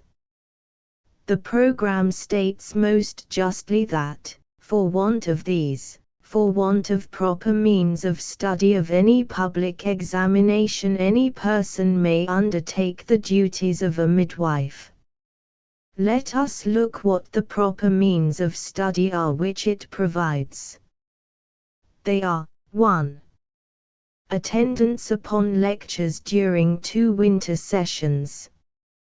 2. Attendance during the intervening summer upon clinical practice at a lying-in hospital or maternity charity, with personal attendance upon at least 25 deliveries. It is easy to make a rough calculation how many cases of abnormal parturition occur to how many normal. Is it likely that among 25 deliveries there will be abnormal cases enough to practice the pupil judgment, the pupil hand? These ladies have not even the advantages which the idlest student can hardly help availing himself of, and his minimum is 3 years. Yet this is the course proposed to enable a woman to practice midwifery even in the sense in which we understand a man to practice midwifery, to enable a woman to become a physician accoucheuse, for these ladies are expressly styled accoucheuses, in the sense in which we understand a man to be a physician accoucheur.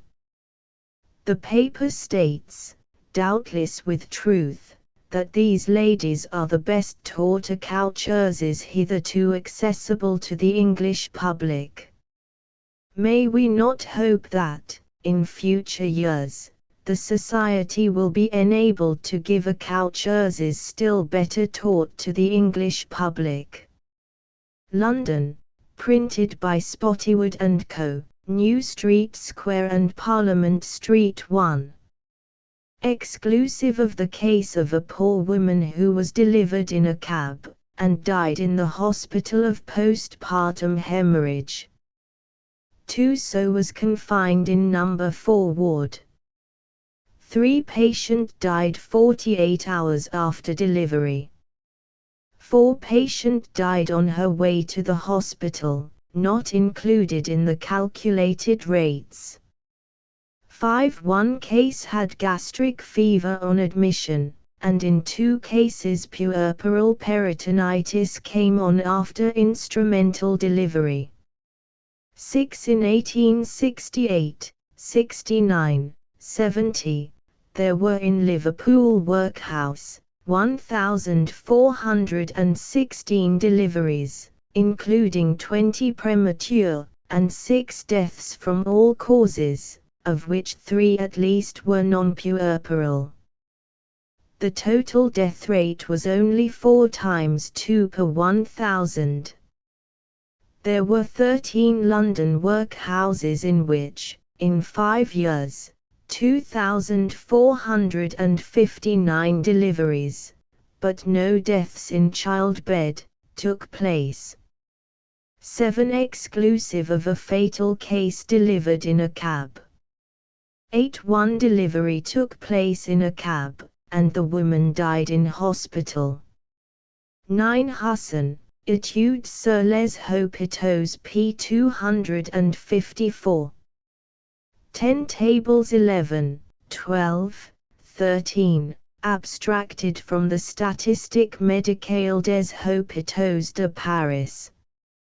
11. This drain was shown on the plan from which plate I is taken. 12. Premature births, 7 months, 8, deaths, 5, 6 months, 6, deaths, 6, 5 months, 1, death, 1. 13. 1. Puerperal convulsions, 1. Bowel disease. 14. 1. After instrumental labor, 1. metritis. 15. 1. Heart disease, 1. dropsy.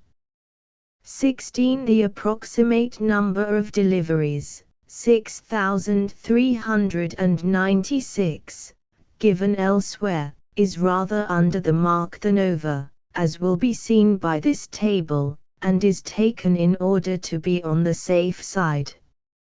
4. Up to the 3 last years, the numbers are rather estimated than reckoned from the records. The total annual average deliveries calculated from different monthly records, i.e. 10 years of months equals 500 in round numbers, 1858-1867. The 3 years 1868-970, for which only there are accurate records, speak for themselves, and they show that the death rate is marvelously low, not higher than in the healthy districts of England. 17. An attempt has been made in certain cases to account for the high death rates of lying in hospitals from the large proportion of unmarried women admitted. This opinion is directly contradicted by the experience of Liverpool Workhouse, where out of 1,401 deliveries of women, 936 of whom, or 2/3, were unmarried, there were only 6 deaths equals 4 times 2 per 1,000 death rate. 18. In Lambeth and St. Pancras the wards are generally full. 19. These arrangements are commonly the same in civil lying in institutions. 20. I call a midwife a woman who has received such a training, scientific and practical, as that she can undertake all cases of parturition, normal and abnormal, subject only to consultations, like any other accoucheur. Such a training could not be given in less than 2 years. I call a midwifery nurse a woman who has received such a training as will enable her to undertake all normal cases of parturition, and to know when the case is of that abnormal character that she must call in an accoucheur. No training of 6 months could enable a woman to be more than a midwifery nurse. 21. In some London workhouses it is yet larger. 22. The only difficulty is as to protecting the patient, a lying-in woman, during the transit in cold or wet weather, but perhaps some cover might be contrived for the bed or litter on which she is carried, which would be light, easily removable, and which could be exposed to the free action of the open air when not in use. 23. For a great part of the foregoing details of management I am indebted to the valuable experience of her, who, as then superior of the nursing at King's College Hospital, conducted our training school for midwifery nurses there, so kindly, so wisely, and so well, that its necessary breaking up was the more to be deplored by all. Medical and Surgical Works. Notes on Hospitals. by Florence Nightingale. 3rd edition, enlarged, and for the most part rewritten.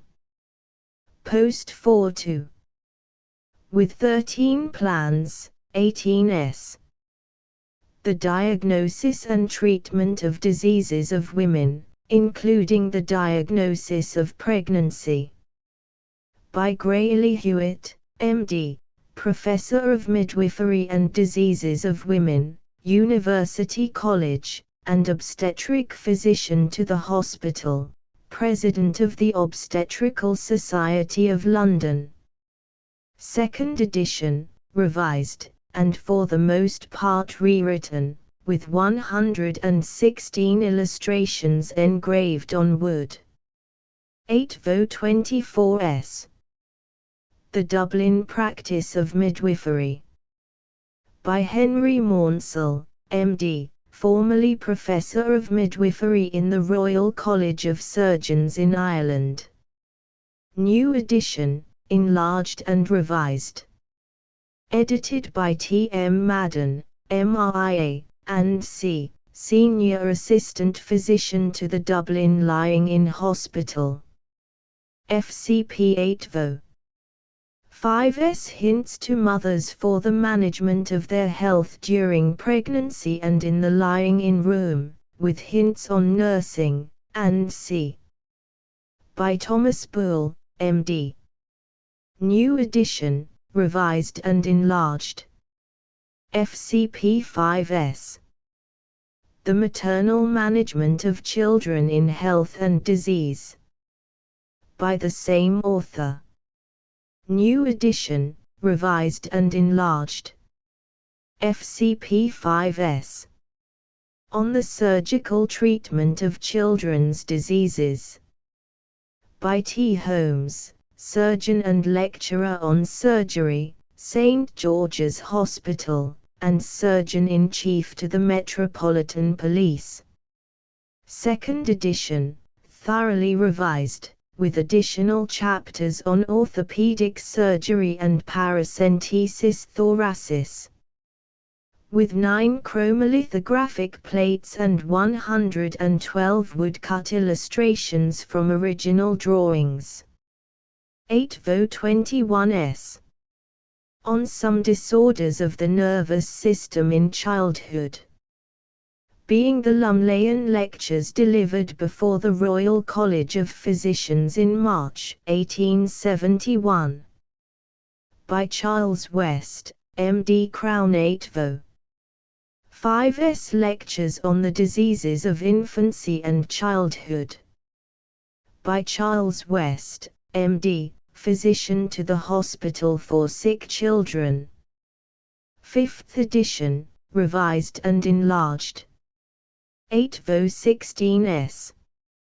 How to Nurse Sick Children, containing directions which may be found of service to all who have the charge of the young.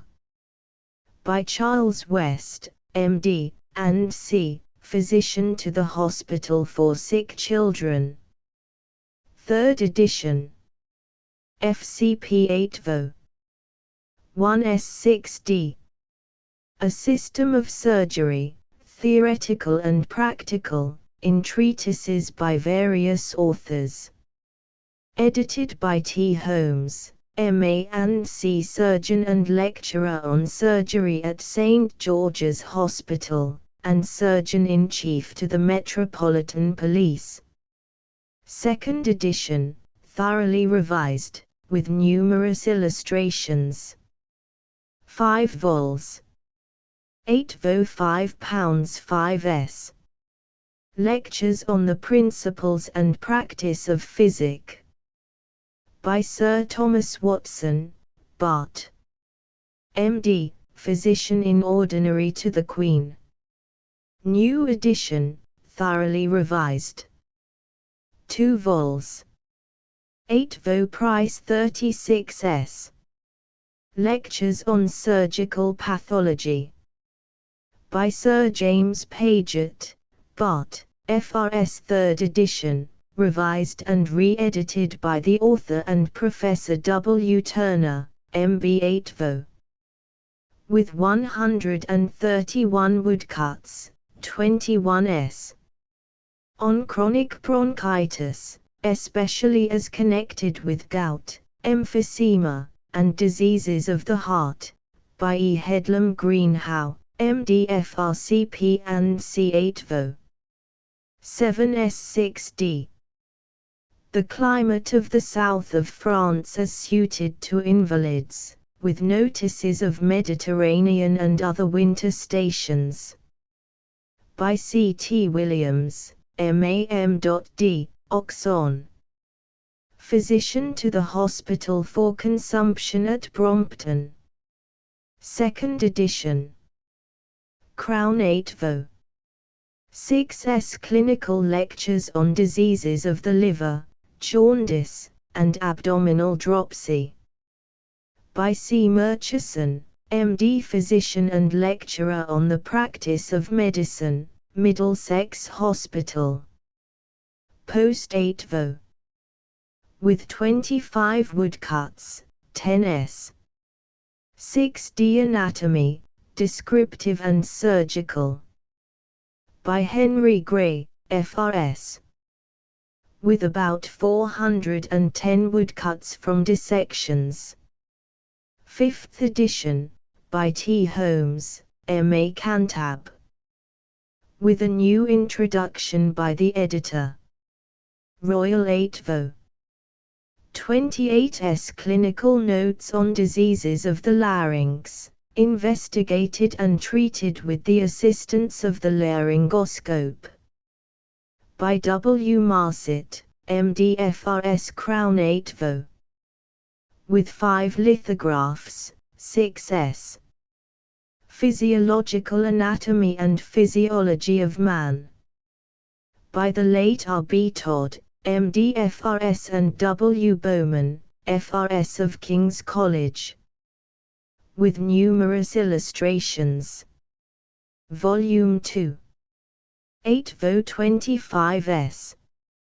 Volume I. New edition by Dr. Lionel S. Beale, FRS in course of publication, with numerous illustrations. Parts I and II. Price 7s. 6d each. The House I Live In, or Popular Illustrations of the Structure and Functions of the Human Body. Edited by T. G. Girton. New edition, with 25 woodcuts. 16 Mo Price 2s. 6d Outlines of Physiology, Human and Comparative. By John Marshall, FRCS Professor of Surgery in University College, London, and Surgeon to the University College Hospital. 2 vols. Crown 8 Vo. With 122 woodcuts, 32s. Copland's Dictionary of Practical Medicine, abridged from the larger work, and throughout brought down to the present state of medical science. 8 Vo 36s. A Manual of Materia Medica and Therapeutics, abridged from Dr. Pereira's Elements by F. J. Farr, M.D. assisted by R. Bentley, M.R.C.S. and by R. Warrington, FRS 1 Volume 8 Vo. With 90 woodcuts, 21s. Thomson's Conspectus of the British Pharmacopoeia.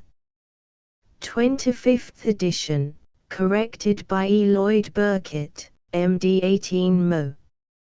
6s London, Longmans and Co. Paternoster Row. Transcribers' notes, typos fixed, non-standard spelling and dialect retained. Used numbers for footnotes, placing them all at the end of the last chapter. **** End of the Project Gutenberg ebook Introductory Notes on Lying in Institutions ***** Updated editions will replace the previous one, the old editions will be renamed. Creating the works from print editions not protected by U.S. copyright law means that no one owns a United States copyright in these works, so the Foundation, and you, can copy and distribute it in the United States without permission and without paying copyright royalties. Special rules, set forth in the general terms of use part of this license, apply to copying and distributing Project Gutenberg trademark symbol electronic works to protect the Project Gutenberg trademark symbol concept and trademark.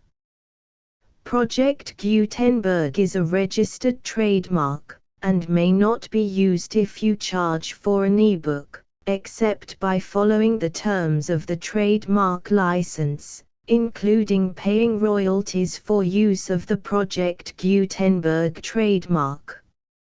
If you do not charge anything for copies of this ebook, complying with the trademark license is very easy. You may use this ebook for nearly any purpose such as creation of derivative works, reports, performances and research. Project Gutenberg ebooks may be modified and printed and given away. You may do practically anything in the United States with ebooks not protected by U.S. copyright law. Redistribution is subject to the trademark license, especially commercial redistribution. Start. Full license. The full Project Gutenberg license. Please read this before you distribute or use this work to protect the Project Gutenberg trademark symbol mission of promoting the free distribution of electronic works, by using or distributing this work, or any other work associated in any way with the phrase Project Gutenberg. You agree to comply with all the terms of the full Project Gutenberg trademark symbol license available with this file or online at www.gutenberg.org/license. Section 1. General Terms of Use and Redistributing Project Gutenberg Trademark Symbol Electronic Works 1.0. By reading or using any part of this Project Gutenberg trademark symbol electronic work, you indicate that you have read, understand, agree to and accept all the terms of this license and intellectual property, trademark/copyright, agreement. If you do not agree to abide by all the terms of this agreement, you must cease using and return or destroy all copies of Project Gutenberg trademark symbol electronic works in your possession. If you paid a fee for obtaining a copy of or access to a Project Gutenberg trademark symbol electronic work and you do not agree to be bound by the terms of this agreement, you may obtain a refund from the person or entity to whom you paid the fee as set forth in paragraph 1.e.8. 1.b Project Gutenberg is a registered trademark. It may only be used on or associated in any way with an electronic work by people who agree to be bound by the terms of this agreement. There are a few things that you can do with most Project Gutenberg trademark symbol electronic works even without complying with the full terms of this agreement. See paragraph 1.c below. There are a lot of things you can do with Project Gutenberg trademark symbol electronic works if you follow the terms of this agreement and help preserve free future access to Project Gutenberg trademark symbol electronic works. See paragraph 1.e below. 1.c. The Project Gutenberg Literary Archive Foundation, the Foundation or PGLAF, owns a compilation copyright in the collection of Project Gutenberg trademark symbol electronic works. Nearly all the individual works in the collection are in the public domain in the United States. If an individual work is unprotected by copyright law in the United States and you are located in the United States, we do not claim a right to prevent you from copying, distributing, performing, displaying or creating derivative works based on the work as long as all references to Project Gutenberg are removed. Of course, we hope that you will support the Project Gutenberg trademark symbol mission of promoting free access to electronic works by freely sharing Project Gutenberg trademark symbol works in compliance with the terms of this agreement for keeping the Project Gutenberg trademark symbol name associated with the work. You can easily comply with the terms of this agreement by keeping this work in the same format with its attached full Project Gutenberg trademark symbol license when you share it without charge with others. 1.d. The copyright laws of the place where you are located also govern what you can do with this work. Copyright laws in most countries are in a constant state of change. If you are outside the United States, check the laws of your country in addition to the terms of this agreement before downloading, copying, displaying, performing, distributing or creating derivative works based on this work or any other Project Gutenberg trademark symbol work. The Foundation makes no representations concerning the copyright status of any work in any country other than the United States. 1.e Unless you have removed all references to Project Gutenberg. 1.e.1. The following sentence, with active links to, or other immediate access to, the full Project Gutenberg trademark symbol license must appear prominently whenever any copy of a Project Gutenberg trademark symbol work, any work on which the phrase Project Gutenberg appears, or with which the phrase Project Gutenberg is associated, is accessed, displayed, performed, viewed, copied or distributed. This ebook is for the use of anyone anywhere in the United States and most other parts of the world at no cost and with almost no restrictions whatsoever. You may copy it, give it away or reuse it under the terms of the Project Gutenberg license included with this ebook or online at www.gutenberg.org. If you are not located in the United States, you will have to check the laws of the country where you are located before using this ebook. 1.e.2.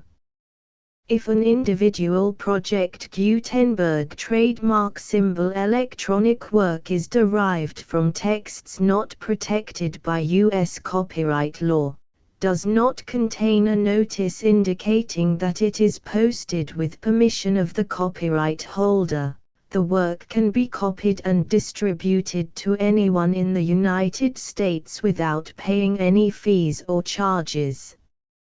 If you are redistributing or providing access to a work with the phrase Project Gutenberg associated with or appearing on the work, You must comply either with the requirements of paragraphs 1.e.1 through 1.e.7 or obtain permission for the use of the work and the Project Gutenberg trademark symbol trademark as set forth in paragraphs 1.e.8 or 1.e.9.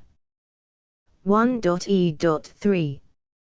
If an individual Project Gutenberg trademark symbol electronic work is posted with the permission of the copyright holder, your use and distribution must comply with both paragraphs 1.e.1 through 1.e.7 and any additional terms imposed by the copyright holder. Additional terms will be linked to the Project Gutenberg trademark symbol license for all works posted with the permission of the copyright holder found at the beginning of this work. 1.e.4.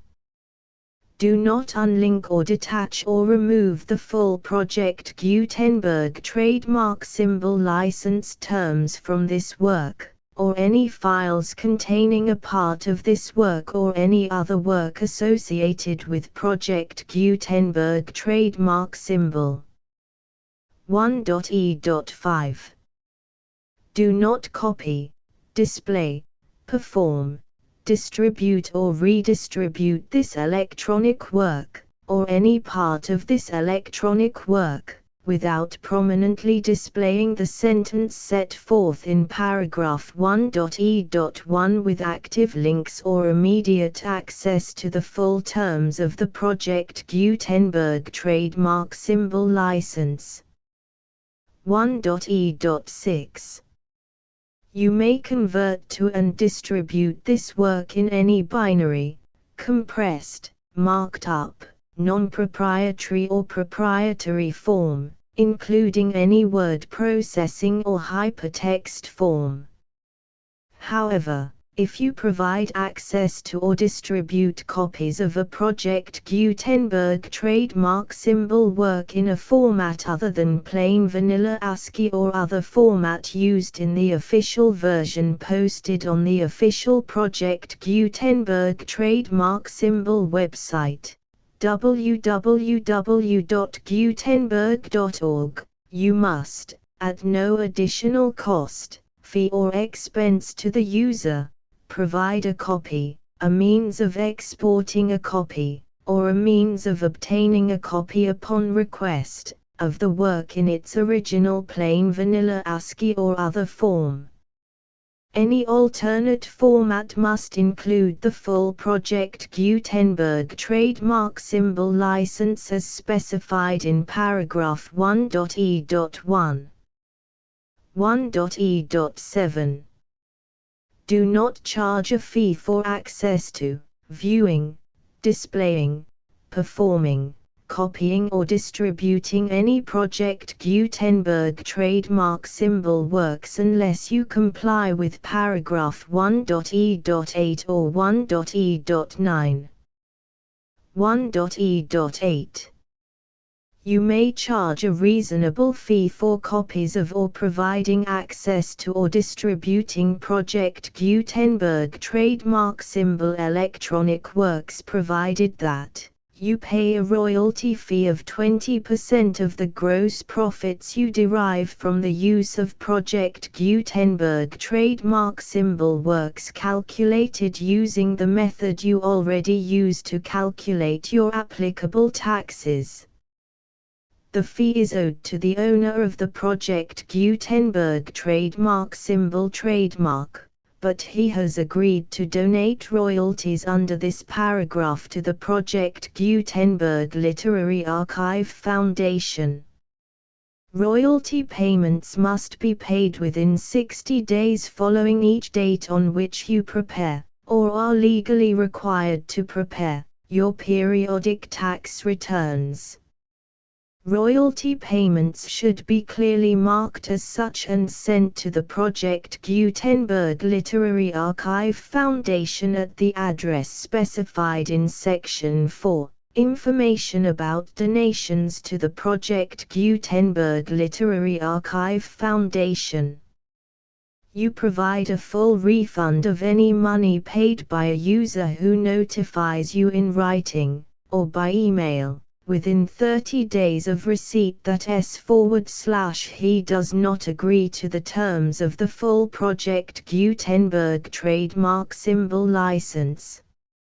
You must require such a user to return or destroy all copies of the works possessed in a physical medium and discontinue all use of and all access to other copies of Project Gutenberg trademark symbol works. You provide, in accordance with paragraph 1.f.3, a full refund of any money paid for a work or a replacement copy, if a defect in the electronic work is discovered and reported to you within 90 days of receipt of the work. You comply with all other terms of this agreement for free distribution of Project Gutenberg trademark symbol works. 1.e.9. If you wish to charge a fee or distribute a Project Gutenberg trademark symbol electronic work or group of works on different terms than are set forth in this agreement, you must obtain permission in writing from the Project Gutenberg Literary Archive Foundation, the manager of the Project Gutenberg trademark symbol trademark. Contact the Foundation as set forth in Section 3 below.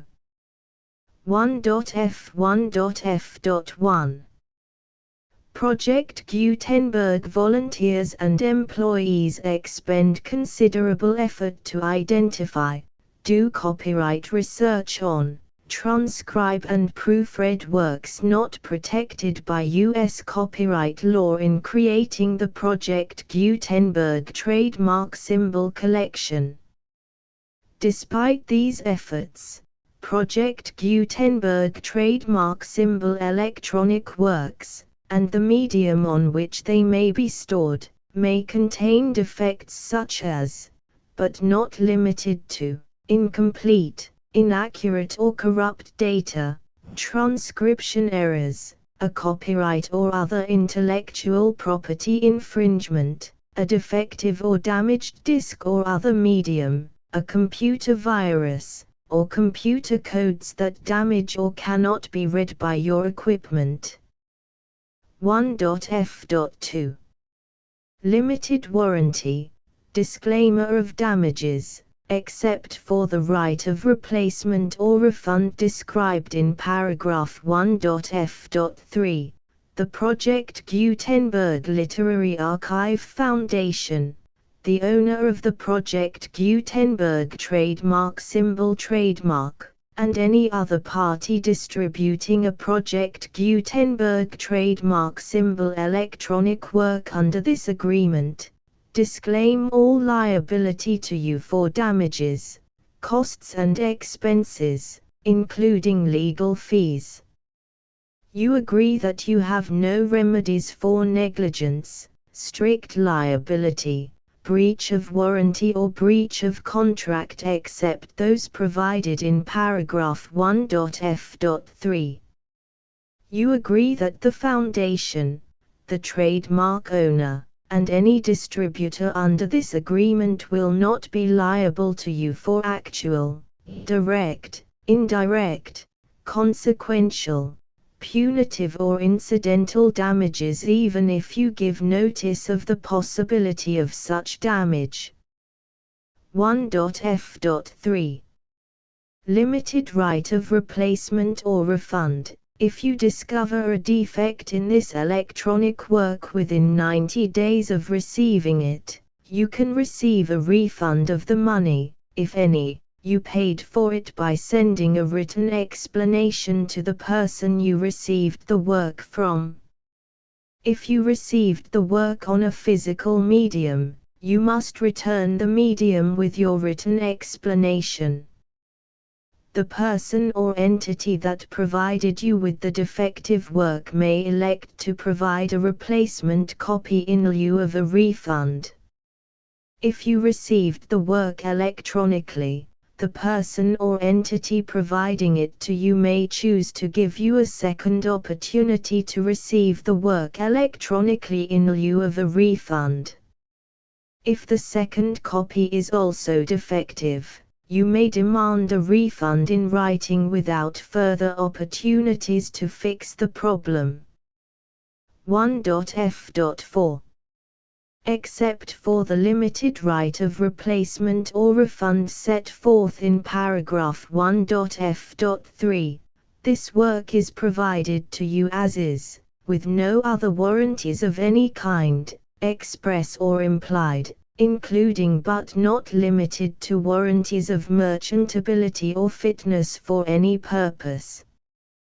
1.f.5. Some states do not allow disclaimers of certain implied warranties or the exclusion or limitation of certain types of damages. If any disclaimer or limitation set forth in this agreement violates the law of the state applicable to this agreement, the agreement shall be interpreted to make the maximum disclaimer or limitation permitted by the applicable state law. The invalidity or unenforceability of any provision of this agreement shall not void the remaining provisions. 1.f.6. Indemnity. You agree to indemnify and hold the foundation, the trademark owner, any agent or employee of the foundation, anyone providing copies of Project Gutenberg trademark symbol electronic works in accordance with this agreement, and any volunteers associated with the production, promotion and distribution of Project Gutenberg trademark symbol electronic works, harmless from all liability, costs and expenses, including legal fees, that arise directly or indirectly from any of the following which you do or cause to occur. A. Distribution of this or any Project Gutenberg trademark symbol work.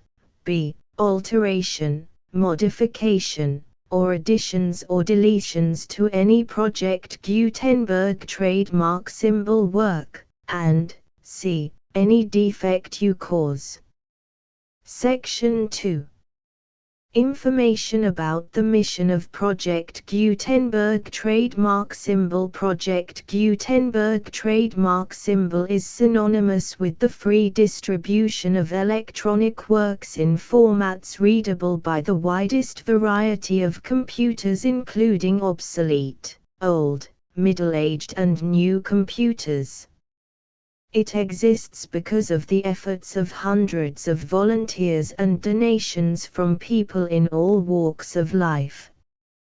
Volunteers and financial support to provide volunteers with the assistance they need are critical to reaching Project Gutenberg trademark symbol's goals and ensuring that the Project Gutenberg trademark symbol collection will remain freely available for generations to come.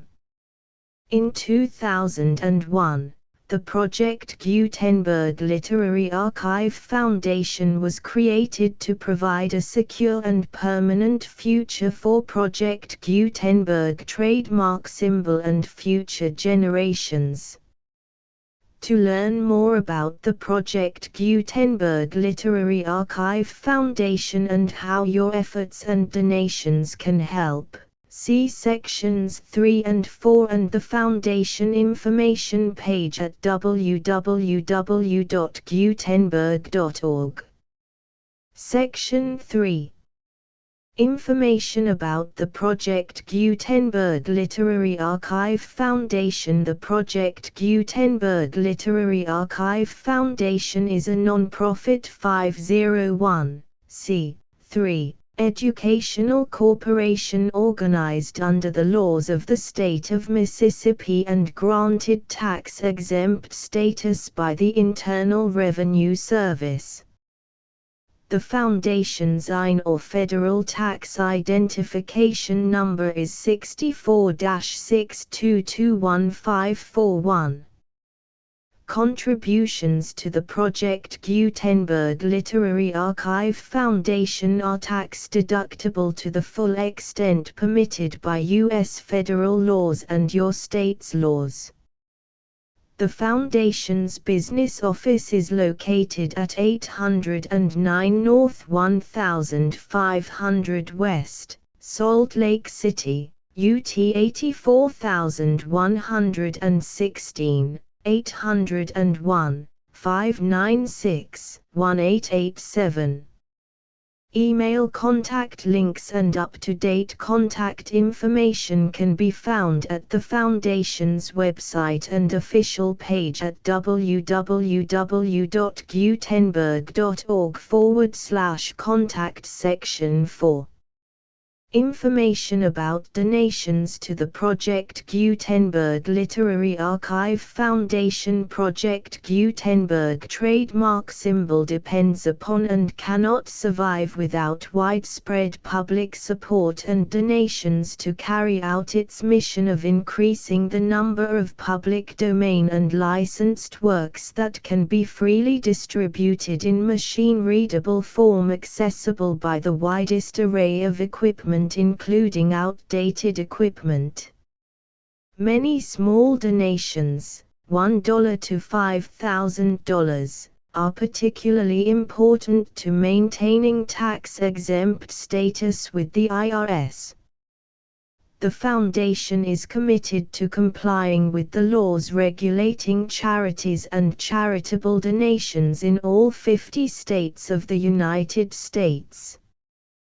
Compliance requirements are not uniform and it takes a considerable effort, much paperwork and many fees to meet and keep up with these requirements. We do not solicit donations in locations where we have not received written confirmation of compliance. To send donations or determine the status of compliance for any particular state, visit www.gutenberg.org/donate. While we cannot and do not solicit contributions from states where we have not met the solicitation requirements, we know of no prohibition against accepting unsolicited donations from donors in such states who approach us with offers to donate. International donations are gratefully accepted, but we cannot make any statements concerning tax treatment of donations received from outside the United States.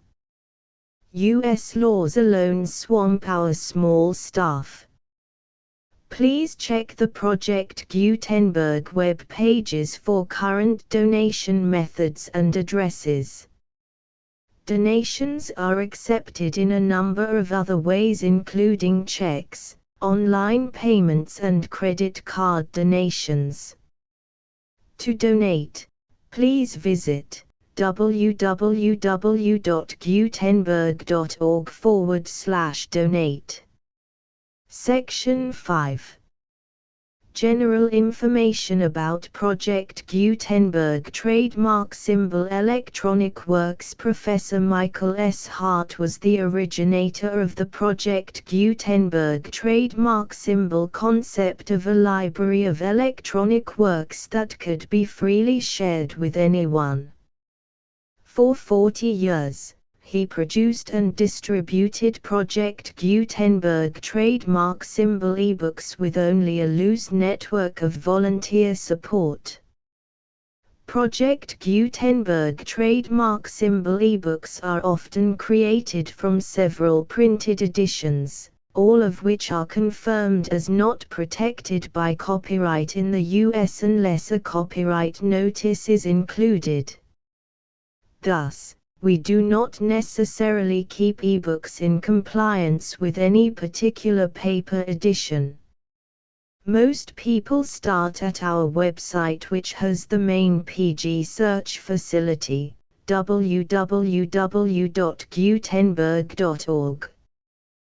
This website includes information about Project Gutenberg trademark symbol, including how to make donations to the Project Gutenberg Literary Archive Foundation, how to help produce our new ebooks, and how to subscribe to our email newsletter to hear about new ebooks.